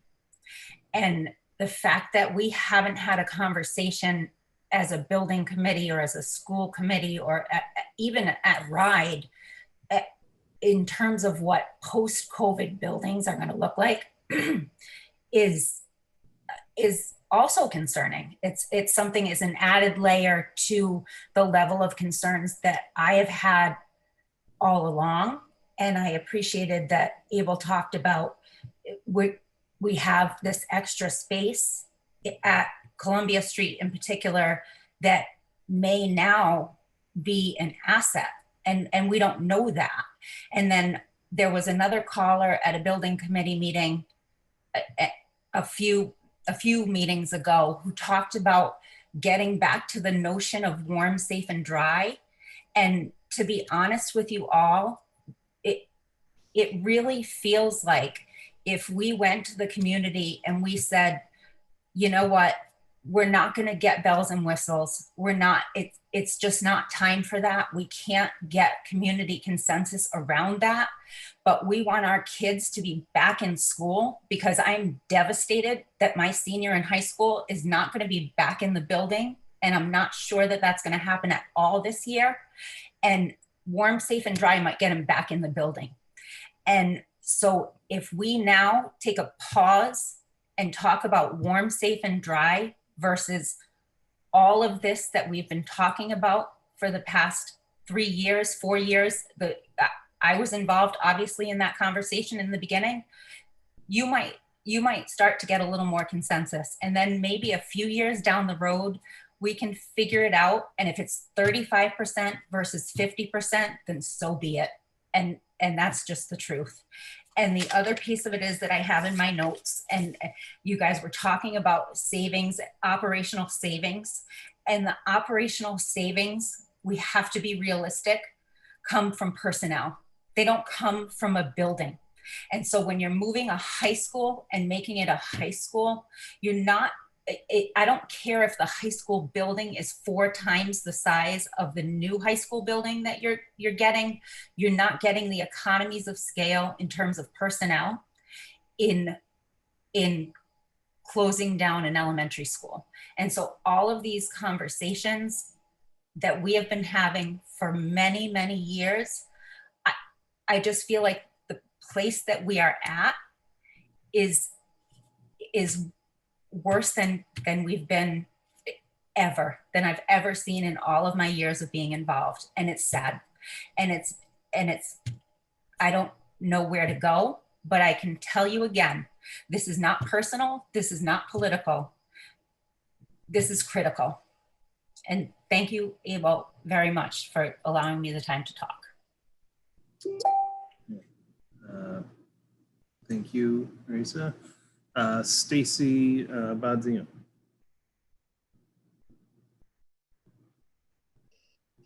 Hi, thank you for the time, and thank you all for all of your hard work. I know some of you were in a very long meeting yesterday, and here you are again today in a long meeting.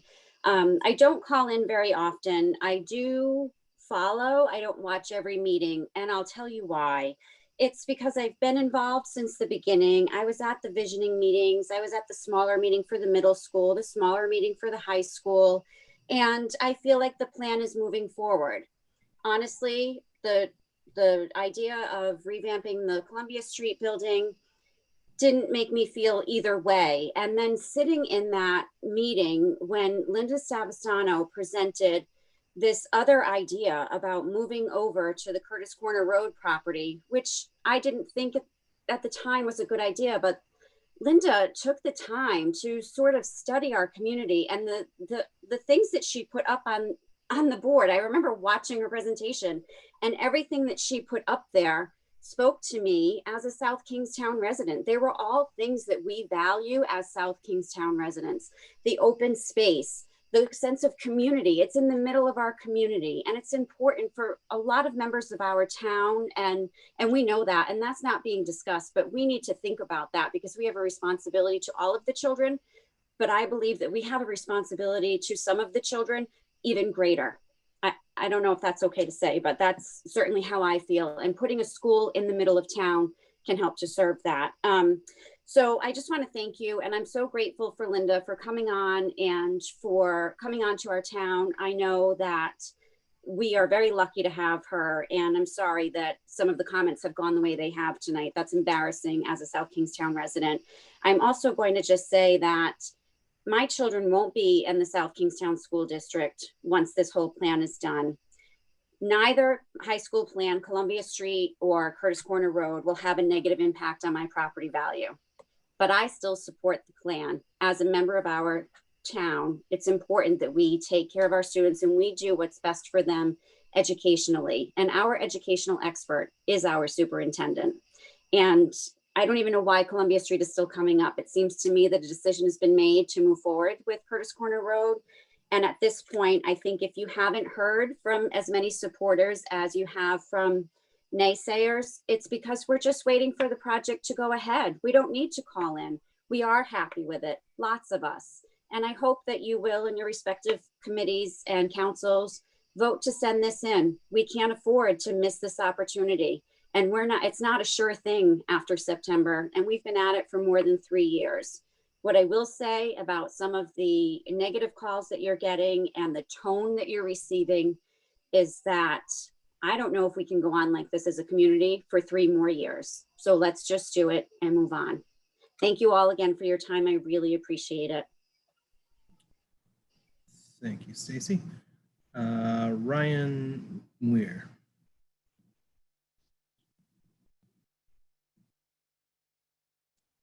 Hi. Oh.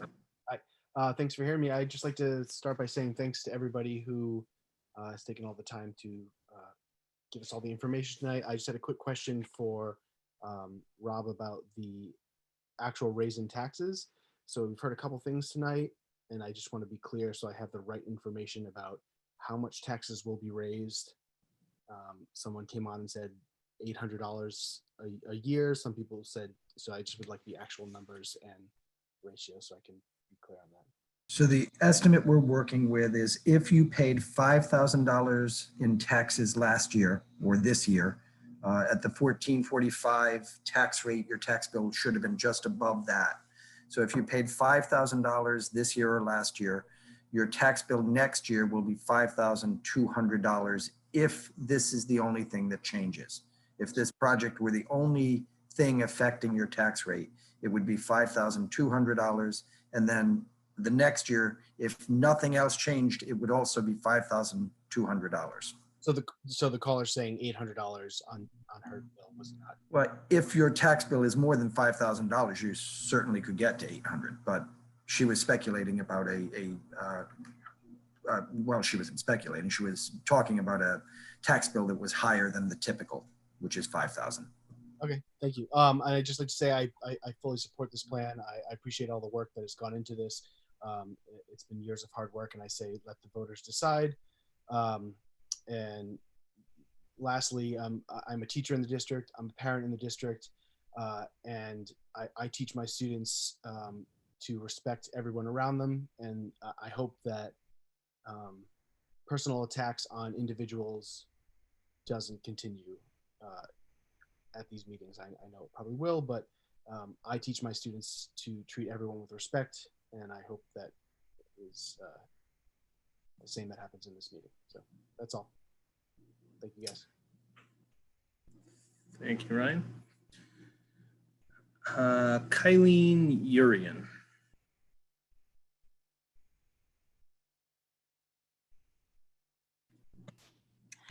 Hi, everybody. I just wanted to say thank you guys so much for all the time. I've been following along on this ride yesterday for all those hours, and since the spring, since before the spring, and it's been definitely a long process. But I just want to say, as a community member, taxpayer, I have for a very long time, even growing up here, loved the idea of a high school at Curtis Corner. It is in the, not the, business district, but it is in the center of town. And I just love the idea of a campus. I think we have done all of our due diligence. There's still more to be learned and there's still more to come, but I don't want to miss this opportunity. And I do fully support this plan being submitted. And that's it. Thank you. All right, thank you, Kylene. Let's see if KAS4 has figured out the audio issue.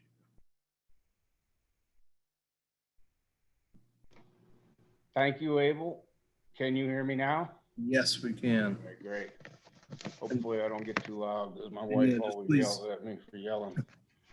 Just state So- your name for the record, sir, just so we. I'm gonna try and be brief, but so I really do sincerely want to thank everybody who's putting in all this time and effort, and I mean the town council, school committee, school building committee, town administration, concerned citizens. A whole lot of time and effort has gone into this.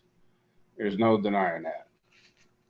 But in my world, and please, this is not personal. There was a lady speaker, I believe I heard Abel say her name was Roberta. She was right on point with a lot of the logistical and practical issues she brought up. She was also right on point about saying that it's not a political attack. It's a pragmatic matter in my view. I don't have any axe to grind. I don't have a history with any of you people. I know very few of you, probably none of you know me. That's not the point. I'm a taxpayer and a citizen, right? I own a couple of different properties in town, all residential. I don't have children in the system, but that doesn't matter to me. The need for a good educational system in the town I live in is critical, not just to protect my investment, but we're supposed to be bringing up the future leaders of America. And quite frankly, Rhode Island in general has done a disservice, I believe. People don't like to talk about standardized testing. Well, that's, it's not pleasant and it's not part of the warm, touchy, participation trophy society that has developed. The fact of the matter is, in the hard, cold, cruel world out there, that's what employers look at. That's what business leaders look at when they're making a decision to invest. And so I'm not being personal, but you people, or not you people, what needs to be realized, at least where I come from, is that hard work and long hours, while they are admirable, and my hat's off to you, it doesn't necessarily equal a good end product. Now, I was surprised because this whole discussion went on up until that lady, who I'm going to say might be Roberta, but I don't know. I don't know any of these speakers, was the first one who brought up the fact that, there was a vetted, analyzed, community involved plan developed over the course, better than 2 years it took them to do it, and it came up with option A, B, C, D. Well, I remember that. That was not saying it was the best thing, but bottom line, it was analyzed, developed, vetted, and the community voted on the option. Then there was a November election, and a new attitude took control of 75, 80% of our tax money, right? And they threw that whole plan away and decided to start from scratch. And, that's nearly what, 20 months ago now, 22 months ago. And the point that they're at now is, I mean, if they were an industry, they would have been fired a long time ago. Their clients wouldn't put up with it. You know, the idea that folks don't know, number one, you don't know what you're getting when you sign on to this. I still, I'm not here to grind an axe against RGB, but I have a long experience with their work product. And I've said this before, I said at a council meeting, I think you've saddled the wrong horse for this race, but that's neither here nor there. It doesn't matter who the horse is you're riding. When you're at a point where each and every milestone you reach, right, you don't get decision maker information until 2 days, a week and a half ahead of time. That's inexcusable. It's not only inexcusable, they should be embarrassed. You folks should be embarrassed for having them on your payroll for this long. The fact that they can't tell you what it costs to operate a building that they're designing, whether it's new or renovation, is ludicrous. You know, in any of these type of project developments, it's not just CapEx, it's operating costs down the road. And I came from a world of federal government contracting, right? You don't get a federal dime unless you've done a good life cycle cost analysis. That's what it's called. That's what you folks were talking about. Capital costs plus operating costs out over the life of the investment. That's how an owner makes a decision. And an architect is traditionally an owner's rep. Okay, so we got no owner's rep on our side. We have an architect who wants to maximize billing hours and drag this out and push us into, you know, I saw the quote, you either submit now, whatever it is, September 15, or oops, it's going to cost you a lot more money with RBGB to get it to February. And there's a point where you got to stop throwing bad money after good. I know I got no voice in this other than as a citizen speaking out now, but everybody here, not everybody here, there seems to be a major focus on, don't let the ride money get away. Don't let the ride money. I'm not saying the ride money is not valuable. Of course, we want to leverage our own funds, but to go chase it for a deadline when you don't know what the hell you're going to do with the money, that's where you're at, to be honest with you. You just don't know. And these remarks about the post-COVID world, you know, that woman was very, very right. You know, I used to fly for a living all over to these projects. The world changed. You know, I said to my wife back in March, April, because she's a university teacher, I said, education has changed. It's not going to go back to where it was. It's not all going to be remote. There's going to be some hybrid mix. When we get through this and there's vaccine and all that crap, we're not worried about it and running around with masks and social distancing and all that. There's going to be, and I hate that new normal term, but education is going to be different, and the facilities needed and the people needed to operate it correctly to give our kids the proper upbringing and education so that they can be productive citizens and do a job. This is not where this project is headed, you know, and frankly, it's, you know, you talk about community involvement. There's a whole lot of us taxpayers out here who don't engage in social media, who don't necessarily have the time to go to all these meetings. And every time I hear about the meetings, they're hours long. And I look at the information as the end result, and it's literally 10 to 20 minutes worth of work.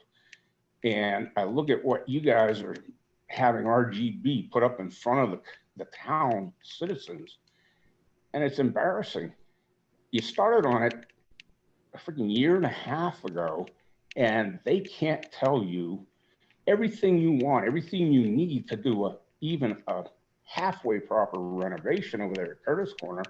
They're well up over 105. You know, the lady talked about cost overruns. It's going to happen. I could go on and on, but everybody wants to look at the shiny apple here of RIDE funds and all that, and the plodding methodical analysis that Doral Beasley put up in front of you is what you should be looking at. Those costs are what impact the town, and the fact that I like Doral I know it's tough to look at his information. It was all crowded in one. But if you dig down and you look at the analyses, that's what your architect, that's what RGB, your rep, should have been doing. Somebody that knows engineering, knows finance, knows how to dig into this stuff. That's what you need. That's what I believe our town needs. And I believe, and there was a woman who said, oh, you know, this is good. Let the voters vote. And a gentleman said, right, let the voters vote. That's absolutely right. And I firmly believe if you put this lipstick on a pig in front of us voters in a bond, it's going to get rejected. And then you're back at square one simply because you want to chase a potential ride rebate here. You know, bite the bullet, back up, and do it right. But I could go on and on, but I'm going to cut it out. I thank you for the opportunity to talk. I do thank you all for what you're doing, you know, but my interest is in my own personal interest. And beyond that, it's in the best interest of the town and the children, and not what somebody wants their name on a new construction or whatever it is. You know, and I've said to my wife, you know, I've had friends that moved out of South Kingstown to Charleston. And I told her this next election was going to be a make or break for us. You know, I own 4 properties in town, and I'm thinking about pulling my money out of here and going elsewhere. And some lady talked earlier about lifelong residents can't afford to, or won't be able to afford to stay. It's not just them. Somebody talked about the lower income folks who walk up and down Curtis Corner every day. I live here, I watch it. That's going to be a disaster from their perspective, right? Not having access off South Road is going to be a disaster from the town's perspective. And once you break ground in there and you start hitting that ledge and all that, that people have said, oh, it's there, but well, we'll worry about that then. You're not going to get into you're not going to get into what you want done over there for less than $1 million or 150 million. So this idea of chasing, you know, something to grab a brass ring now without knowing what you're doing, what you're going to get with it, I feel is a bad idea. And I think that, Dora was the first one who brought it up, but it's fundamental to this whole analysis is for what is it, 15 or 19 years now, student population regularly decreases. It's continued to decrease. Costs continue to go up. That simply doesn't make sense in anybody's world, right? And then, yeah, I'm done. Thank you so much. All right, thank you. And that's Kevin Sullivan, is that right? I'm trying. That brings us to Deb Berger.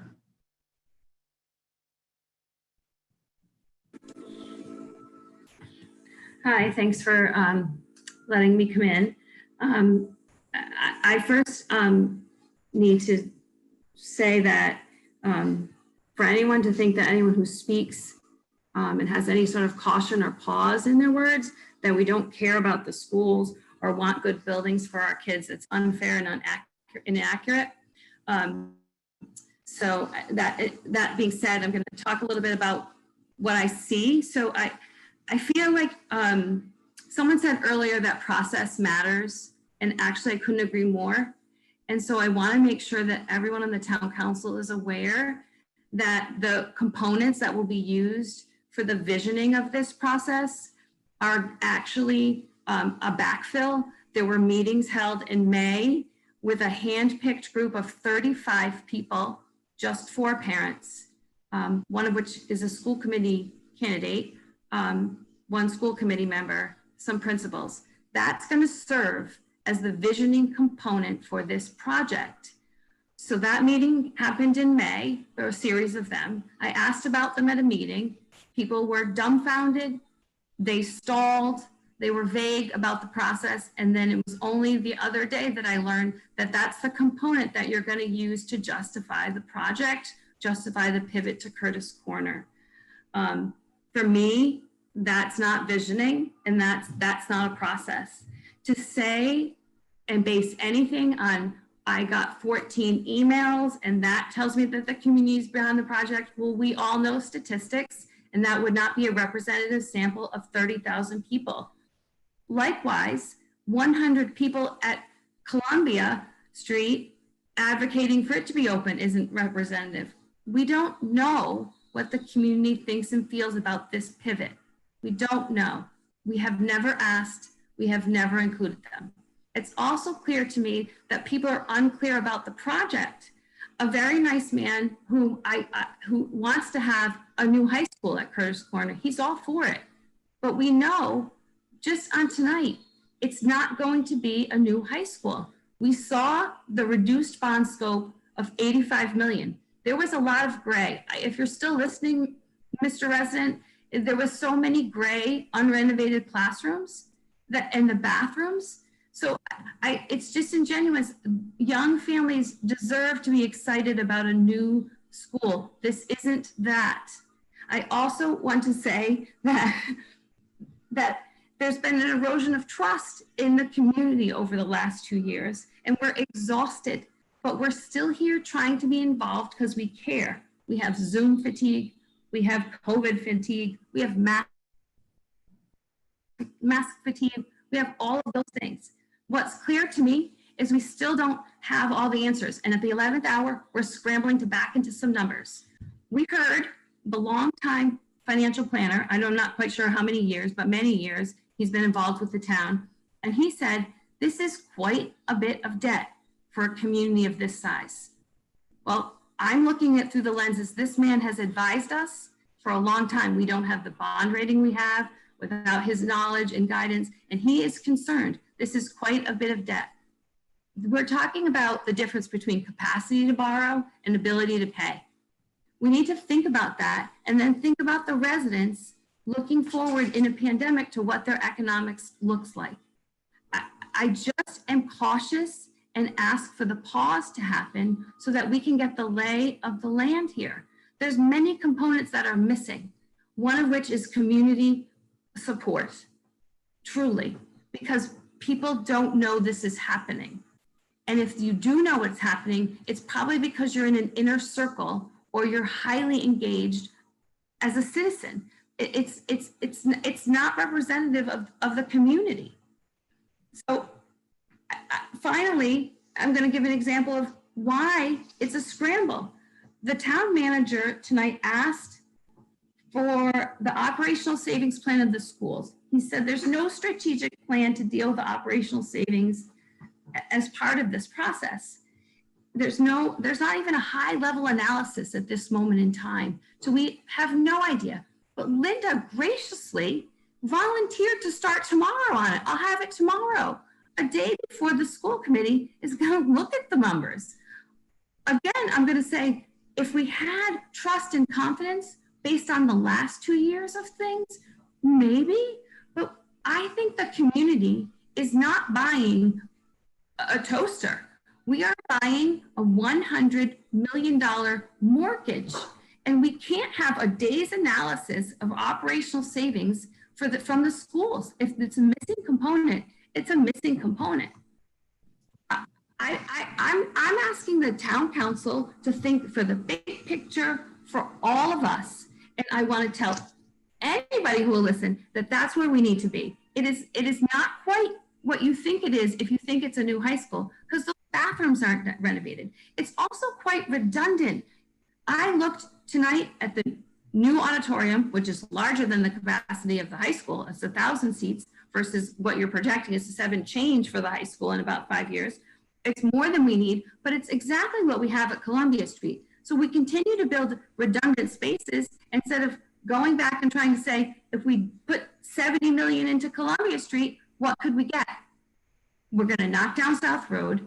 We're going to build a new admin building. So it continues to be redundant in places where I think we're spending needlessly, and I want to spend in other places for learning spaces or in the elementary schools where we started. I just feel like we're not in the right place. And because we didn't have input, we have not had input except for those 4 parents and 2 students. it is disingenuous to say that a community of 30,000, we're all in and we've done the work. We did a different set of work prior to 2018. We all agree. But since November 2018, it's a new paradigm here, new leaders and new style. And so here we are 2 years later, and we've not engaged the community. So I want people to hear that we should be cautious. We should pause. There are many reasons why we should pause, many. And to be only excited that we can borrow lots of money and then get a reimbursement, it's not really true. Somebody said, without the bonus points, we're on the edge of our borrowing. So those are the things that I wrote down tonight. I've spoken before. I ask you as someone who's going to pay for the facility plan to think about that. It's also disingenuous, not disingenuous. It's misleading to say it's only a $200 increase. How many houses are at the average 350 and how many are higher? Also, the $200 increase for the average home doesn't include the many times we've had 2 and 3 and 4% increases in the budget. So to say it's just $200, it really isn't. That's not what we're going to pay next year. I'm not going to pay 52. I'm going to pay 52 plus whatever the municipal and the school budget is. And we don't have a good plan to address all of that. So you're asking us to give you the checkbook, to trust us that you know what to borrow, to trust us that you know what to do. And then you have a plan for us to pay for it, but the schools don't seem to have a plan for how they're going to contribute to it. So I just feel like there's a lot of missing pieces, and to keep rushing forward when we just don't know when COVID will end, what the economy will look like. I just don't think it's unreasonable to be pausing. That's where I'm so befuddled, I guess, because what someone said, the tourist industry is down. We're a tourist industry. We're a college town. Look what's going on around us. I can't imagine what the hospital has changed. Our individual economies are still uncertain. The town's economy, who knows? We don't have that information, and we don't have the financials to make a good decision. That's where I'm at. I think that's where many others are. And I hear and want my neighbors with young children and people that don't know me, that I want that too. But I want it so that it's a win-win for everybody. I guess I want to thread the needle. And at this point, I'm not confident, based on all of the things I've said, that we are really, truly threading the needle, that we're going to be good to the taxpayer, that we're going to be good to the kids, get good bang for our buck, and be able to afford to pay it. I don't know. That's just me paying attention, me showing up and talking. So thanks. Appreciate that, Deb. Thank you. Right. Let's bring in Lauren Weinstock now. It is 10:50. This meeting, as a regular town council meeting, will end at 11. I'm not going to ask for a motion to continue it. So hopefully we can get all these comments in by 11. Lauren, you're on. Hi, it's Lauren Weinstock. I will try to keep this very brief. First, I just do want to thank everyone on the town council, the school committee, the town employees, everyone who's contributed to this process. It's been a long road, going back over 3 years now. And I know a lot of work has been put into this as we've been on, I guess, a journey together as a community. I did want to address the comment made by Greg Sweet that we're shortchanging our children with this plan. I wholeheartedly disagree with that statement. I was really impressed with the presentation tonight in terms of the planning for the high school, what we might get at 85 million or 105 million, either way. It excites me as a parent and as a community member in terms of bringing together a campus environment in the center of town for our students. The way we are shortchanging our students is by constantly postponing and delaying what needs to be done for them. And when I made the comment about warm, safe, and dry a couple of meetings ago, That was my point. We cannot afford to wait to make the upgrades to the school so that our students are warm, safe, and dry, the repairs, really, the deferred maintenance that we've struggled with for so long. And I think it is incredibly important at this point in time that this moves forward and that the taxpayers get to vote in the form of a bond referendum. I think that making decisions about, or making assumptions rather, about the community being for the plan or against the plan is sort of empty at this point to me, because the way we'll know if the community is for or against the plan is to allow the community to vote on the plan. But we can't vote on the plan if the plan isn't submitted for approval to RIDE. So I really do encourage you to move the plan forward. And again, thank you for your time. Thank you, Lauren. I'm gonna let Doral Beasley bring us home here. He had one more item to share with us, I believe. Not that I'm against listening to Doral, but he's spoken already and Cadence has not. I don't mean to jump process, but just thought I'd point that out. Yeah. Oh my God. That's the problem though. Sorry. I retract. Doral, he's been patient.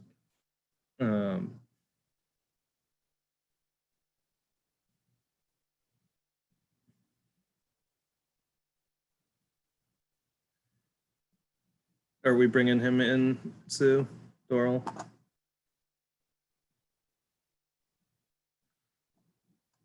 And if he can. Okay, I got it. All right, so Rob can put in the other thing. All right, so here's a bird's eye view of Curtis Corner. Going back to what Ms. Savastano said earlier tonight when she talked about 5th and 6th grades, and she said that she'd also heard from a lot of parents who wouldn't be upset if 6th graders went back to elementary school. Now, that's sort of like my plan.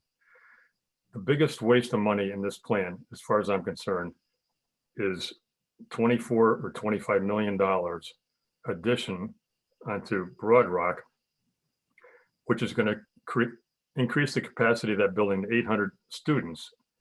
By the end of this decade, our school, if you look at the demographics, our school classes are going to be about 185 kids. So maybe about 550 kids would be in a school that holds 800 kids. So you're heading towards a percentage, a usage utilization percentage, which is lower than what RIDE wants. Number one. Secondly is Peacedale. Peacedale has the size to become our other middle school. It could be an middle school like the 5, 6 we have now at Broad Rock. So those kids would just come to Peacedale. And also Peacedale is big enough, you could also put your pre-K program in there. So right away what that does, plus the rest of your students in your district will fill our other 3 elementary schools. And elementary schools are allowed by RIDE to be up to 115% of capacity. Over time, that will, I don't think any of them are going to be that full to begin with, but over time, nothing seems to be changing the fact that our enrollment's going down. So by moving the kids from Broad Rock to Peacedale, you save $25 million right off the bat. Now, what do you do with that money? That's the money you're going to use to fix your elementary schools. Right now in the RGB plan, they have $1.6 million. And back in April, they gave the district a printout of what the costs are for all the schools for maintenance going forward, like 5 to 10 years. For those other 5 schools, the maintenance cost from Broad Rock, Peacedale, and the 3 elementary schools is $30 million. So $24 million is like 80%. So my plan is this: take that $24 million and use it to pay 80% of all the problems in those schools. And then you with this, if the school district, the school committee will, over this next decade, reduce the number of people that work here to a reasonable ratio, you can build a brand new high school at Curtis Corner now. Now that's what that little, if you see the rectangle there, that's a rectangle that's for 96,000 square feet. It's a 2-story school, but it would have a hole in the middle, so it's not solid. But anyway, so it'd be 2-story. It's smaller than the footprint of what you have there now. And the new school that when you propose is going to be actually take up more space. So this is going to take less space than the school you have now. You don't have to move your tennis courts. You don't have to knock down half of South Road School. You don't have, you save all that money. You save all the money from the tennis courts, knocking off down a new septic system. You put the school there, 2 stories, brand new, the whole thing. It's going to cost about $113,000. That's a lot of money. Yeah, I understand, but we can't, as a town, we cannot let the 50% go by, because everything I just told you, almost all of it, is going to be paid for. Now, here's the last thing. We're not going to go over to South Road because we're going to add about another 9,000 ride allowances per, how many kids we got coming in 20 feet 24 is 764. So it only allows 150,000 square foot building, but we're going to make it 160. Now that extra 10,000 is going to hold our administration. So we're going to bring our administration in that building to start with. Now, if in fact, over time, over the next 10, 15, 20 years, if things change and people start coming back here and having kids and everything else, and you need more space, then at that point, you can make the decision that the administration would then go somewhere else in town. But you'd have that space built into the school already, so you wouldn't have to worry about that. And the last thing is this past year in this town, all these numbers come from RIDE, 487 students, children that live in South Kingstown were either homeschooled. We had a little over 50 students were homeschooled this past year. Either they were homeschooled or their parents sent them elsewhere. Almost 500 students. So if you're the union and you're saying to yourself, what are we going to do, because we're going to lose people and all that thing.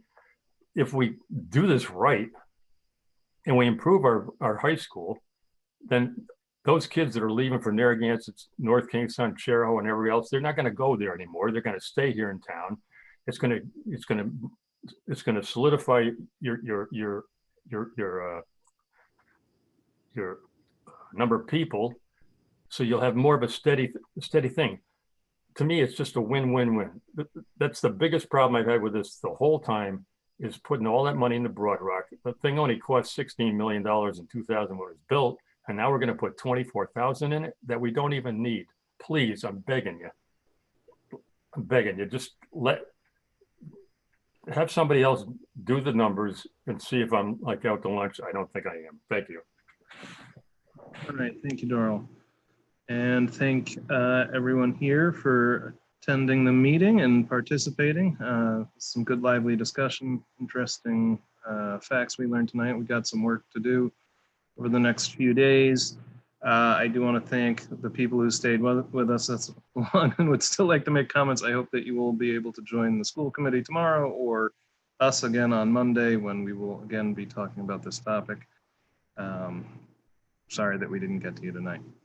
With that, I will ask for a motion to adjourn.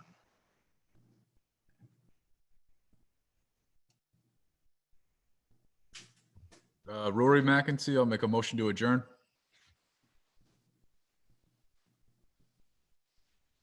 I'll second that. Motion by Rory, second by Deb. Is there anyone opposed? All right, that motion carries unanimously. This meeting is over. It is 11:02 p.m. Have a good night, everybody.